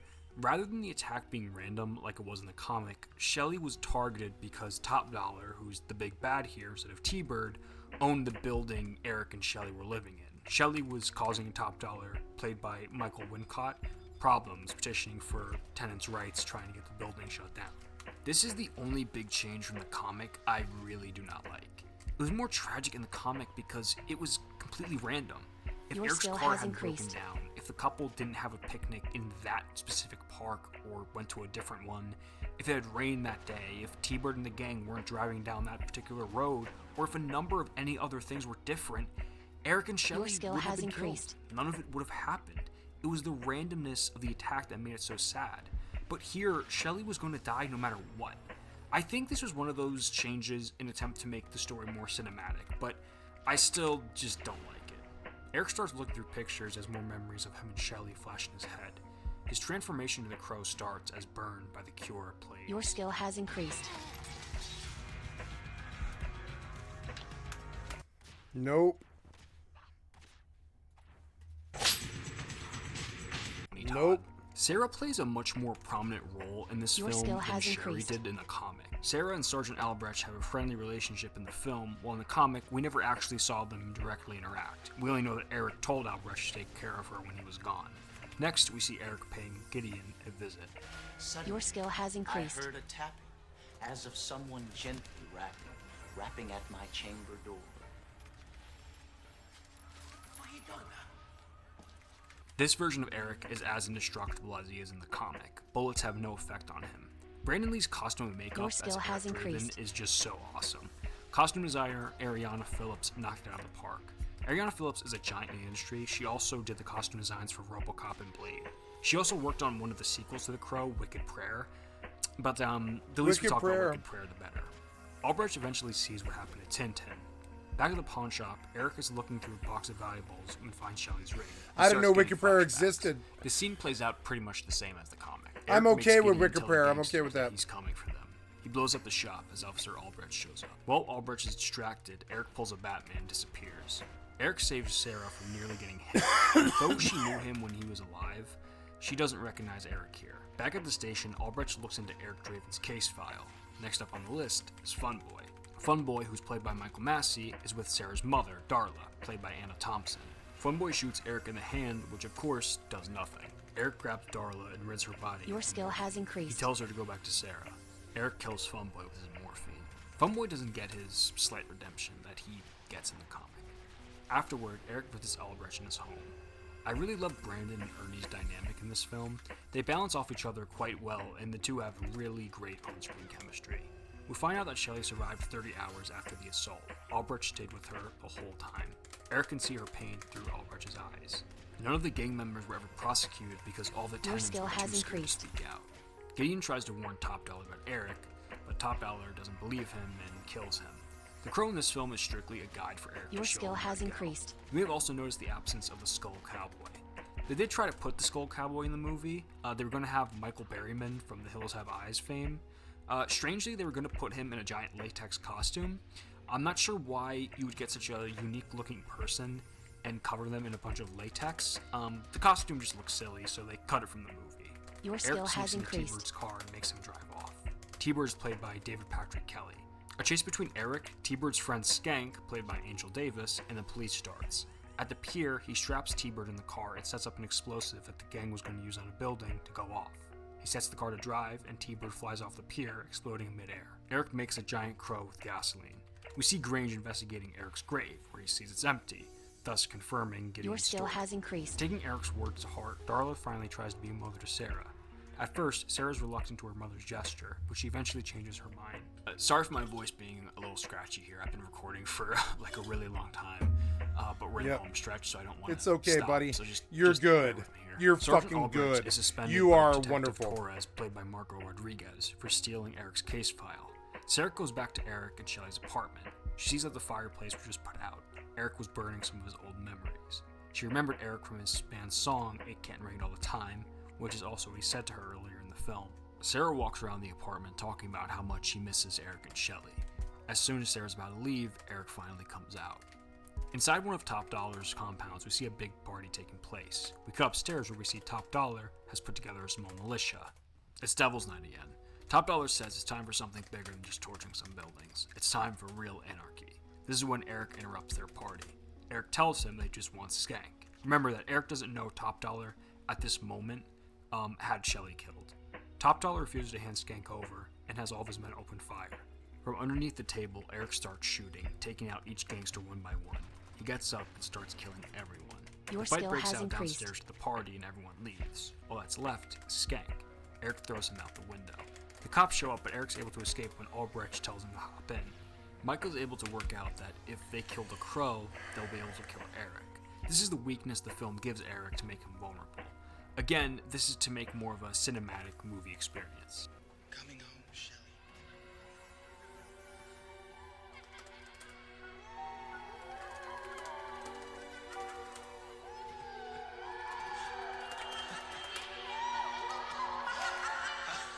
Your skill has increased. Next, we see Sarah sleeping by Shelly's grave. Eric wakes her up and gives her Shelly's ring. This is when Eric says his goodbyes. On her way back home, Sarah's kidnapped by Grange. Top Dollar is going to use her as bait. Outside Shelly's grave, Eric sees Sarah calling his name. Eric falls for the bait and Grange shoots the crow. Eric's now vulnerable. So Eric tries to barter with Top Dollar, but gets shot in the shoulder. Your skill has increased. Eric now realizes he can be killed. Grange is about to kill Eric when Albrecht walks in and saves him. Killing Grange and the other gangsters, Eric and Albrecht fight their way up the church bell. Albrecht is shot by Micah. She's about to kill Eric, that is until the bird comes down and picks out her eyes. Now on the rooftop, Top Dollar is holding Sarah hostage. Eric offers himself for Sarah, but Top Dollar throws her away and tries to attack Eric. The two have their final showdown on the roof. For most of the fight, Top Dollar has the upper hand. We see Sarah dangling off the side. Eric calls out to her, and Top Dollar stabs him in the back. Right when Top Dollar is about to kill him, Eric transfers all of Shelly's pain to him, causing him to fall off the roof, where he gets impaled on some spikes. Eric thanks Albrecht for showing him Shelly's pain. They hear police sirens in the back, and Eric leaves. Eric returns to Shelly's grave. His mission's complete. Your skill has increased. Move on. Sarah visits Eric's grave one last time. The crow gives Sarah Shelly's ring. If the people we love are stolen from us, the way to have them live on is to never stop loving them. Buildings burn, people die, but real love is forever. This is where the film ends. The Crow is such an incredible adaptation of the comic. Fundamentally, they are quite different, but that's not a bad thing. Albar himself would compare the Crow to Dracula. Both Bela Lugosi's Dracula and Coppola's Dracula are nothing alike, but they both come from the same source material. Both the comic and the film are perfect in their own rights, and I wouldn't change a thing about them. Of course, a lot of changes were made to accommodate for Brandon Lee's death. Brandon Lee gave his whole soul into the role of Eric Draven. This video, or any video for that matter, does not do him justice. You need to watch The Crow for yourself to truly see how amazing he was. I truly believe he would have had an awesome career. Who knows what could have been. Studios for years have been trying to make another Crow movie. I'm not talking about a sequel, I'm talking about a full-fledged remake of the first film. Just like the making of the first film, however, this project has been somewhat cursed. You'd be amazed at how many actors, directors, and writers had their names attached to a Crow remake over the years. Wahlberg, Bradley Cooper, Luke Evans, Jack Heston are only but a handful, and I mean a small handful, of actors who have almost played Eric. For a while, it seemed like Jason Momoa of Aquaman fame was going to play Eric in a remake. There was actually some test footage shot, and I'll be honest, I think it looks really good. Momoa was very vocal about the project, and you can tell he was really passionate about the possible remake. Unfortunately, plans fell through and Momoa wouldn't end up playing Eric. Luckily for us, the remake curse seemed to have been lifted. In September of 2022, the Crow remake starring Bill Skarsgård as Eric and FKA Twigs as Shelly finished its post-production. The film's done, so there's a chance that any day now we could be getting a trailer, which is kind of crazy to think about. It's sad we'll never get to see Momoa's version of The Crow because he looked good and you could tell he was really passionate about it. But Bill Skarsgård is great in everything he's in, so I'm sure he's going to knock it out of the park. I think I've made it clear at this point how much I love this story. I'm going to be honest with you guys here. Me too. When I first watched I love this story too. Redemption stories are rarer and far between because redemption almost never happens. When you have been victimized in this life, you almost never get your story. I am not allowed to cast a spell or whatever. There we go. It wasn't letting me cast a spell.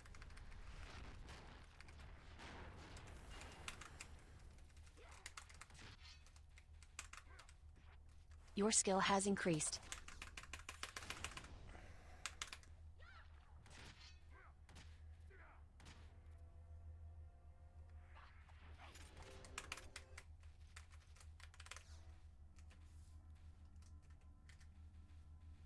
Your skill has increased.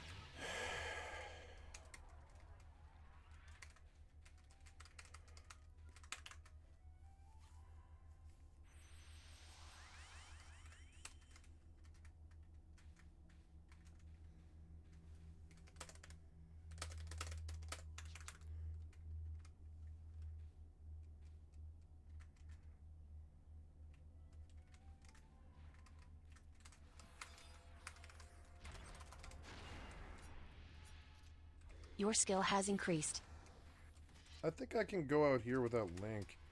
Get it away from the mages so the stress is less.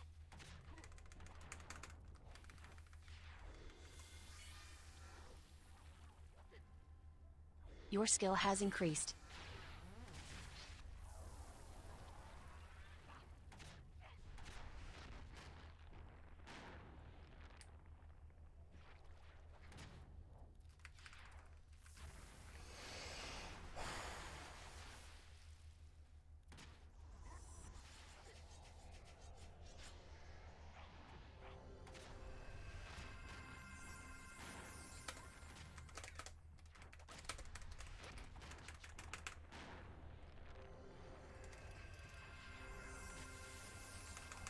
Your skill has increased.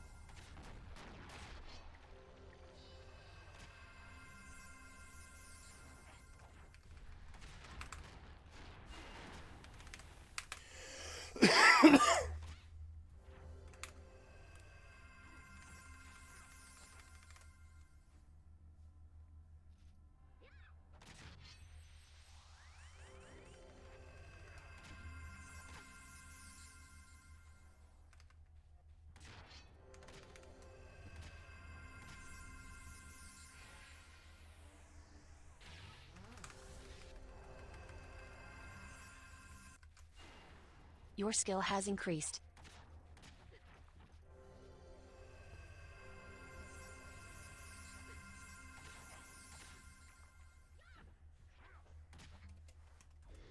Your skill has increased.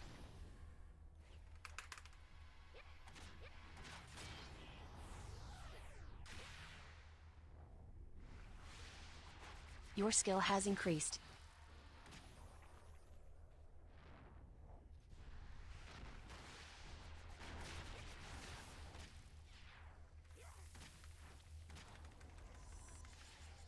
Your skill has increased.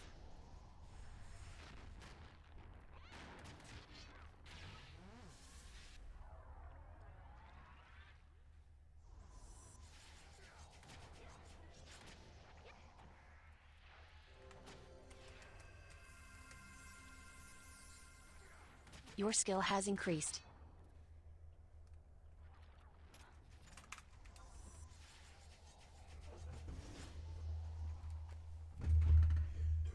Really got 30 seconds here.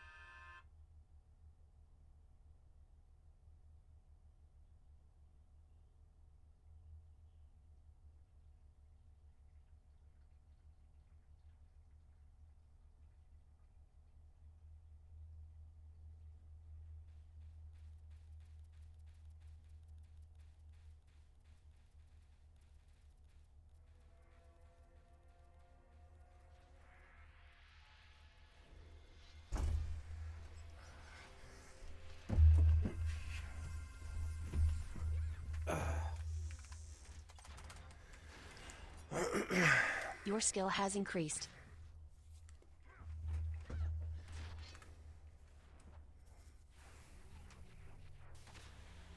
Had to pee.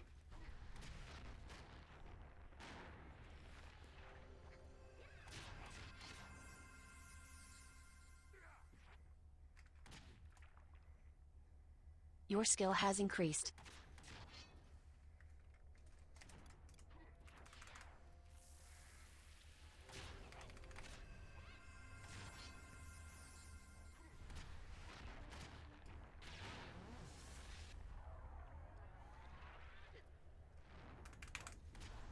Your skill has increased.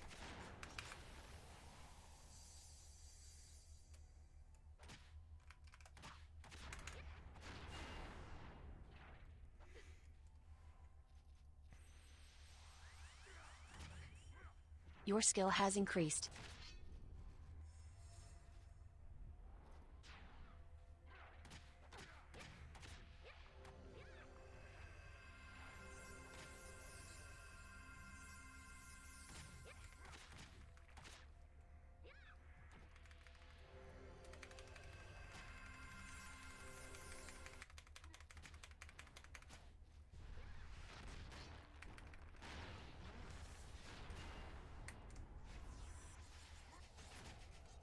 Your skill has increased.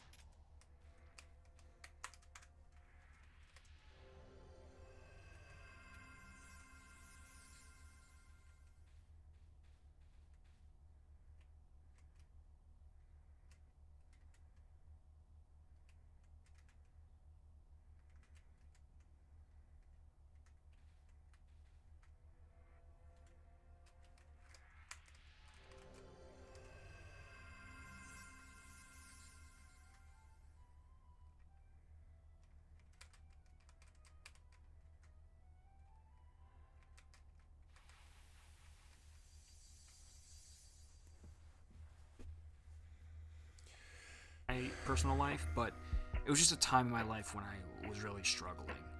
I think almost everyone has experienced that at one point or another. And The Crow really spoke to me at the time. The phrase, "it can't rain all the time," is one that has stayed with me since I first heard it. It's become a sort of mantra for me. It helps me remember that no matter how dark it gets, no matter how hopeless or how worthless I feel, it can't rain all the time. There have been times when those words have saved me. If you're still here watching this, then maybe you know that feeling too. Maybe you're feeling it right now. And if you are, I want to let you know that you got this. Your skill has increased. There is light at the end of the tunnel. And that's all I gotta say. Thank you, and see you guys next time.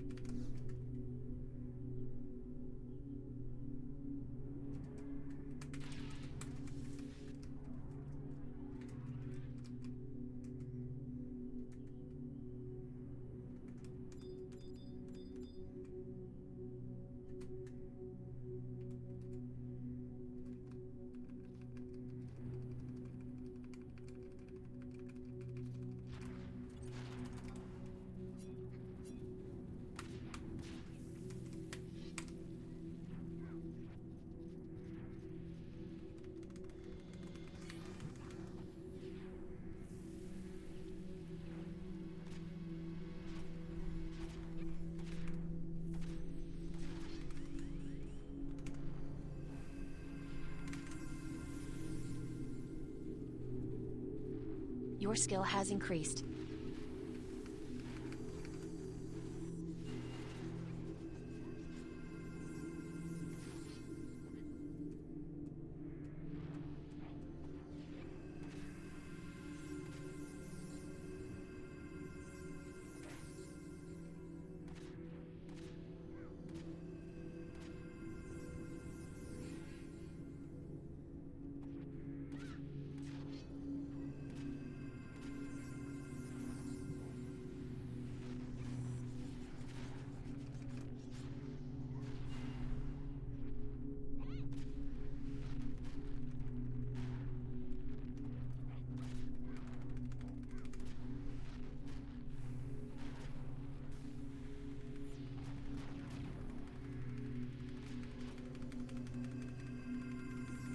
Your skill has increased.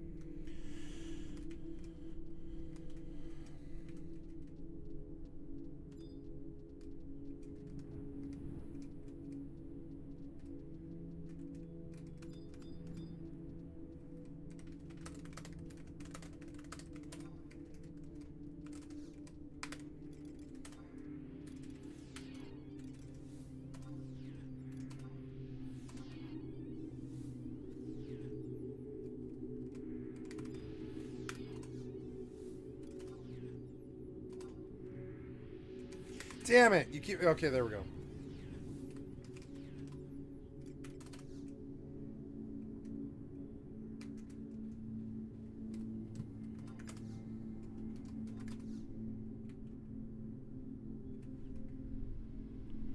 Are you going to cast this? It was like a 13-second cast time. The fuck was that?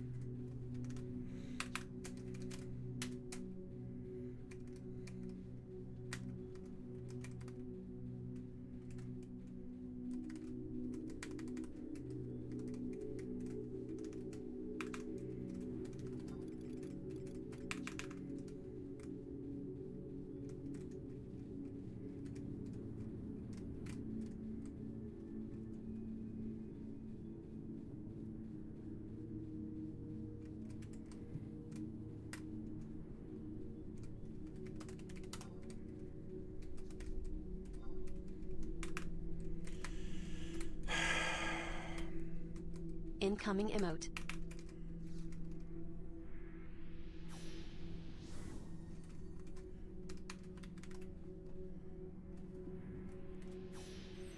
Your skill has increased.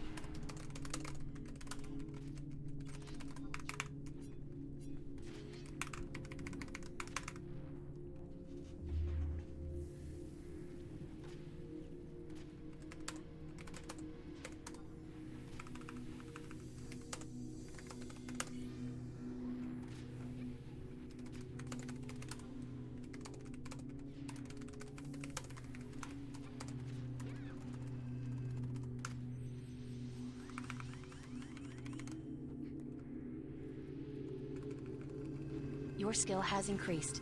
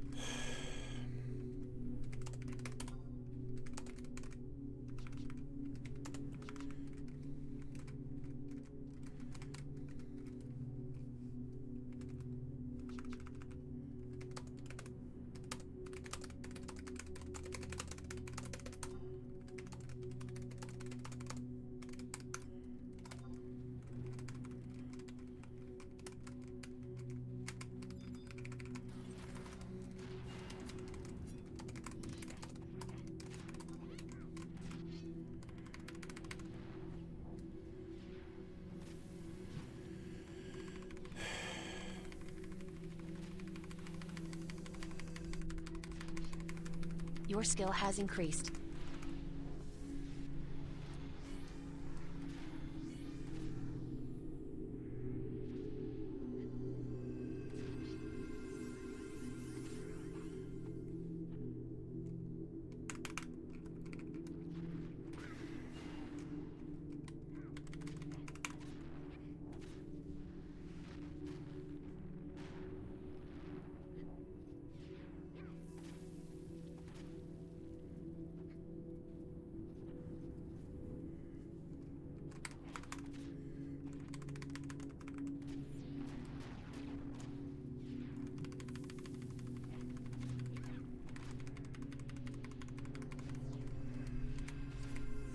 Ooh, doggy.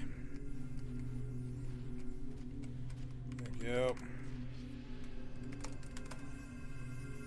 Your skill has increased.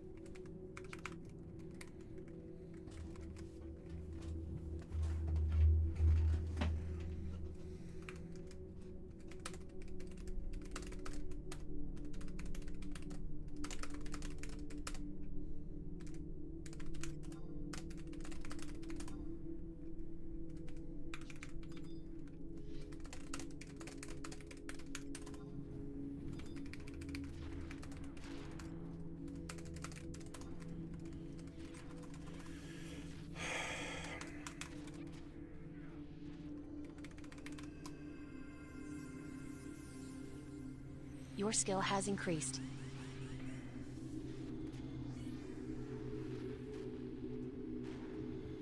It's so good.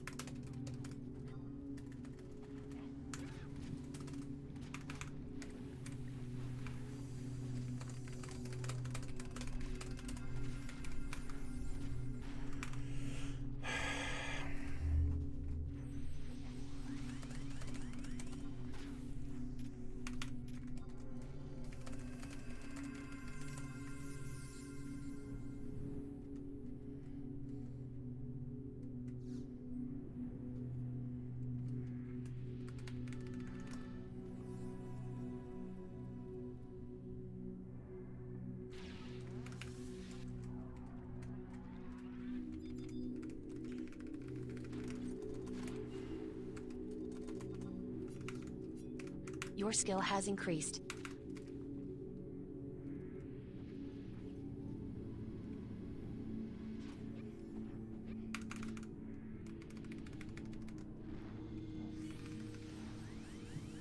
Your skill has increased.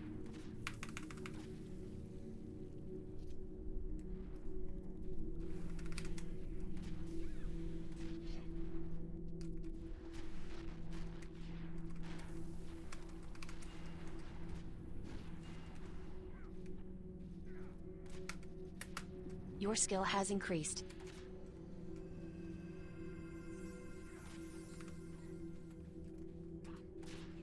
I'm gonna dump.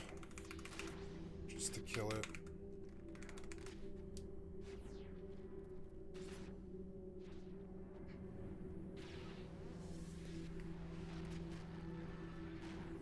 Your skill has increased.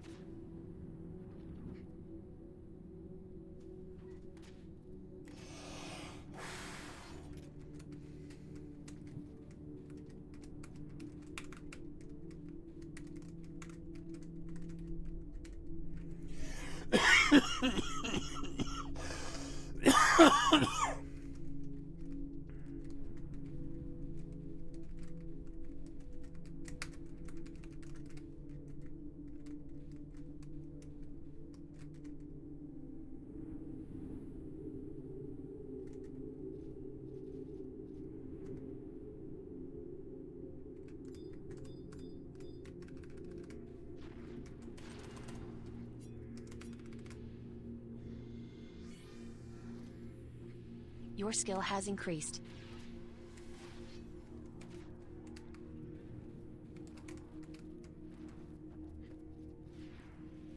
Your skill has increased.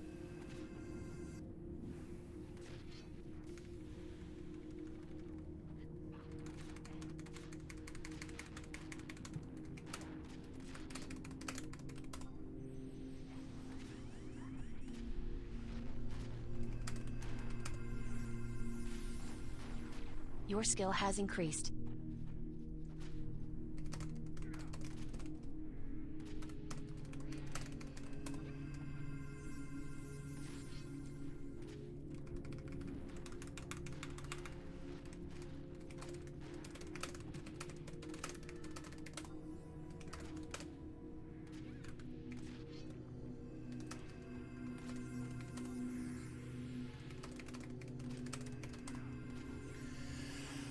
Your skill has increased.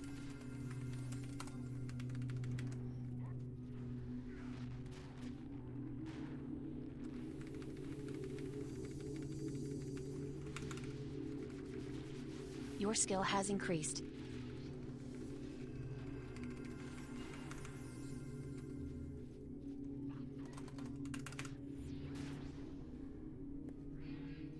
Kill this thing. Yep, kill this thing. End it. Yep. Kill this thing. Thank you. Fucking annoying.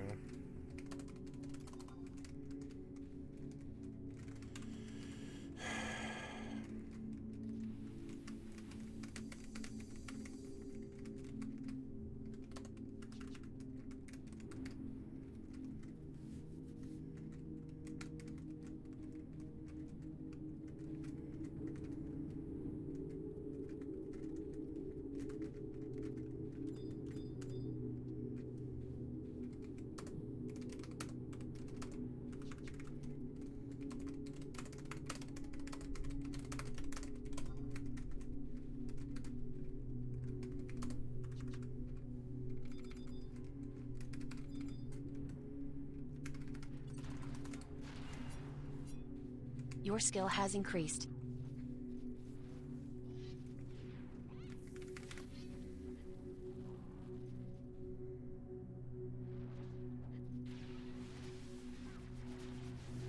Your skill has increased.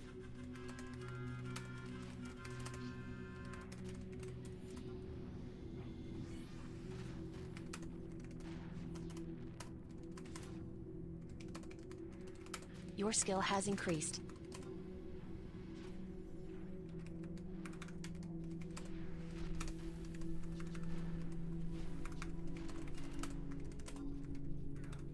Your skill has increased.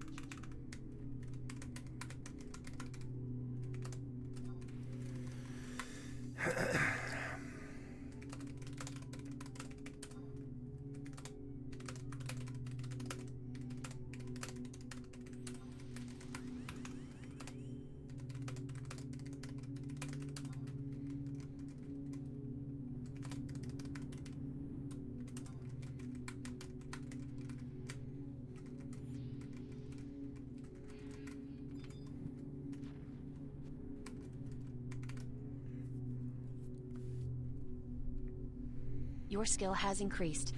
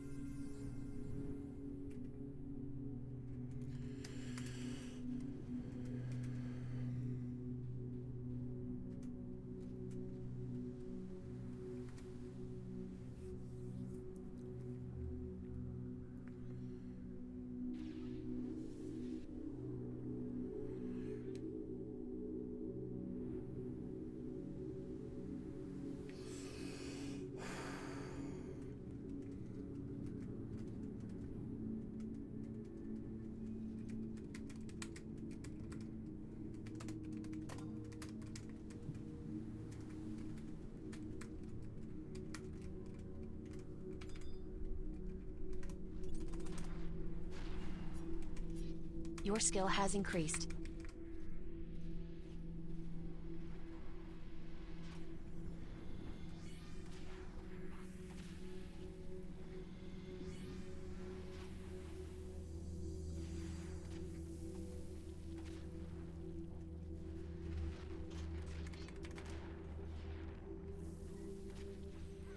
Your skill has increased.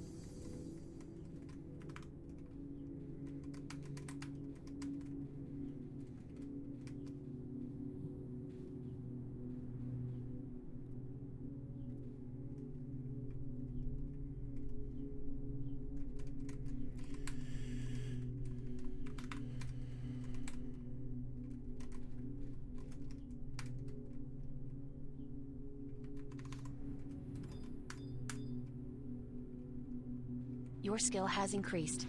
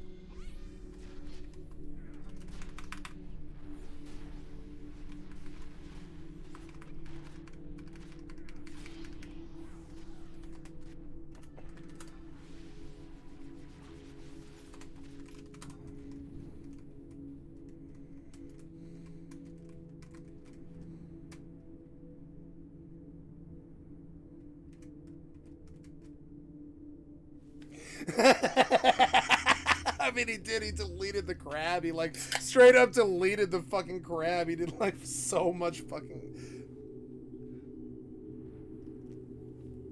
Oat. I mean, that's what it was. Like, this shit was oat.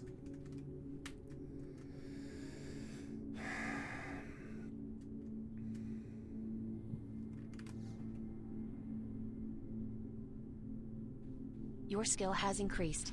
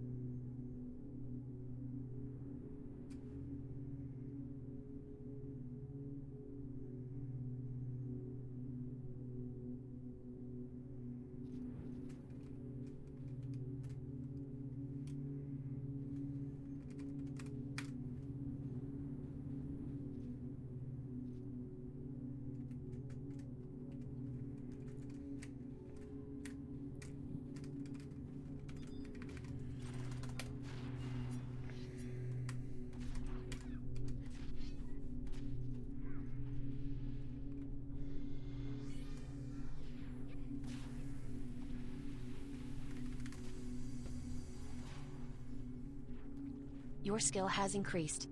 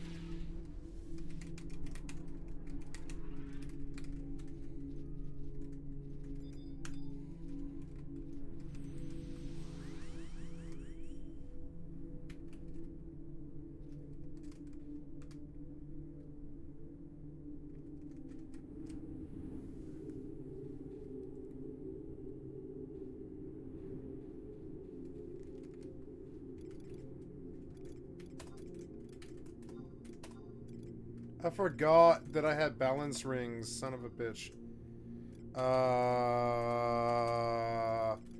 My other balance ring, yeah. There we go. And I think that's everything, right? Yeah, that's everything. I'm fairly sure. Oh, yeah.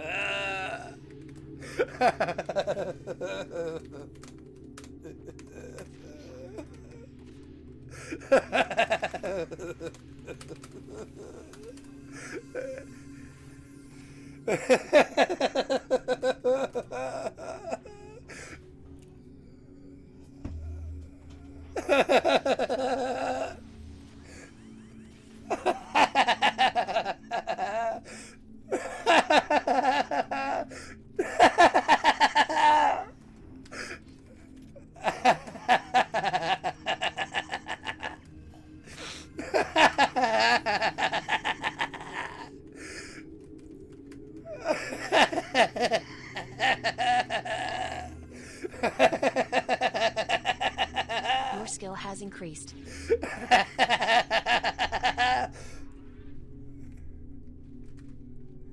I'm not evoking that thing.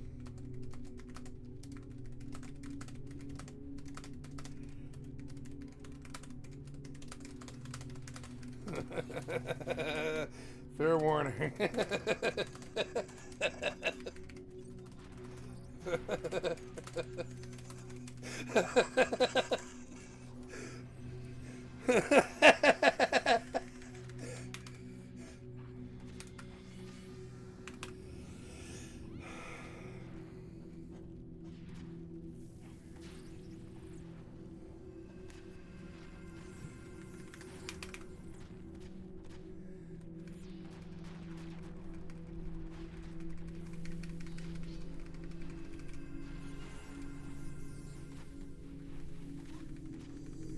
I'm not.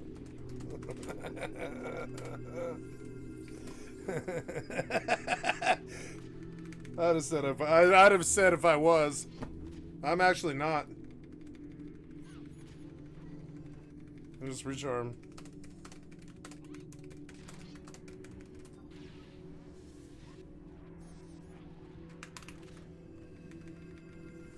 Who cares? Just recharm, you know? I actually like it. Most people too free to do this.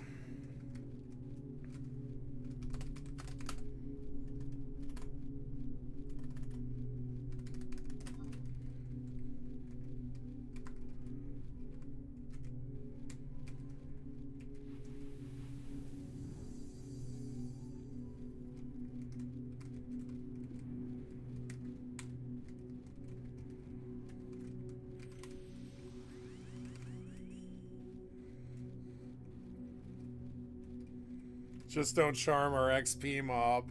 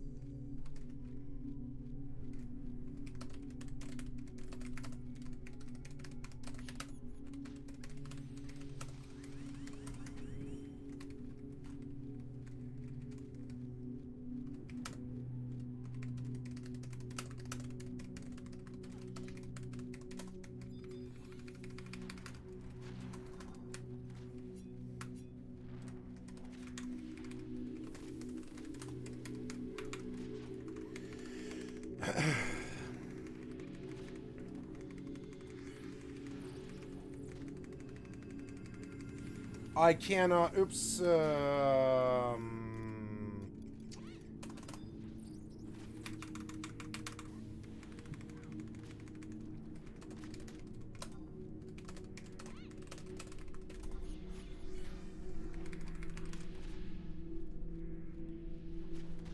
Your skill has increased.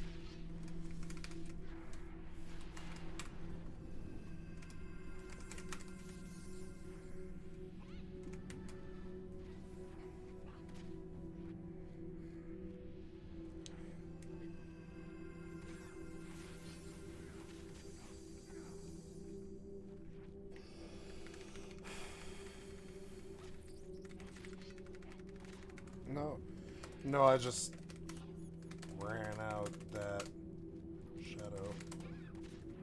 Ran out.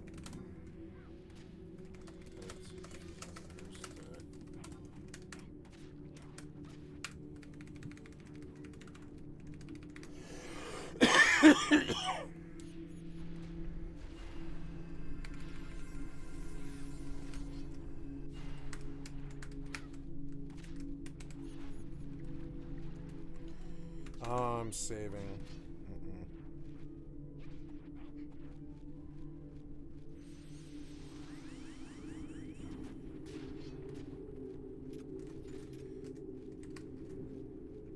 Thank God for fire.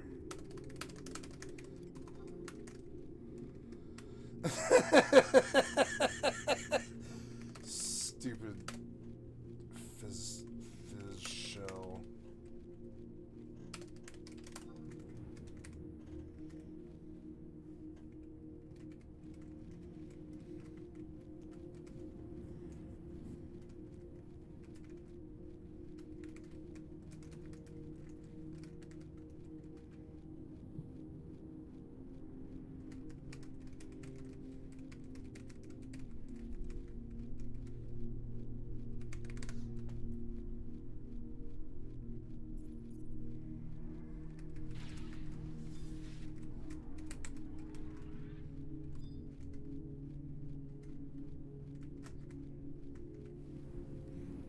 This was a good party. I love this party. I've gotten so many levels here. I was like, what, 13? I'm 14 now. About to be 15.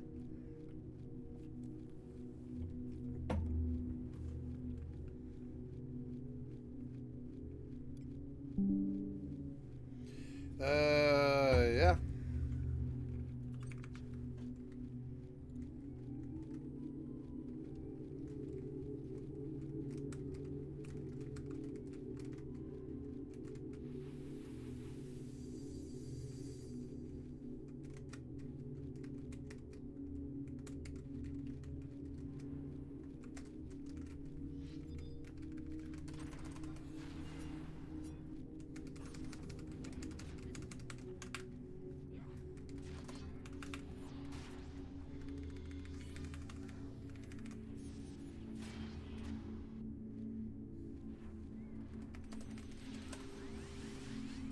Spank.